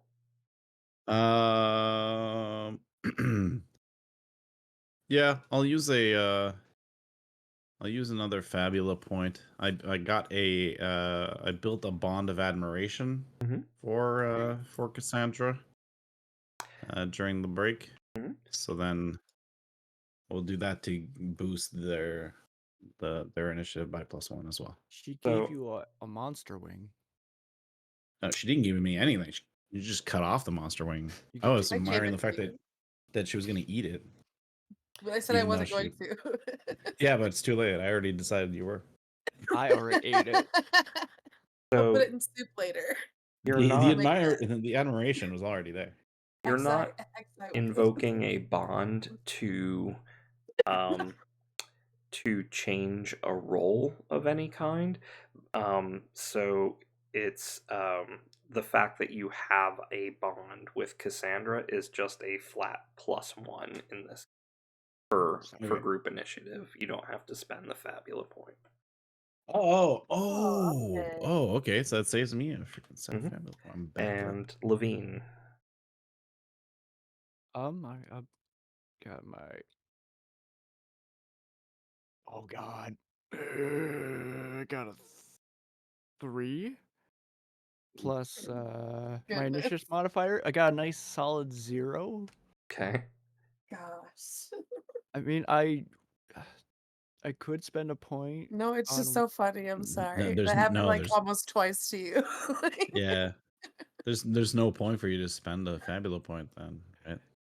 Technically, I could give a +1, right? But with a Well, bond, we you have just it. went through this that it doesn't take a Mhm. Fabula Oh, point as okay. long as you have Yeah, a you just have to bond. do the right? bond. yeah, that's fair. Yeah, it's not really worth it. No, I did that earlier. Probably wasn't a great Okay. idea, but Anybody else, any other bonds or anything to consider before Cassandra makes the initiative roll? I mean, I do have bonds to consider, but I don't know if it's gonna work with this roll. You don't have to. Well, you could. It, I'm yeah, listening. the bonds are separate. Oh, So okay. You don't boost your own. So your bond with them will give them a Oh. +1. Yeah.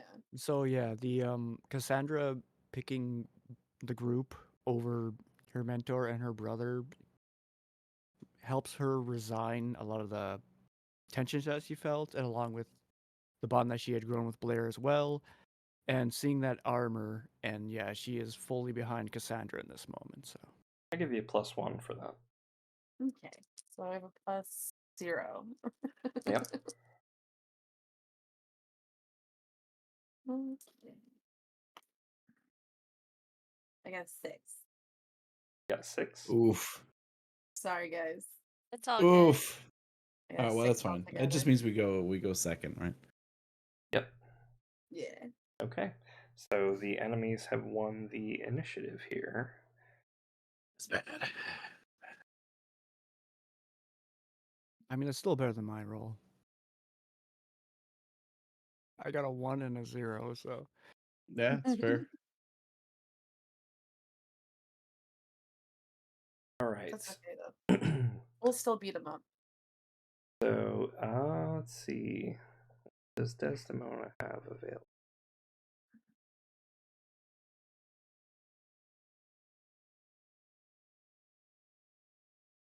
I don't like the sound of that.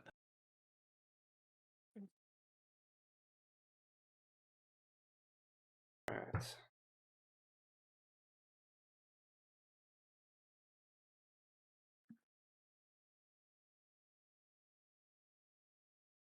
Oh, I can do that. Okay.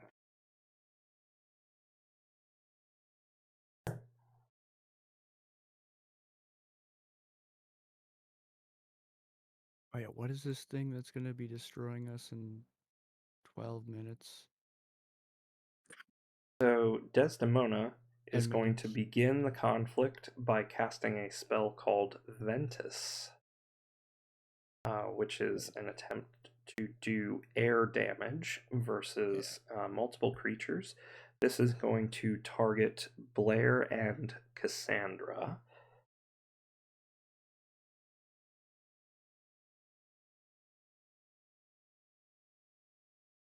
It's okay, we got this. It's just air. Just They put on a could windbreaker. suffocate us. Put on a windbreaker. So this is a check of 12 against each of your magic defenses. Oh, it meets. yeah. I have a 12. I have an 8, so. Do you have to beat Um, or match? That's a Or good beat or meet? question.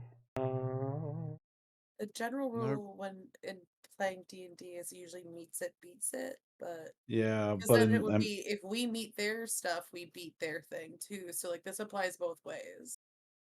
So oh yeah, They like require whatever the a decision is. magic check whose I don't difficulty mind either is way. equal to the target's magic defense. So yes, Okay. equal is a Yeah, win for. meets it, beats it. Yep, meets it, beats it. Beats it. I can So protect this will Blair affect here both of you. too. Oh. Yeah. Each of you suffer 21 points of air Oh. damage. Oh. What the frick? Can I protect Blair in this instance? Let's It's see. not your turn. I don't think. Well, Oh, what does it read your protect skill? Protect. When another creature becomes the target of an attack, spell, or other danger, you may take their place. Any checks that are part of the danger, such as accuracy checks or magic checks, will be performed against you instead of the original target. You may declare to use the use of this skill before or after the checks have been made. If the danger already affected you, it affects you twice. Resolve both instances separately. You also cannot protect multiple creatures from the same danger. If you use a skill during conflict, you cannot use it again until the start of your next turn. So you can use it once in this round. Or, I sorry, think yeah, I will once do until that your next 'cause turn. that's like half her health, so that's just kind of a little scary, you know. So, oh, how much do you so like have? I have 45 health. Okay. That's yeah, so I much health. barge in and scream, "Get back!" as I shove her all the way, and then I get blasted. Must Oh, be I got nice to have shoved? so much health. You are protecting Blair, is that right? Yes, yes. Okay, and what's your magic defense? It's a staggering 7. Okay, so this does not change the outcome. You will take the damage for Blair instead. So 21 points of damage to Cassandra and Levine. Oh no. All right, player characters' turns. Levine! I shout. Should, I think I did should I enough just? for that round. See it. Okay, so what I want to know quick too. What's this device we're trying to stop from blowing us up? Well, it's just something that Desdemona has. There is a little bit of a blurb about this. I figure I want to try to make sure I understand like how we should be counteracting it. So So the basic concept, the basic concept of this pair of villains is that after Tristan's death, Desdemona desperately tried to find a way to bring him back to life. Recognizing her skill in battle, the Elonian Empire offered to help. They used Magitech science to trap Tristan's soul inside a colossal armor, which could only be created from Armorican metal. Tristan is unable to speak, and his armor is essentially empty. His spirit is bound to the metal itself. Afterward, Desdemona heard of an artifact known as the Compass of the Beyond, seemingly capable of linking the world of the living with the world of souls, and rumored to have been lost during the fall of Megiddo. Thus, she convinced Alonia to make a move against Denova. When the heroes arrive on the scene, the compass has already been forcibly extracted from inside the Great Pillar at the center of the room. Desdemona plans to use the artifact to navigate the afterlife and fully resurrect Tristan. Fearing that Alonia would take the compass from her, Desdemona must make sure no one knows she has it. Unfortunately, the player characters already do. And so I have imposed a clock using this artifact, and Desdemona is exploring its power to try and draw in the energy of the pillar to use as a weapon against the party instead of the airship. And so essentially, the way I'm reasoning this is that whenever she took the compass from the pillar, that's when it fired and activated the first time, and now she's actively trying to control and direct it, and that's what the clock is. So, you would have to, if you want to influence the clock in any way, make a sort of narrate how you are going to interact or interfere with the compass's power in order to prevent it from building up the energy before it fires at you. Now, currently, there is nothing in the clock, so it has 0 out of 10 sections. Okay. So for right now, no major danger. Besides the giant Alphonse and the lady. Right. No major Okay. danger other than the 2 targets in front of us. If I try to study this armor at all, would I get any information off that would be more than just my base insight, considering it's Armorian armor? Armorian So I would armor. say that that's invoking your origin. Because you are from Armorica, I would give you a situational +2 to your study roll. Okay, because I want to. It might be good to know like what this thing's weaknesses are, so hopefully I could make use of this. All right, 2d6s. Let's go.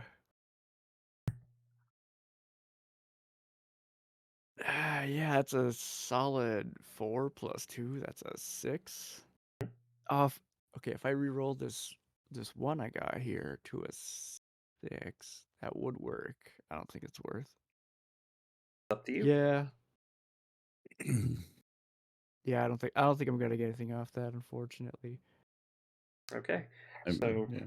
unfortunately, this appears to have been modified in such a way that while you do recognize it as Armorican, there's definitely Elonian influence and something that you don't recognize. The creator of this armor really took the best of everything that both Oh had to wait, offer. is this also taking up a turn? I should have asked that first because I didn't want to make this Yes, be our that's first an turn. action. Yes, that is an action. Yeah, It's under okay, I the was gonna action say, column. Yeah. I wanted to. I forgot. I wanted to double check that with everyone else too. I wasn't even thinking. Well, It's okay. let's call it a learning experience for right now. Yeah, Um, that's fair. you can let's call the trade-off that you still fail it, right? But you can pick when you fail it, so you folks can decide um, whenever it is Levine's turn that's what will happen on Levine's turn. You can do it now, or you can do it on one of the other player character slots. Yeah, I think Um, I want to put it off, right? this is a scenario where I feel like, even 'Cause I though don't I think. did the initiative, I feel like maybe Blair should go first. Okay. Yeah, because Yeah. I don't think my study should be the first thing here, anyways. I Get, can get blasting. heal if you want, or attack.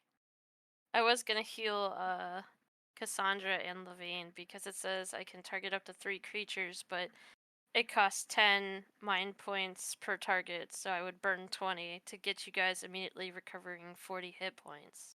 each, yeah, but so you'd be like wasting half the spell on each of them. So they could I'm probably they can handle more of a beating. yeah, I definitely can handle a bit more of a beating, I can get so hit there's probably that. at least one more time. Well, how about I Okay. go this round then, and then Yeah, maybe you can go. Yeah. that's So fine. I am going to, instead of doing damage, I'm going to do the Bone Crusher thing on Desdemona, Okay.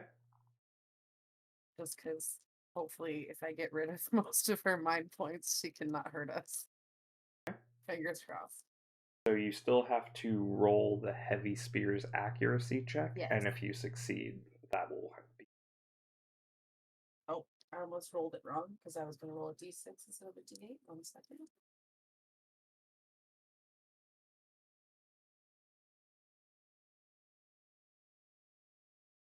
I got a crit. Oh, Ooh. double sixes, sevens, or eights? Double eights. Wow, awesome. Awesome. So you do succeed. So which Yeah. effect of Bone Crusher did you want to use? Weak. So, or I want to make her lose. What? Wait. So hold on. What does days It's do? it's They Days reduces their insight. insight.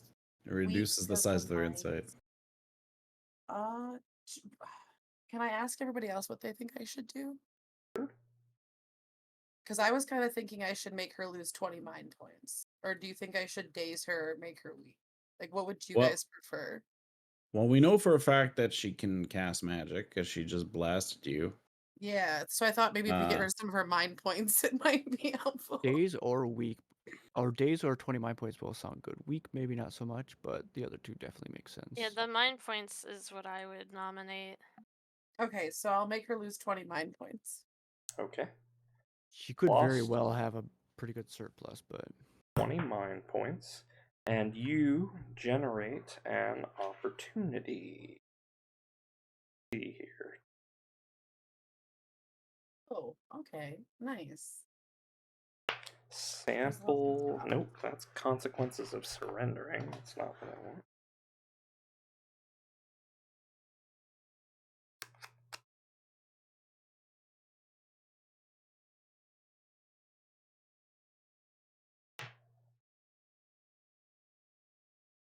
Sorry, I have lots of pages.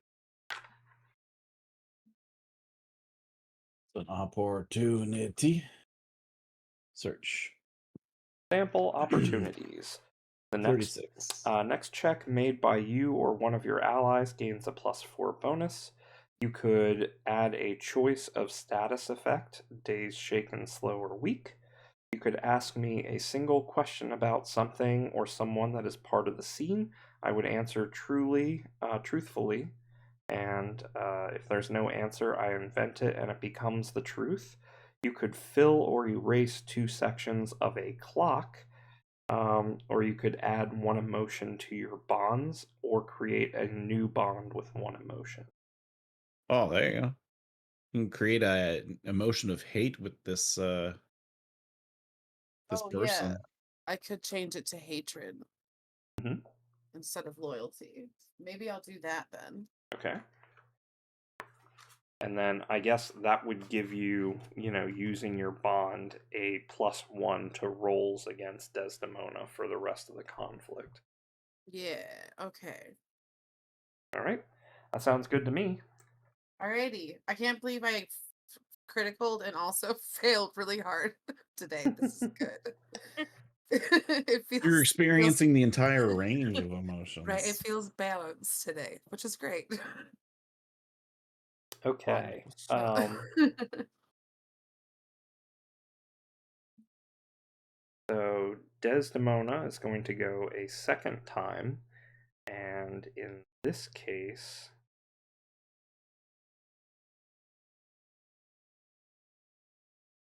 I need to read something real quick.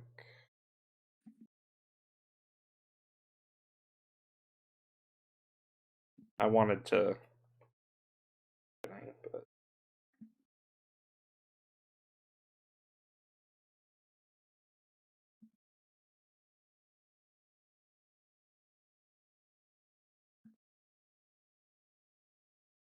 Learning the rules for a game is always a little bit fiddly, but this is still quite fun.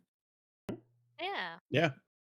Yeah, I I think it's like got this nice fluidity to the system Mm-hmm. that's pretty good. I like the fact that like you roll to attack and your highest roll in your attack is your damage. Mhm. It's Yeah, just like, it's you know, Yeah. it saves steps. it So really does, and I like the fact that the attributes and status effects are like kind of very specified in a way, Mhm. and like and stuff like that. So it's and the bond thing is really fun. So is being able to invoke traits. Desdemona is going to attempt to use her willpower and insight, um, and figure out what the clock is by sheer force of will. Figure out what the compass is through sheer force of will and try and fill some sections of the clock.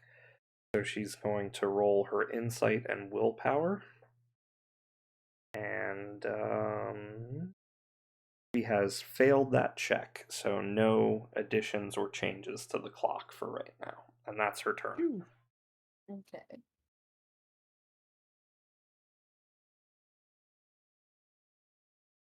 Next player character. Uh You can go if you want. I was gonna say we could get my thing out of the way too if you want. yeah, My let's study get yours room. out. Let's get the study out. Yeah, So yeah, that's fine. I look really hard at the armor and like, nope. Okay. Let's see what we have here. Cool. Here's to see what's gonna happen with that armor before I choose.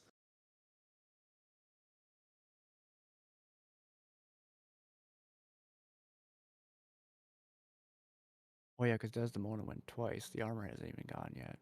Mm-hmm. So the armor, which is listed as Tristan, going to attempt an attack called Ground Shaker. Oh no. Going to be against Cassandra and Two Edgar. people. Dang. What? The dream team. Oh wow, that's a big die. Okay. Whoa. Well, that I'm seems a little weird. worried for Cass. We're gonna die big. Oh, that's two big die. There you Mm-hmm. Mm-hmm. I'm glad I studied. So I need an accuracy check of 14 versus the defenses of Cassandra and Edgar. I Yep, have that beats me. it hits. I have an 11. Okay. So that is going to do 12 points of earth damage to both of you. Could have been Okay. worse. Could have been worse. And Feel that's the its need turn. to heal. I feel the need to heal. Are you guys I'm dying? definitely in critical right now, though, for sure. Okay. So Can what was I go that, next? Whatever that does. 13? I Sorry, don't. that was 13, right? So Crisis doesn't do anything inherently to player Okay. characters. However, there may be side effects depending on what class you are and so on. So Levine gets an advantage for called adrenaline for being Oh, at 35 hit points or less. But other than that, I'm not sure if anyone else has that or it not. doesn't look like I have anything like that from what I Mm-hmm. can see. Yep. Okay. Next player character. Are you guys cool if I heal now? Yeah, that'd be great. Alright. And Edgar, you just Wait. took damage, right? Yeah, Did but Edgar I'm still go? good. I'm still good. Did So Edgar you're go? saying you don't want to heal? Sorry, go on. Because she I can I target up to I 3 characters, I think. right, Right? but I don't want you to spend The Oh, 10 yes. MP. 10 MP to heal 13 damage for me. Okay. I also have more hit points Valid. right now than anybody's maximum, so I'm still okay. Okay, then I will just heal Cassandra then. So yeah, like Blair pulls out her harp and is like, I'm gonna heal you. And yeah, that's pretty much what happened. She strokes the strings, and oh, I feel so much better now. You get 40 hit points back. So I'm back to full health. Unless I can get +7 hit points. I don't No, get you that can't high. heal for Yeah, more than your No. maximum. I kind of figured. It's just Listen, I would have went with it. right. Can't Let's hurt to see. check just in case. Yes. But yeah, now I'm feeling great, feeling fine. Sorry, 1 second. Mm-hmm. Uh-oh. So, Tristan, as a result of the spell being cast, Uh-oh.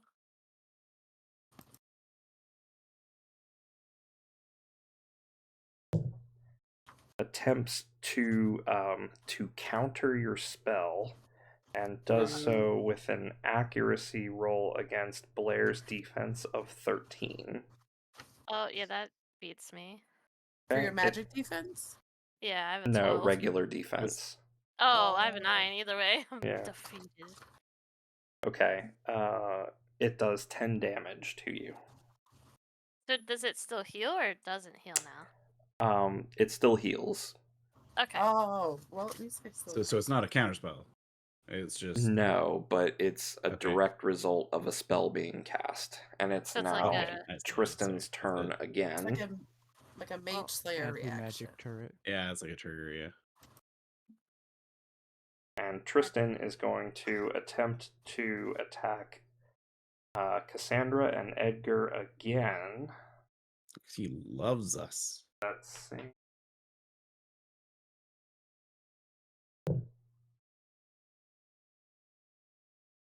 That is a 13 versus defense. Just hits. Does that hit Just Cassandra? hits.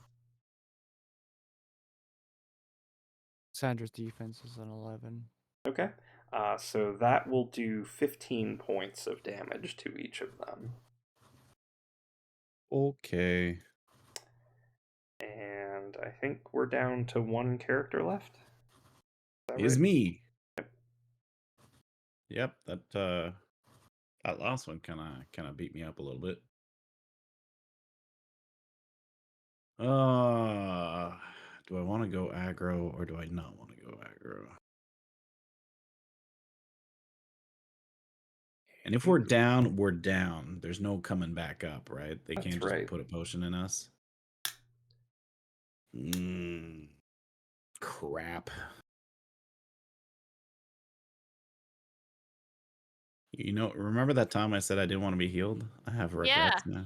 Yeah, I was have wondering why you regrets. told me no, because I was like, you had the Well, less because HP. you didn't have to be so eager. What do you mean? I don't mind burning my mind points to make sure you guys don't fall over dead. It's my Oh, duty. man. It's my duty.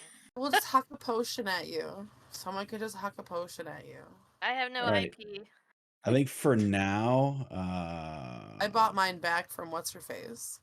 Oh, you didn't buy You- your IP back from the You didn't No, buy it I back was from Logan? stingy. I saved Oh, my okay. Zenith. I mean, I did For a study. game you Oh may my never full play action, again. so I still feel dumb. Listen, you never I know. still feel the dumbest. Yes. All right. Okay. I hate to do this. I don't want to waste know- my IP on this. That remedy will heal you full.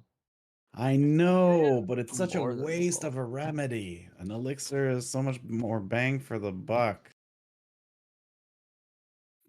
I think you need do note health. that I'm gonna. a couple Oh. things. One, you have 8 IP and not 6 as Edgar, I know. and you could also use Potion Rain. I know. Okay. I know that. But like, so I've done the math, and that's kind of why I was like, okay, well, at first when we were both a certain amount, I was like, okay, I'll potion rain. But now she just healed, so I'm not gonna potion rain. It's just me.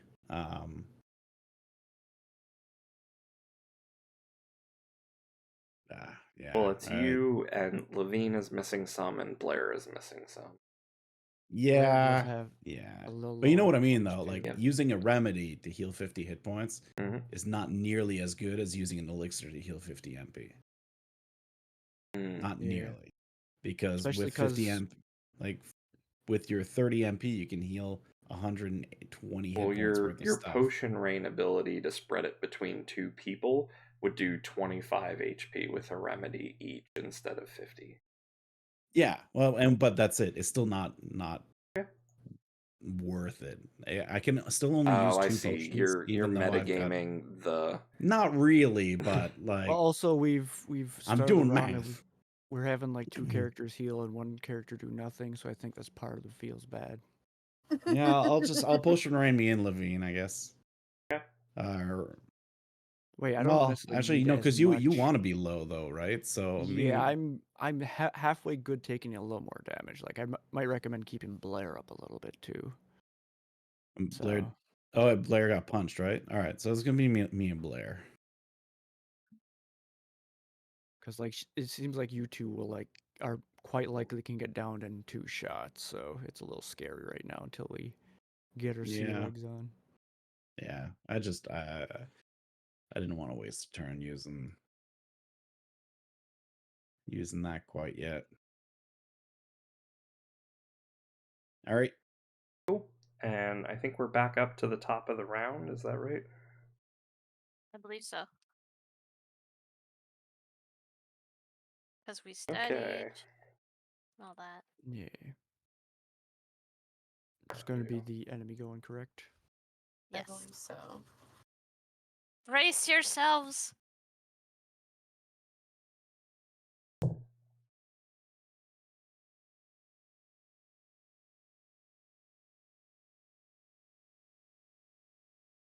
All right. Desdemona is attempting to attack Edgar with a um, a physical attack with damage. Sorry, with accuracy of 8. Oh, that's gonna miss. Okay. Then that's it. Next player character.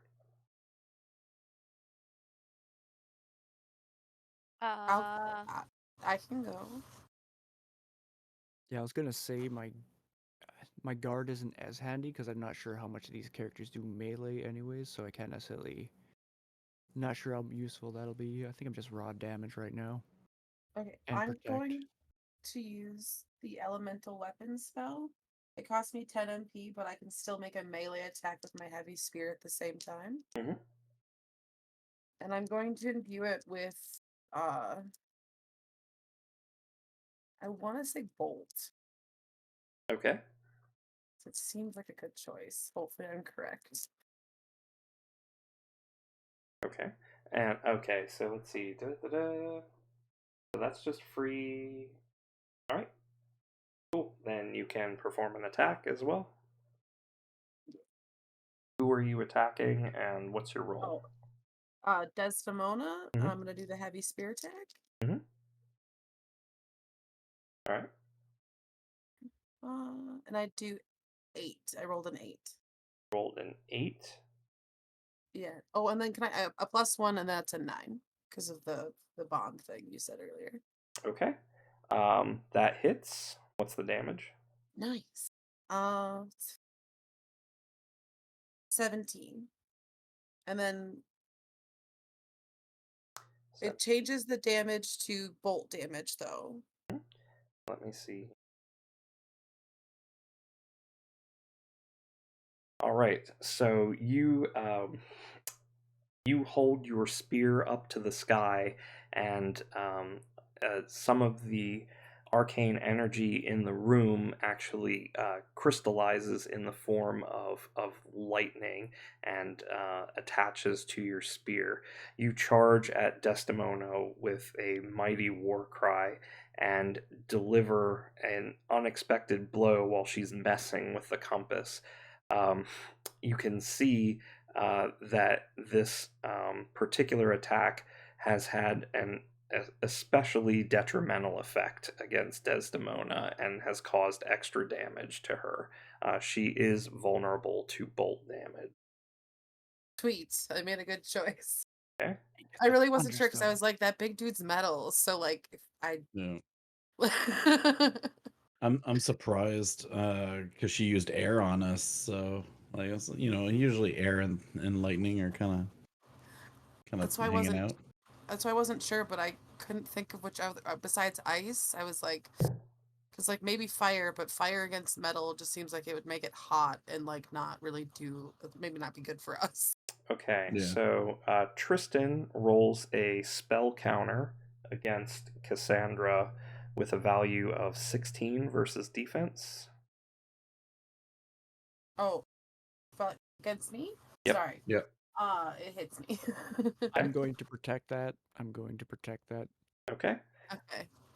So 16 versus Levine's defense. Does that hit? Yes. Okay. That does 10 damage to you. Okay. Maybe I should have protected one of the soft boys. All right. Now that I think about it. Yeah, you should probably save the protections for the squishier ones. Yeah, no, yeah, that's a. I mean, I So, let's appreciate it see. nonetheless, but I kind of want to get my threshold down a little bit anyway, so that's why I did it. Let me take a look quick.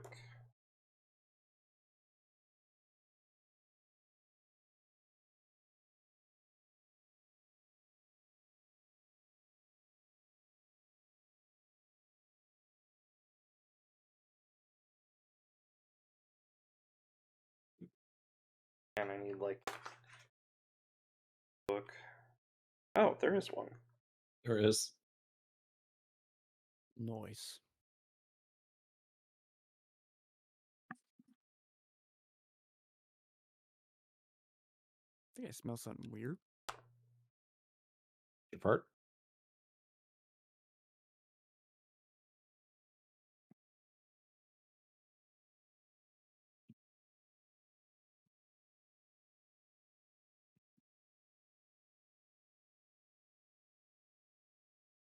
Okay.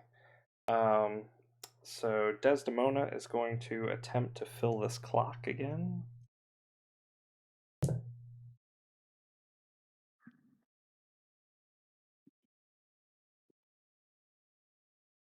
And she is going to invoke her bond with Cassandra, who, in her eyes, has betrayed her, and spend one Ultima point.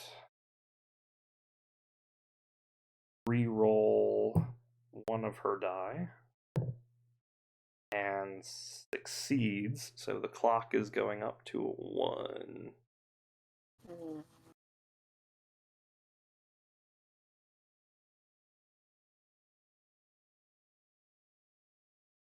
Alright, and that's her turn.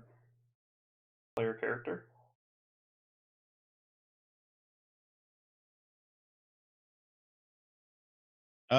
Well, Which enemy are we thinking is a higher priority? I Just feel like it's curious. Desdemona it does feel because like it might be her.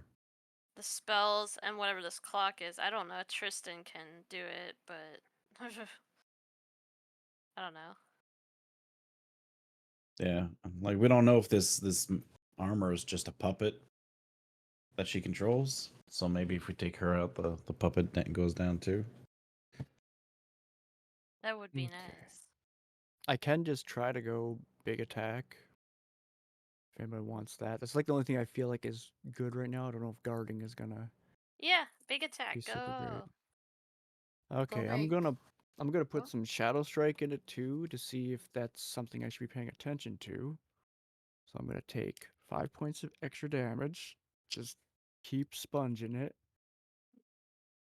And I'm going to roll my dice. Alright, sorry, one more time. Tell me what happened. I'm doing a Shadow Strike on Desdemona. Okay. So I need a D10 and a D8. It's been a little bit. There we go. All right, big money. Okay. That is a 5 plus 2. That is a. It doesn't feel right, but I can't math right now. 8. My attack did 8 to hit. Defense. An 8 does not hit. Yeah, but dang.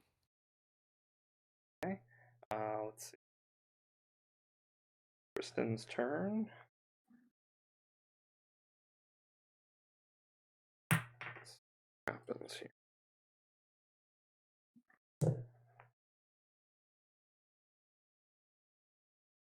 Okay, Tristan is attempting to make an attack versus Blair and Levine with a roll of 10 against physical defense. That beats me. It doesn't hit me. Okay, so Blair will take 10 earth damage. Whee! Ow. Okay, next player. Oh, earthy. Blair, are you gonna survive another turn or? Yeah, I will. Okay. Can I shoot? Yes. All right. I will put my goggles on, spend the mind points, and then go for a barrage on both of those Okay, both targets. alright, go ahead. That is 10, 11. 11. Okay, so that's going to hit Desdemona but miss Tristan. Oh, okay. Tristan is a beefy boy. Alright, what's the damage to Desdemona? That is 8 plus 8, 16. Got it. Alright, Tristan's turn again.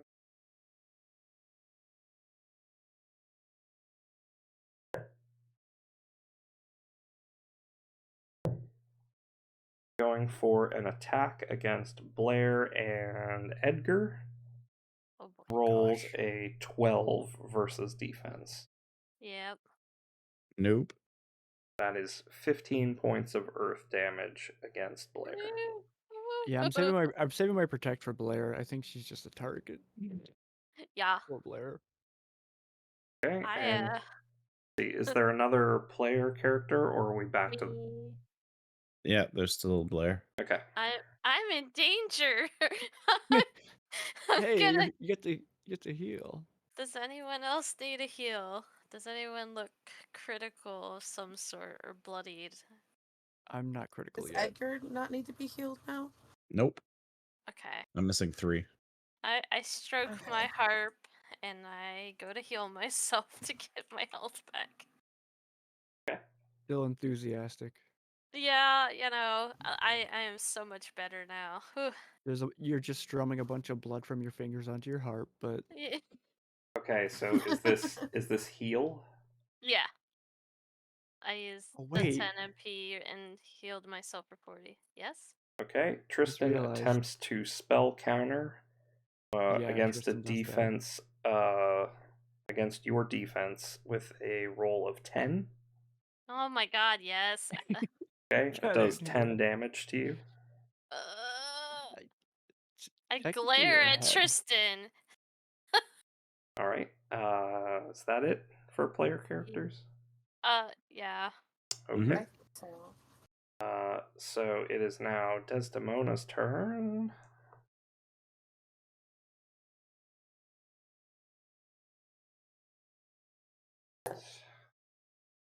Going to attempt to make an attack against Blair and Cassandra. Oh my god.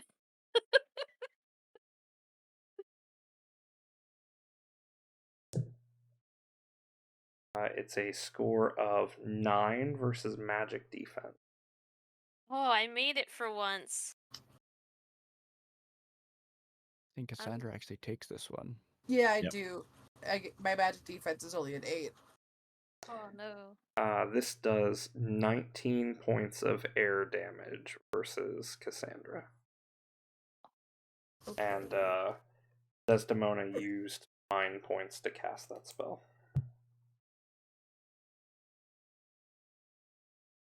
Alright, player character.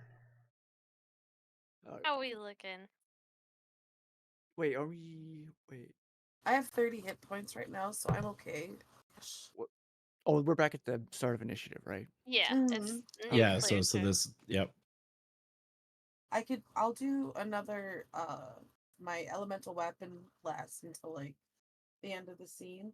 So I'll do another heavy spear attack on Desdemona. Okay. That's cool with everybody. Yep. So you don't actually have to cast it again, right? No, I don't have to cast it again. Cool. Awesome. Roll your attack.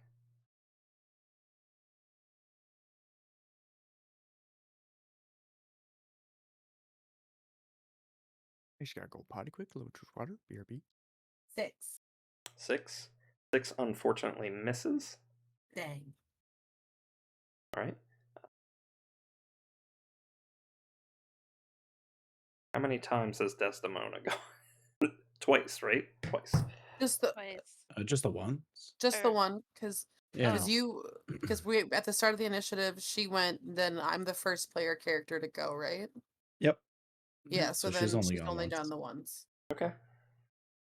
Let's see. She is going to try to fill the compass again. Just rolling terrible. Okay, no additional stuff to the clock. Next player Darn. character. How you feeling, Edgar? You want to go? So sure, I'll go again. I'll go again and I'll do the same thing. And this time I'm gonna hit the guy. I won't hit the guy. No, you're supposed to hit the guy. So that's 10 to hit on my barrage. So that hits Desdemona, but not Tristan. All right. I'm down to 25. Luckily, I don't have to worry about saving. Oh, sorry, and that's 8 plus 8, so 16 damage again.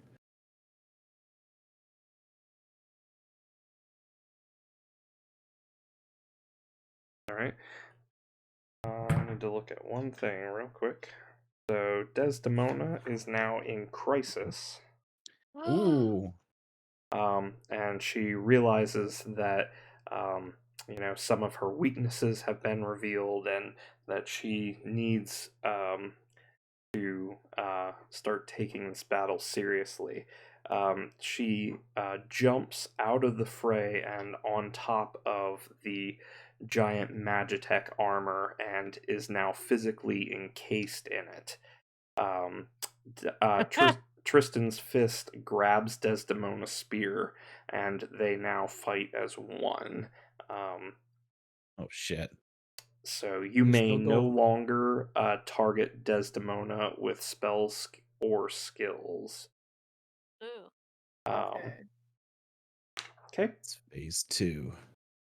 What I'm hearing is let's heat the armor up. We'll make it nice and toasty in there. There you go. Cook her from the inside. Yes. All right. So it's Also- now Tristan's turn. Oh yeah.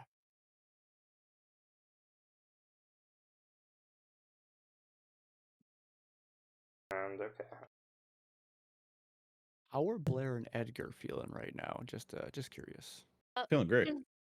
Blair feels like a quarter of her health's gone, and it feels strange, but she's fine. Okay. So Okay. Tristan attempts another ground shaker attack against Blair and Edgar Damn it. with Speaking a of- roll of 10 versus defense. Yeah, that means. that misses. Yeah, I'll block her. I'll block her again. Let's go. Okay, Wait, I can actually block that. I actually blocked that, but defense of 11. Okay. Come So deflect. no damage is done. And that's the end of Hooray. Tristan's turn. So, player turn again? Yep. Does that count as your turn, Levine? No, that's a reaction I get to do once a But round. Could I ask one quick question? Mhm. Yeah. Now that they are one, is it 2 player characters and one person, or is it still every other? It's still every other, and Desdemona still Okay. gets to take turns, but she just can't be targeted right now. Okay. Just wanted to double check. Did you want to attack Levine? Yeah, you know what? her hiding in that armor, I'm gonna ask her, how many lives did you take to take that armor and shove that boy in there? And she's gonna, Shadow Strike again. Why not, right? Sound good? Help. Okay. Roll your attack. Alright. Come on, Levine, put some mustard in this. Well, 10, 11. 11 misses. Okay, I'm going to just spend one of my things. I'm going full ham on this guy. One of my Fabula points. I'm Okay. cracking that thing open. Okay. I'm re-rolling this one. Come on. Show me money. That's okay, so that's a 9, 4, 14. 14. Okay. That hits. I'm going to go ahead and say that Desdemona responds to your inquiry and lashes out viciously and says she'll take as many lives as she needs to get her brother back. And this enrages Cassandra, who cries out in pain at the thought of these lives being taken for Tristan having been such a kind soul. And you feel your bond with Cassandra and invoke seeing her in pain allows you to redouble your efforts on the attack, and you make a shadow strike that is now successful against Tristan. What is the damage? 9 plus 10, 19 plus 6, 25. Okay, and is that dark damage or physical damage? Yes, dark damage. Okay. Sorry, and what was the number again? 25. 25. The math is a little weird compared to D&D, so I'm That's trying to okay. get used to it, but So, despite your valiant attack, you notice that the a darkness rises in the armor as well and tends to absorb part of your blow. And Tristan has only taken half damage from your attack. Oh okay, no. that's still No, good there's- info. Okay. Resistance to dark. All right, Tristan's turn. Yeah, I convey the information to my friends. I figured I had to try to at least get that hit in once to know. No, you did good. Blair nods, and it's like, good try. So Tristan is responding Thumbs with an up. attack against Cassandra and Levine with a holy smokes, an 18 holy smokes, versus son. defense. Yeah, no, I totally Jesus blocked that. No, Christ. I'm getting hit. I That believe is you. that is going to do 14 points of earth damage to both characters. Okay, yeah, I got some broken bones Do at the moment. No. Finally something broke. You know? we have one more player character? Me? I think Yep. yeah, Blair needs to go still, right? So Levine, you you looking really bad? Yeah, she just pops her shoulder back in and kind of gives a, sideways thumb. You know? So do you want healing? I could take a little. Okay, okay. Could t- She strums her harp and is like, feel better. So yeah, I'm sure Tristan's gonna punch me again. But you recover 40 hit points. Oh, jeepers, that's a lot. Yeah. Gosh, I'm not Okay. at full, but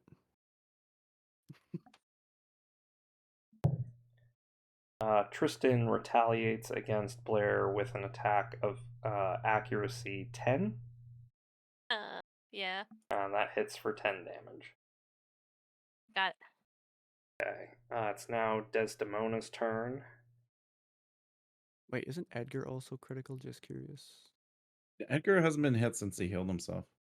Okay, thought someone else might have been, but Um, it's just Desdemona. all right. Desdemona is going to spend another Oh, I Ultima got point hit. and restore 50 mind points.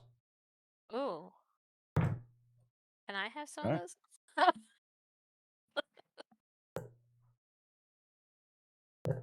much you missing? Half. That's not Oh, it's not a That's number. fine, actually. 30. Thank you. She's making a Ventus offensive spell against Blair and Levine. And If she can do both of those things in the same run, that's yeah, expending an Ultima point doesn't cost a Oh, turn. Yeah. that's that. That's She's big mad is what's going on. Big man. So that's a check of 10 versus magic defense. I beat it. Because you I said do not. Cassandra, right? Yeah, Cassandra and oh wait, No, it was Levine. Blair and Levine. Okay, never mind. I was listening. I was like, oh, I don't want to get hit by this, so I was really focused, Yeah, I'm but not good. focused enough. It looks like it will hit Levine though, and that will do 23 points of air damage. Woo. And she has spent some mind points in order to cast that spell. There we go. That felt worse. Player turn. I'm okay for now. Are we restarting initiative? I forget where we're at. Yep. Yeah, we're in a new round. Yep. Okay. I do have this jar that could come in handy at some point. I don't know if we use it right now, but it has light damage, so Could definitely hawk it at them at some point. So I probably can't use Bone Crusher to affect her mind points at all. It'd only be Tristan's. Right. Dang it. Okay. So I'll just use my elemental weapon. I'll still have that on because I can remove it at any point. Mhm. So I'm gonna leave the bolt on there for now and attack the armor with that will attack Tristan So wait, hold up. basically. Could we try to do a combo attack thing? That's Is that possible? Like what? like Cassandra's gonna use her elemental weapon, right? Mhm. But when Mhm. Tristan does his counterattack, like what is his counterattack exactly? Just curious. So he uses a physical attack called Iron Gauntlet, but it has slightly different damage from using his action. Okay, because I was kind of wondering if like there's any upper advantage I might get from protecting Cassandra from that attack and then using the light as a grenade and is there any opening that comes up that I could throw the bottle into? No, his Okay. that counterattack isn't even a turn. Like it's done instantly. No, it's fair. I just wasn't sure like what the mechanics of it were. I was just trying to Oh, like you're like embellish for the trying story to a little. you're trying to weaponize it by like putting it on a shield or something type kind of thing. Like use Cassandra to distract it with the spell attack, and when he's trying to fire at her, I go to do the protect, but I use the bottle. Instead of taking the Well, damage. you go to use the protect. Oh, I'll still So take the damage, but I use it to get like Oh. an advantage strike would be the idea. I would say it costs inventory points and an action in order to use it normally. So if you want, you can prepare it, but it's still going to cost you an action to prepare yeah. that. You didn't even Yeah. say there was an attack to that, right? It just does damage. Yeah, Yeah. it does 15 light So- damage. So you're not gonna miss if you use it. So It's Right. fair, I guess. I wanted to embellish for the story was part of it, but well, you can embellish for the story, but then we don't Yeah. need the rules behind it. yeah, I just figured I'd mention that, and then like next turn I do the protect, and the next turn I huck it. I figure. I guess I would say to you, you can use a Fabula point if you want to ready it so that you don't waste an action and use it along with your protect spell this turn in order to do that. That's where Okay, I and that's meet you also- on that. That's not a also if you spell. want to do this. That sounds It's also- reasonable. That's also if you want to do it on this turn too, and like if Dragon's good with that too. I just want to That's mention fine. try do Mhm. something creative. Because I'm gonna try to attack him with my spear regardless. So Okay. Now, I will use. I do see it does not say that you cannot cast elemental weapon on multiple people. No, I'm not doing that. Okay. It's just on because my spear already has that going. I'm saying that you Oh. could cast elemental weapon on someone else in addition to the one that's already on you. But that would cost you your turn. You don't get a free attack. You only get that on your own weapon. Okay. Okay, one weapon equipped by you or by one of your allies. I didn't even notice that part earlier. That's a good point. Mm-hmm. That almost seems slightly worth it to imbue somebody else, but I don't know if he's. But we don't know the element, Yeah, so I don't know might the as well try to element yet, attack so him with your with bolt first and see current where one. it goes. Yeah. Yeah. And then we'll go from there. And then Okay. I'll light grenade him. Okay. Do I still get the +1 for the thing earlier? Yeah, The because she's Desdemona in thing? there, I'll Okay. still give you the +1. Okay. So 11 no, 12 altogether, because +1 is up there too. So 12 altogether. A physical attack of 12, that hits. Mm-hmm. And then so 19 damage. Okay. There's no extra pluses. It's lightning damage. You hold your spear up into the air again, and rather than doing a normal sort of jab attack, you just bring that spear right down onto the Magitech armor form of Tristan, and a bolt of lightning almost causes your spear to go from a perfectly vertical position. Immediately, it appears underneath Tristan in a lightning flash. This attack has had the effect of double damage against Tristan. Oh wow. Okay. All right. It's weak against bolt. So I'll be casting Everything's bolt weak on against somebody bolt. else. I mean, a lot of things are weaker against electricity, so it kind of makes sense. Where the hell's Olivia? Olivia with that thunderstorm? Yeah. Right? Give it back That's here. why I was trying to bully her into giving it to me. Okay, so let's see. But then it was labeled an atrocity, and I was like, oh. A little bit, yeah.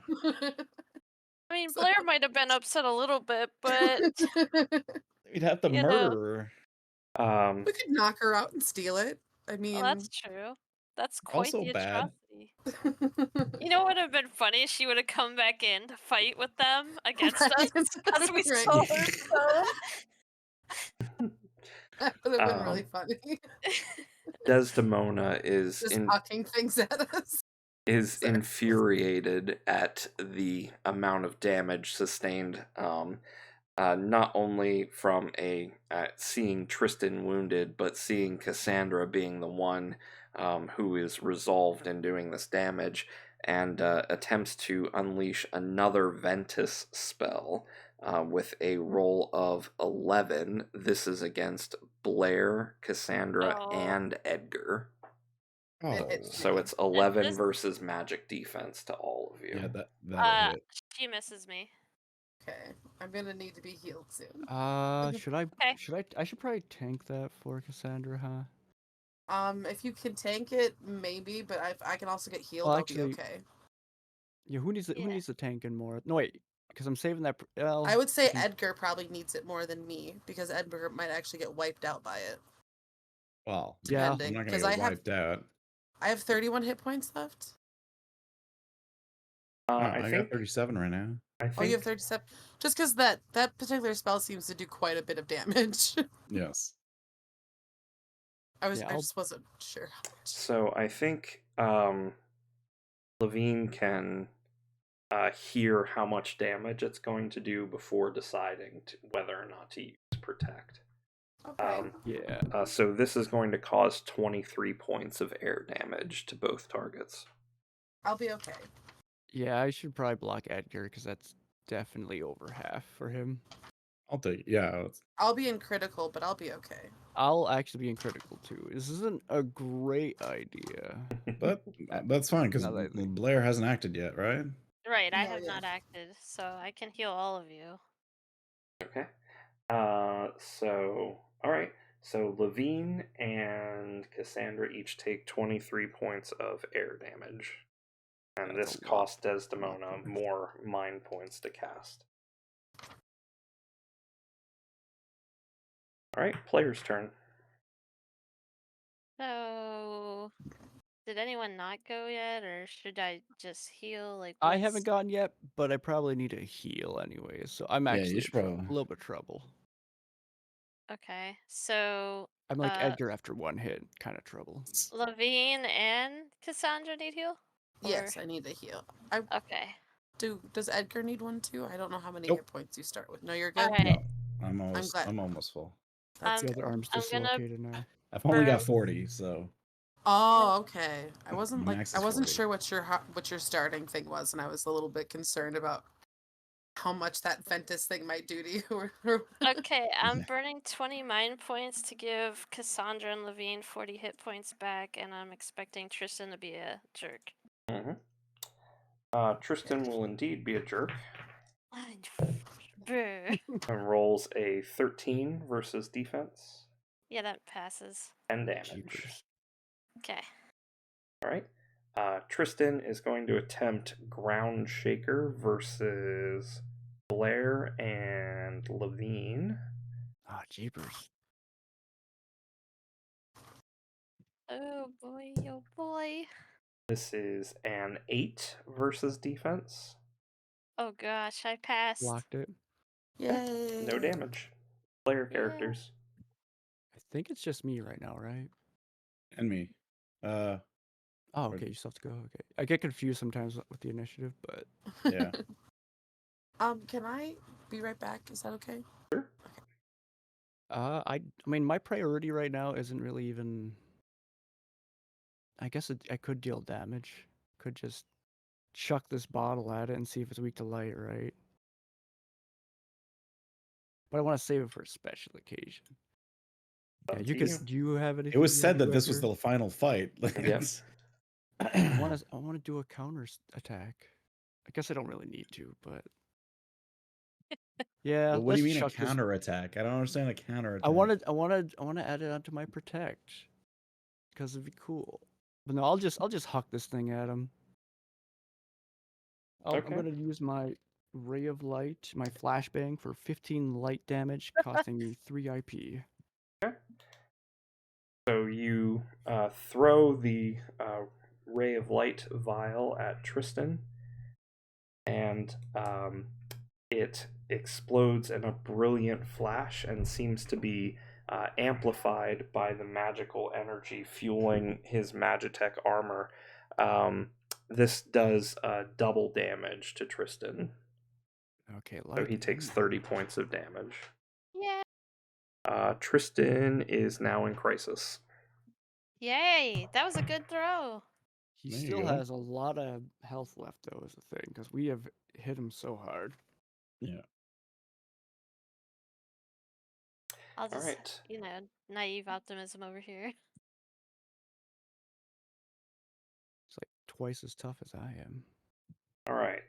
Tristan is going to spend an Ultima point and attempt to use the might of his vehicle and the spear that's now in his hands to strike the pillar in the center of the room. Oh. Wait, what? And he rolls a 14. I was going to give him a check of 13 for this. This causes the structurally unsound dome that you are in to begin to crumble, and parts of the ceiling fall. So let's have everybody make a dexterity and insight check with a difficulty of 10 to avoid damage from falling rocks. Oh, okay. Yes. What, it was Insight, Dex my and favorite. Insight. Yep, so the number to beat is 10. God, I am so useless at these rolls. See, I rolled a 6 and a 2, so that's 8. Uh-oh. Yeah. Yeah. I got a 9. I got an 8. Yeah, boy. All right. Just need Cassandra to succeed, or also fail with us. Oh yeah, it looks like Edgar should have the best chance of succeeding, and I have the worst. So and I absolutely failed it. yeah, we might be going to the bone zone. I guess I mean, I it suppose I could. could spend a Fabula point to try to re-roll, but I don't see. I probably should have done this as a group check, but it's fine. Might have been Oh, okay. a fun way to do it, but group checks seem to take a really long time. Yeah, because it's normally a collab kind of thing, Yeah. right? Yeah, I mean, I guess I we think people definitely just put need to get. Edgar in there to do it. I but- think People need to be I've gotten used to it. I've definitely gotten tired as the session has gone on. Like this is an hour and a half past where I thought it was going to go, and I've gotten a little lazy with the narration. That's But fine. like I think that all of the stuff that goes into those group checks, really kind of elevates the narration and everything. But I'm back. it does take a while. So, Dragon, I need you to roll a dexterity and insight die. Your score to beat is a 10. Tristan has spent an Ultima point to charge and smash into the central pillar and is causing rocks to fall from the ceiling at everyone. I got a 10 altogether. Okay, so you succeed, everybody else fails. Everybody who failed Oh no! takes 10 damage. Oh, okay. Just a rock square on the noggin. That's doable. Hmm.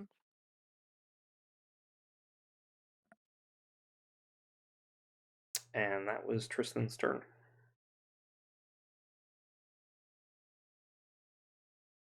So is it the new round, or was there another play that need to go? I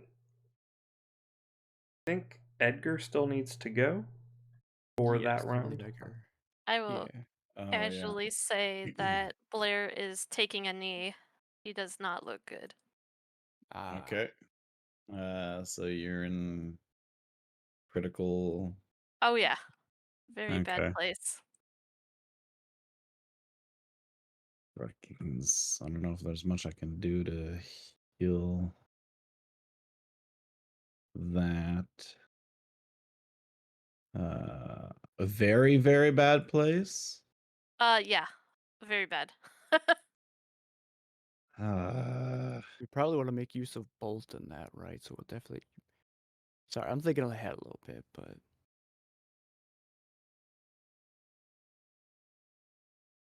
All right. I'm going to. I think I'm gonna guard, and I'm gonna cover Blair. Okay. what? Levine, Like- my job. Wait, this is at the end of the round too? So I guess that carries over until you Until go next. Edgar's Till the start of next my turn. next turn. Yep. Okay, So well, we'll until put you at I the- go, We'll put you at the end there then. well, we just got to go, and you can put me after Blair gets Yeah. topped up. But like, Yeah. Can I can heal her, right? If you have a healing potion, I think you can. I can get you a remedy. healing potion with or the remedy with I could get that easily. All We are right. starting another initiative round, right? So Yep. Yeah. So it's So enemy now turn. Desdemona's turn. Going to Where are we make at an on the attack clock? called Heart Piercer versus Oh. Cassandra. This is a Rude. roll of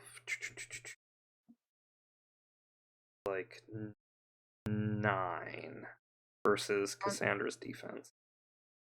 Misses. I have an 11. Thank goodness. That sounded scary. Okay. I do not want to get hit by it. Desdemona is going to spend an Ultima point to re-roll both dice. No. She screams at Cassandra, "You should have left when you had the chance," and brings around another swing. This one is 11 versus your defense. And that does hit. Okay. That is going to do 17 points of physical damage to Cassandra. Okay, dang. And that's Desdemona's turn. I almost want to cover you, but I feel like I should save that a moment. It's alright. We're good. Yeah. Can I yell back at her that she should never have raised an abomination? Sure. Okay, yeah. That's what I do then. You never should have raised an abomination, and I would have left. She looks even more angry at you and screams out in fury. So we should probably get to healing, huh? Yep, player character turn. Is Blair Alright, I can capable go of healing herself at all? I am able to do one more heal. Okay. So And Alright, you so will you take can- damage if you try that, right? yeah, I'll take 10 probably from Tristan, which will still put me better than where I am now. But yeah. I could can use- go first. I Go have on. 31 hit points. If I heal you for 50 hit points, I might suggest that I should heal her with my remedy because you have advantage with your bolt attack, and right now I Okay, feel like that's I'm fine. better sponging damage. That's fine. Yeah, you go ahead then. So like I use my potion, which by potion I seep out dark energy, like kind of like energy that's filled in the pools of the creases of my armor into my hand. And it forms this like this red crystal thing, and I hold it above Blair's mouth, crack it, and say drink. Oh God. So yeah, you drink that and you get 50 hit points. Oh, thank you. Yeah, and like my light user S self is like, but I'm wrong better. with this, right? Blair, you taste something very metallic in your mouth, almost like blood. It tastes really awful and almost makes you gag, but you feel your vitality surge and you heal for 50 hit points. Well, you know what? I got a soundboard for that. Yeah. All right. I feel much better. I give a nod to Levine and Edgar, Thumbs sort of up. thinking. Double thumbs up. I'm a healer now. I stand up on my feet again. Okay, let's see. Desdemona is going to attempt to fill the clock again.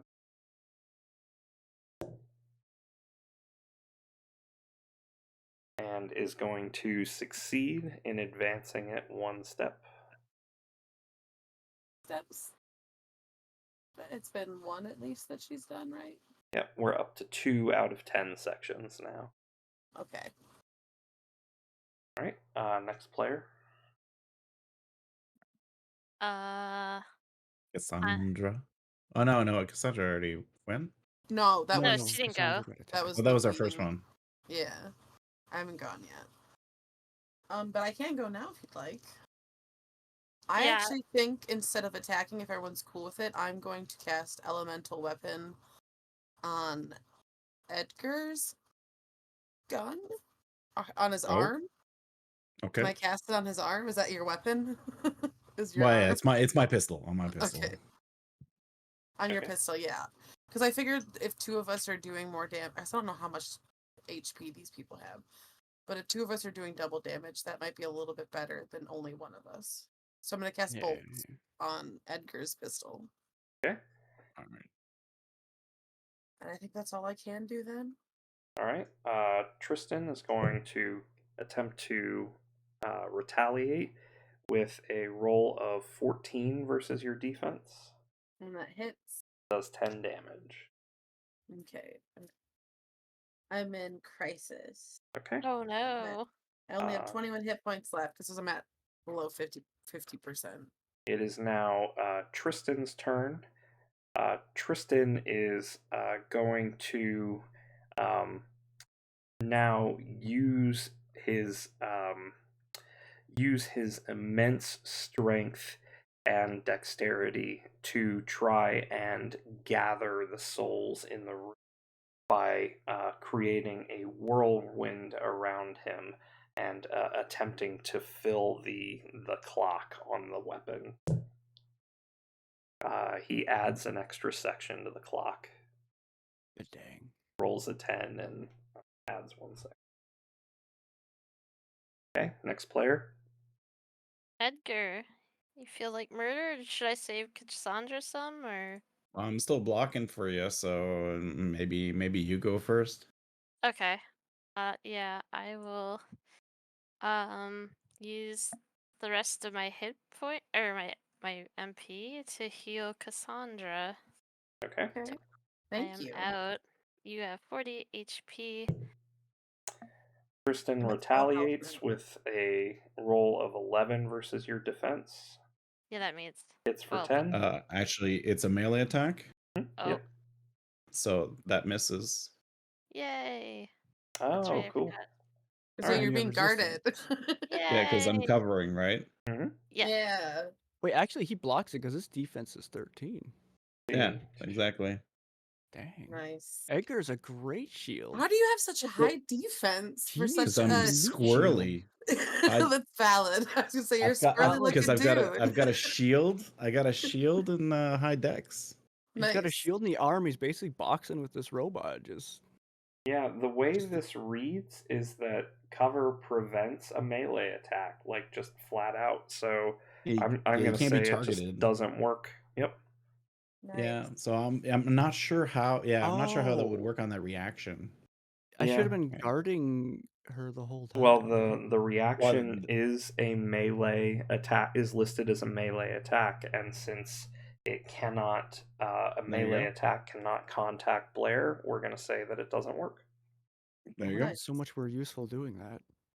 Yeah. Well, then you can't attack, right? I just I- sat there. Okay, let's see. I'm not exactly super offensive in this fight, so Tristan is going to continue swirling and trying to gather souls towards the compass. And he is going to invoke. Actually, no, that's a good roll. So he rolled a 13 against the clock's value difficulty of 10. So he's going to fill 2 sections of the clock. Oh, we're halfway there. Living on a prayer. okay.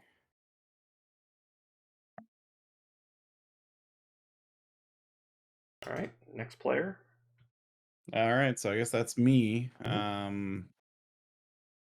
I want to shoot, but also I want to feed Blair a potion, so an elixir. So you'll have 50 MP. Yum. Oh. I like that.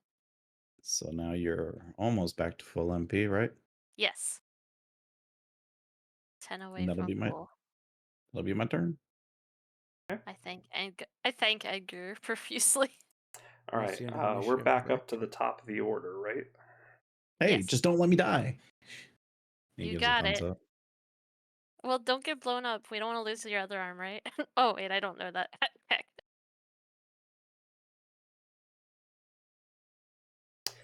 I mean, you can still infer based on his behavior. You know, that's But true. You know, that's I how did he say lost I'm the used to arm. explosions, and then gave you a thumbs up with my robot arm. Yeah. Let's see. Desdemona going to use another Ultima point. She's down to 1. Gains the mind points. Oh, And jeepers. going to cast Ventus again. Don't like that. That is going to target Blair and Cassandra with a score of, oh my, 17 I'm versus magic protecting. defense. It definitely hits me. It would I'm hit gonna me protect too. Blair. That sounds scary. And also, Desdemona rolled double 8s here, so there's going to be an opportunity as well. All right, so Levine is guarding whom or protecting whom? Blair.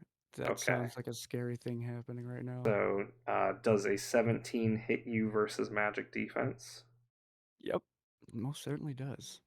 Okay, so first of all, the two characters hit take 23 air damage. Oh, Nice. And That's my let me favorite. take a look at opportunities one more time. Makes me feel alive. Mm.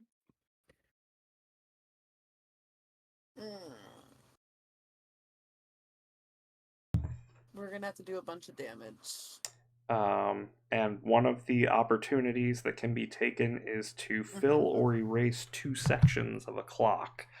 So That's Desdemona is going to absolutely feed off of this, off of Tristan's swirling energy, and since this is an air-based attack, is going to aid in that and fill 2 more sections of the clock. We're up to 7 out of 10. oh God. I'm gonna start critting. Okay, next player. There I go. So I was gonna say too, I can guard, or I can try to attack with my adrenaline, or I can try to use my shadow strike, but not as a strike, and try to interfere with that swirling mass. Because I don't. It seems like the armor's resistant to dark, but does the compass like dark? The What is the compass thing? is inside the armor. Right Well, now, Desdemona I guess has it. I guess I You should also ask have is that. I already You used the have that light bottle, light by the thing. way. Oh, you did. Okay. Yeah. So I could try to interfere with that too. I don't necessarily have to go this turn, but I feel like I should either be protecting Blair You or can keep considering. guarding for a little bit if you want, because it I can doesn't end until the also, beginning of your turn. and I can also heal this turn too. So like, if people are hurting, I can get them back up, and then you can guard, or guard first, and then I heal, so that I'm protected. There you go. That's what I'm thinking. I can protect you from attacks at least. I can be your shield or something for now. My meat shield, let's go. All right, meat Okay. shield. Do you want? I'm being your. Do you want to heal first then this round, and then we'll? Because my concern is if they keep trying to fill that clock. Yeah, that's Uh, what I'm wondering too. That's why I was wondering if I should try to disrupt it with my dark energy, but I don't know what type of energy is going in anyways, so I don't know if it matters. Um, Otherwise, I I can let someone else do something this turn too. But yeah, that because I clock do is feel getting. like maybe I could take at least one more hit if they hit me with something, and then you could heal if you wanted, um, or do you did want you to heal? attack yet, Cassandra, or no? No, I haven't gone because we Nobody's started done the anything yet. yeah I think we we're started at first the top in. of the initiative order. Okay. I would think an attack first might benefit more, since Yeah, then nobody's dying. I will Yeah. try to hit them with my spear. Okay. Go ahead and roll your check against defense. 11. That misses. Oh Oh no. no. Do you have a Fabulo point? Or Oh yeah, I have some can I spend a Fabula point? Sure, absolutely. And then do I just re-roll a dice or You can choose to re-roll one or both die. I'm gonna re-roll one of them. Okay.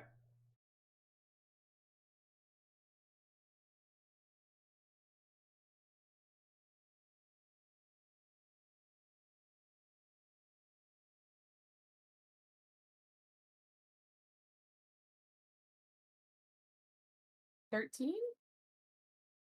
13 hits. yay. Thank goodness. What's It's with the damage it'd on that? be 18. So that does a total of 36 points of damage. Choo! Ooh, Kristen, because it does double damage from being bolt damage. Damn. nice. Desdemona going to cast Ventus again. And is Damn it, going Desmond. to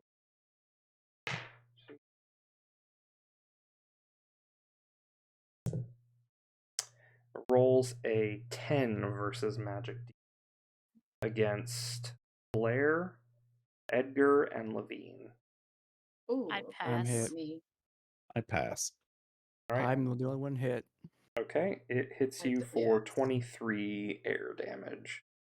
Okay, Dang. so she's on her last legs. That's so Got it. scary. She's shaky.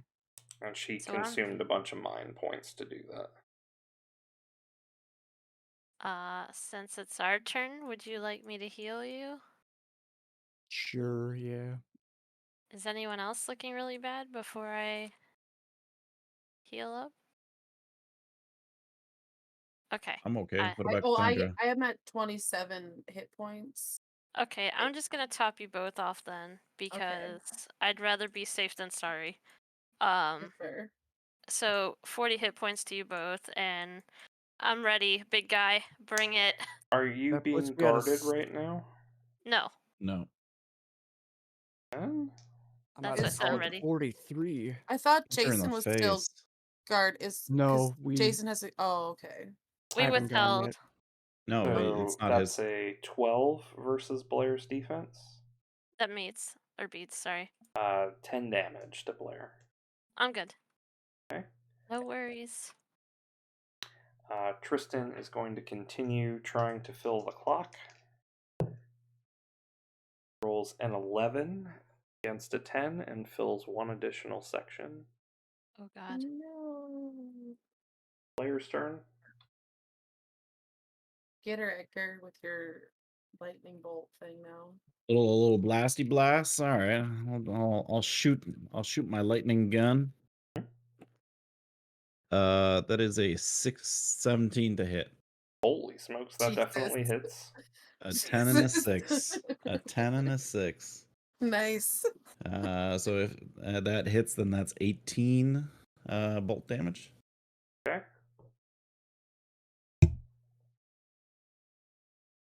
How do you want to do this? Oh, so You have depleted Tristan's hit points.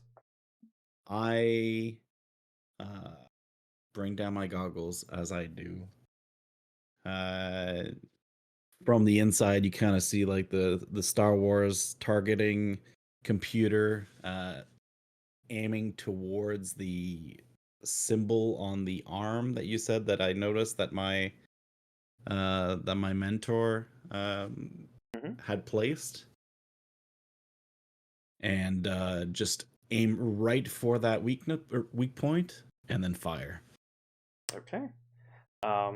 You do so, and the armor, a flash of lightning energy, it blasts out into the room, and you can smell the ozone. Just completely short circuits the armor, and it powers down completely and crumbles into a mess on the floor. Desdemona screams out in agony and raises the compass into the air, and Tristan, you can see a very faint wisp.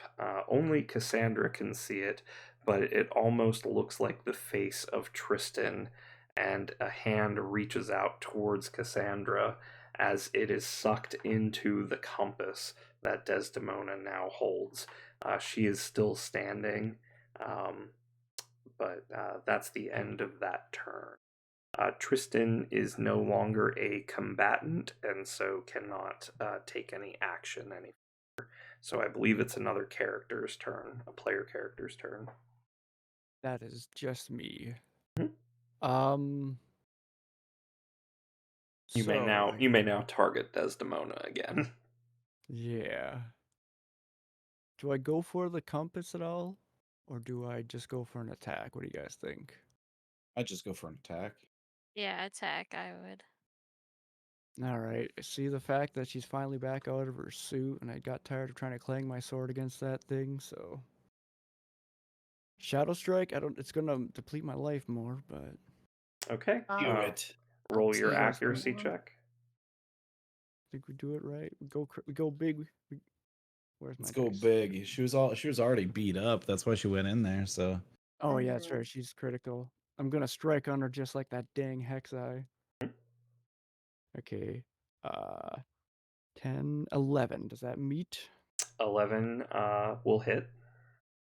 Okay, Nice. so that's going to be 10 plus 18. 24 damage. Just flying in super crazy, like. Yeah. Okay, and you said this was a shadow strike? Yes. At 24 damage? Yes. Okay, you see that Desdemona is distracted and go for one massive killing blow. And as you pull your greatsword through the air, your essence infuses it and actually causes the sword to take on a black color, and a shadow streaks behind it, and you see it blast into Desdemona, and this appears to have done double damage to Desdemona. Oh. She is still on her Ooh. feet, but she is pissed. Okay, she's okay. All right. All right, let's see. Desdemona is going to make an attempt to fill the clock. Oh, hope Uh-oh. she understands that if she uses it, it's going to consume her brother's soul. Oh, that's right. I got really excited because I rolled doubles, but it's not double sixes or better, so Ah. no opportunity. Ha However, it does fill one section of the clock. It's double fives. That's Oh no. less ideal. Yeah, we're one away. That's really scary though. It is. All right, player turn. Wait, I can go again, right? Yep. Yeah, it's top of the You round. could, so yeah. Fucking give her. If you want to. Either that or I just I'll go. You know what? I'm right. I'm big mad. She's weak to me. Now I feel invigorated. Okay. Are we Go. You're doing another just shadow bleeding out strike? every hit. It's beautiful. Yeah, I am like swinging and blood is flying off me in different directions. Dark energy is just pluming off me like thick Go smoke. for it. I also am now going to deal 6 more damage too because I drop below half. So that's another thing. So let's give me that die. I need that still. Oh, that's a 2 6s. That's Oh a crit. my. Okay. That will hit, and you will generate an opportunity. But let's roll your damage first. Okay, 6 plus 10, 16 plus 12 is 28 damage. Times 2 is 54 It's just, damage. yeah. So you 50. seeing that Desdemona is going through one final desperate attempt to succeed in an attack, all of the energy has now been gathered in the compass, and she is about, and as she reaches it out towards your party, you make a deciding blow against Desdemona. Her health is depleted. How do you want this to play out? After that last strike where I strike her through and she's like got her hand on that compass and she actually looks down for a moment, sees my eyes go completely black with like red retinas, and I just cleave upward on her like across her torso just to drop her. Not necessarily a fully killing blow, but she may not live very long. Okay. This attack causes a huge, enormous gout of blood to exit Desdemona, and it causes her to instinctively drop the compass as she falls to her knees. Um, And I she, catch it. um, Oh, Cassandra's catch it. yep, she expends one final Ultima point, and it allows her to use her wind spells to carry her away from danger. She has no ability to walk or to run. It's literally an air current that just sweeps her blasting through like freaking Goku out of Dragon Ball Z and blasts out of there, leaving the compass and you behind, and Tristan's soul trapped in the compass. I'm immediately picking up the compass. Sorry, I just wanted to. And so you folks have succeeded and defeated them just in time, it looks like. Uh, so Desdemona is severely wounded, and but still out there. And Tristan, you don't know whether is could be saved in a proper way, or if it's going to be friend or foe, or what could possibly be done with this artifact that you found. Um, so that's going to be our game for the night. I'm also gonna use Yeah. a quick That's Fabula fun. point. Mm-hmm. Change my inferiority to cast to be admiration. Nice. Oh, there you go. Yay! Yay. We'll get Alphonse back. Don't you worry, Cat. So I had a ton of fun.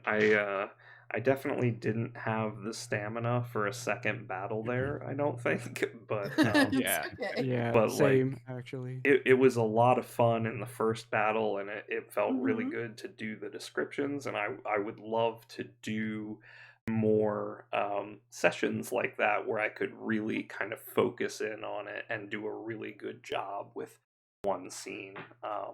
But yeah, I had a great time. Yeah, Yeah, same. Yeah, too. same. This was fun. No, Um, the system seems to be pretty cool. Yes. I was probably trying to push it too much in a few different ways. Also, I for some reason assumed study was a free Oh, action because of D&D. and I will say, I really enjoyed the fact that we could freely interchange who went in initiative order, basically.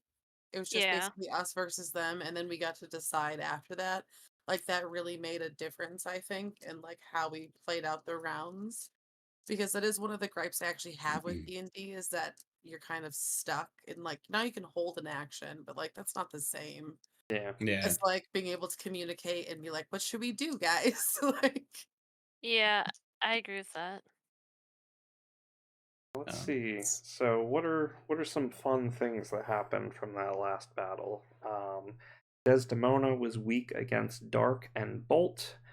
She would have been resistant to air and light damage. Okay. So you really didn't lose much by only using it against Tristan. Yep. Tristan was vulnerable to both Bolt and Light, nothing else, but he was resistant to Dark and Earth. He did Okay. not ever use mind points. He just was a physical machine type kind of thing. Like me.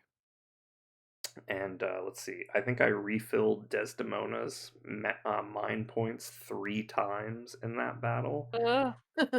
She could target up to 3 different people with that Ventus spell. It didn't have a super great check, but if it hit, it did the high roll plus 15 damage, which was absurd. No, Um, yeah. Nobody got hit by Heart Piercer, but and that was actually pretty strong. That would have hit for high roll plus 12 physical damage, and has a Gosh. really strong check. Yeah, that's rough. And then the clock, the final attack type kind of thing, I just totally BS'd my way through that and made it up, and it was super exciting. Yeah, it 9 out definitely of added some 10. stress to Yeah, so I think Just- I think it was good overall, because while none of you spent an objective action to try and slow it down or undo it, that was certainly an option. It definitely, Oh. yeah. So I didn't even see that. No, I every was watching that. Sorry. That's why I kept pointing it out. well, I was getting scared. the thing in the like character sheet, it just says like to make progress towards a scene or and I'm like, I don't want to make a progress towards it. I want to hinder it. Yeah, So I That's why I forgot was. that you could just do that. So I was waiting for crits to be like, okay, crit, Right. remove 2 damn things, remove I 2 was damn thinking things. the same thing. so That's why I was kind of thinking like air and that might not Sorry, like that's be so adding funny dark to me. energy to it. So I thought maybe I can counteract it with that. so I think I messed up on the clocks overall. So there were times where I didn't succeed, where maybe I should have subtracted a point of progress from it, Oh, I but see. I Okay. kind of didn't really follow with the narrative that I was trying to tell for it to go Okay. Yeah. backwards like that because it was like gathering energy from all the souls in that place. Yeah. And I wanted it to be more like, okay, if my villains are spending actions to fill this thing, then the players have to spend actions to undo them. Um, and knowing how big the clock was made that a little bit easier for you folks to kind of predict when it was going to happen. Mhm. But that opportunity that popped up must have been pretty scary when it happened. Yeah. No, The yeah, I Um, did not 5-5 like was it. it? and we were at 8 sections when Desdemona was trying to fill it up and rolled doubles, and I forgot that my heart skipped a beat because I almost total party killed there. And then I realized it's only double sixes or better, so she It was only filled still. one section for completing it, but didn't get an opportunity from it. It was still so I see. close though. Yeah, Yeah, I it super was. was not worried about the clock until that double, Hmm. until she was, and I was like, oh gosh. I was expecting like a double. That's why I was getting scared. But once I Um, realized I could do double damage, wait, what else? When that I will. roof collapse happened, I was pretty scared because I had 5 HP. Oh, that's Oh Yeah. true. boy. Yes. I was Yeah. like, oh. I couldn't I believe So I actually was the got. only one that succeeded. Like coming back and be like, told, roll this. Okay, you're the only one who passed. All right. So I actually got. I had trouble behaving on that one and not using too much power. So Tristan spent an Ultima point on that, and the guidelines for it was if it hits everyone, it should be 10 damage. But I really, I wanted it to be more serious, but I kept it to 10, and I think that Mhm. was the right decision overall and everything. But it kind of felt not as good as it could have been because Tristan was regularly just pounding 2 people at once with no trouble for more Yeah. That damage than that. that Yeah. last spell attack was a Vertus. Yeah, Ventus. Ventus. Ventus, yeah. Ventus. Yeah, it dropped me to 3 hit points actually. Yeehaw. I was at Sounds 29, so it's like spicy. it probably won't. The next one probably won't kill me, and it didn't. But Mhm. also, I still really liked Edgar boxing the gauntlet.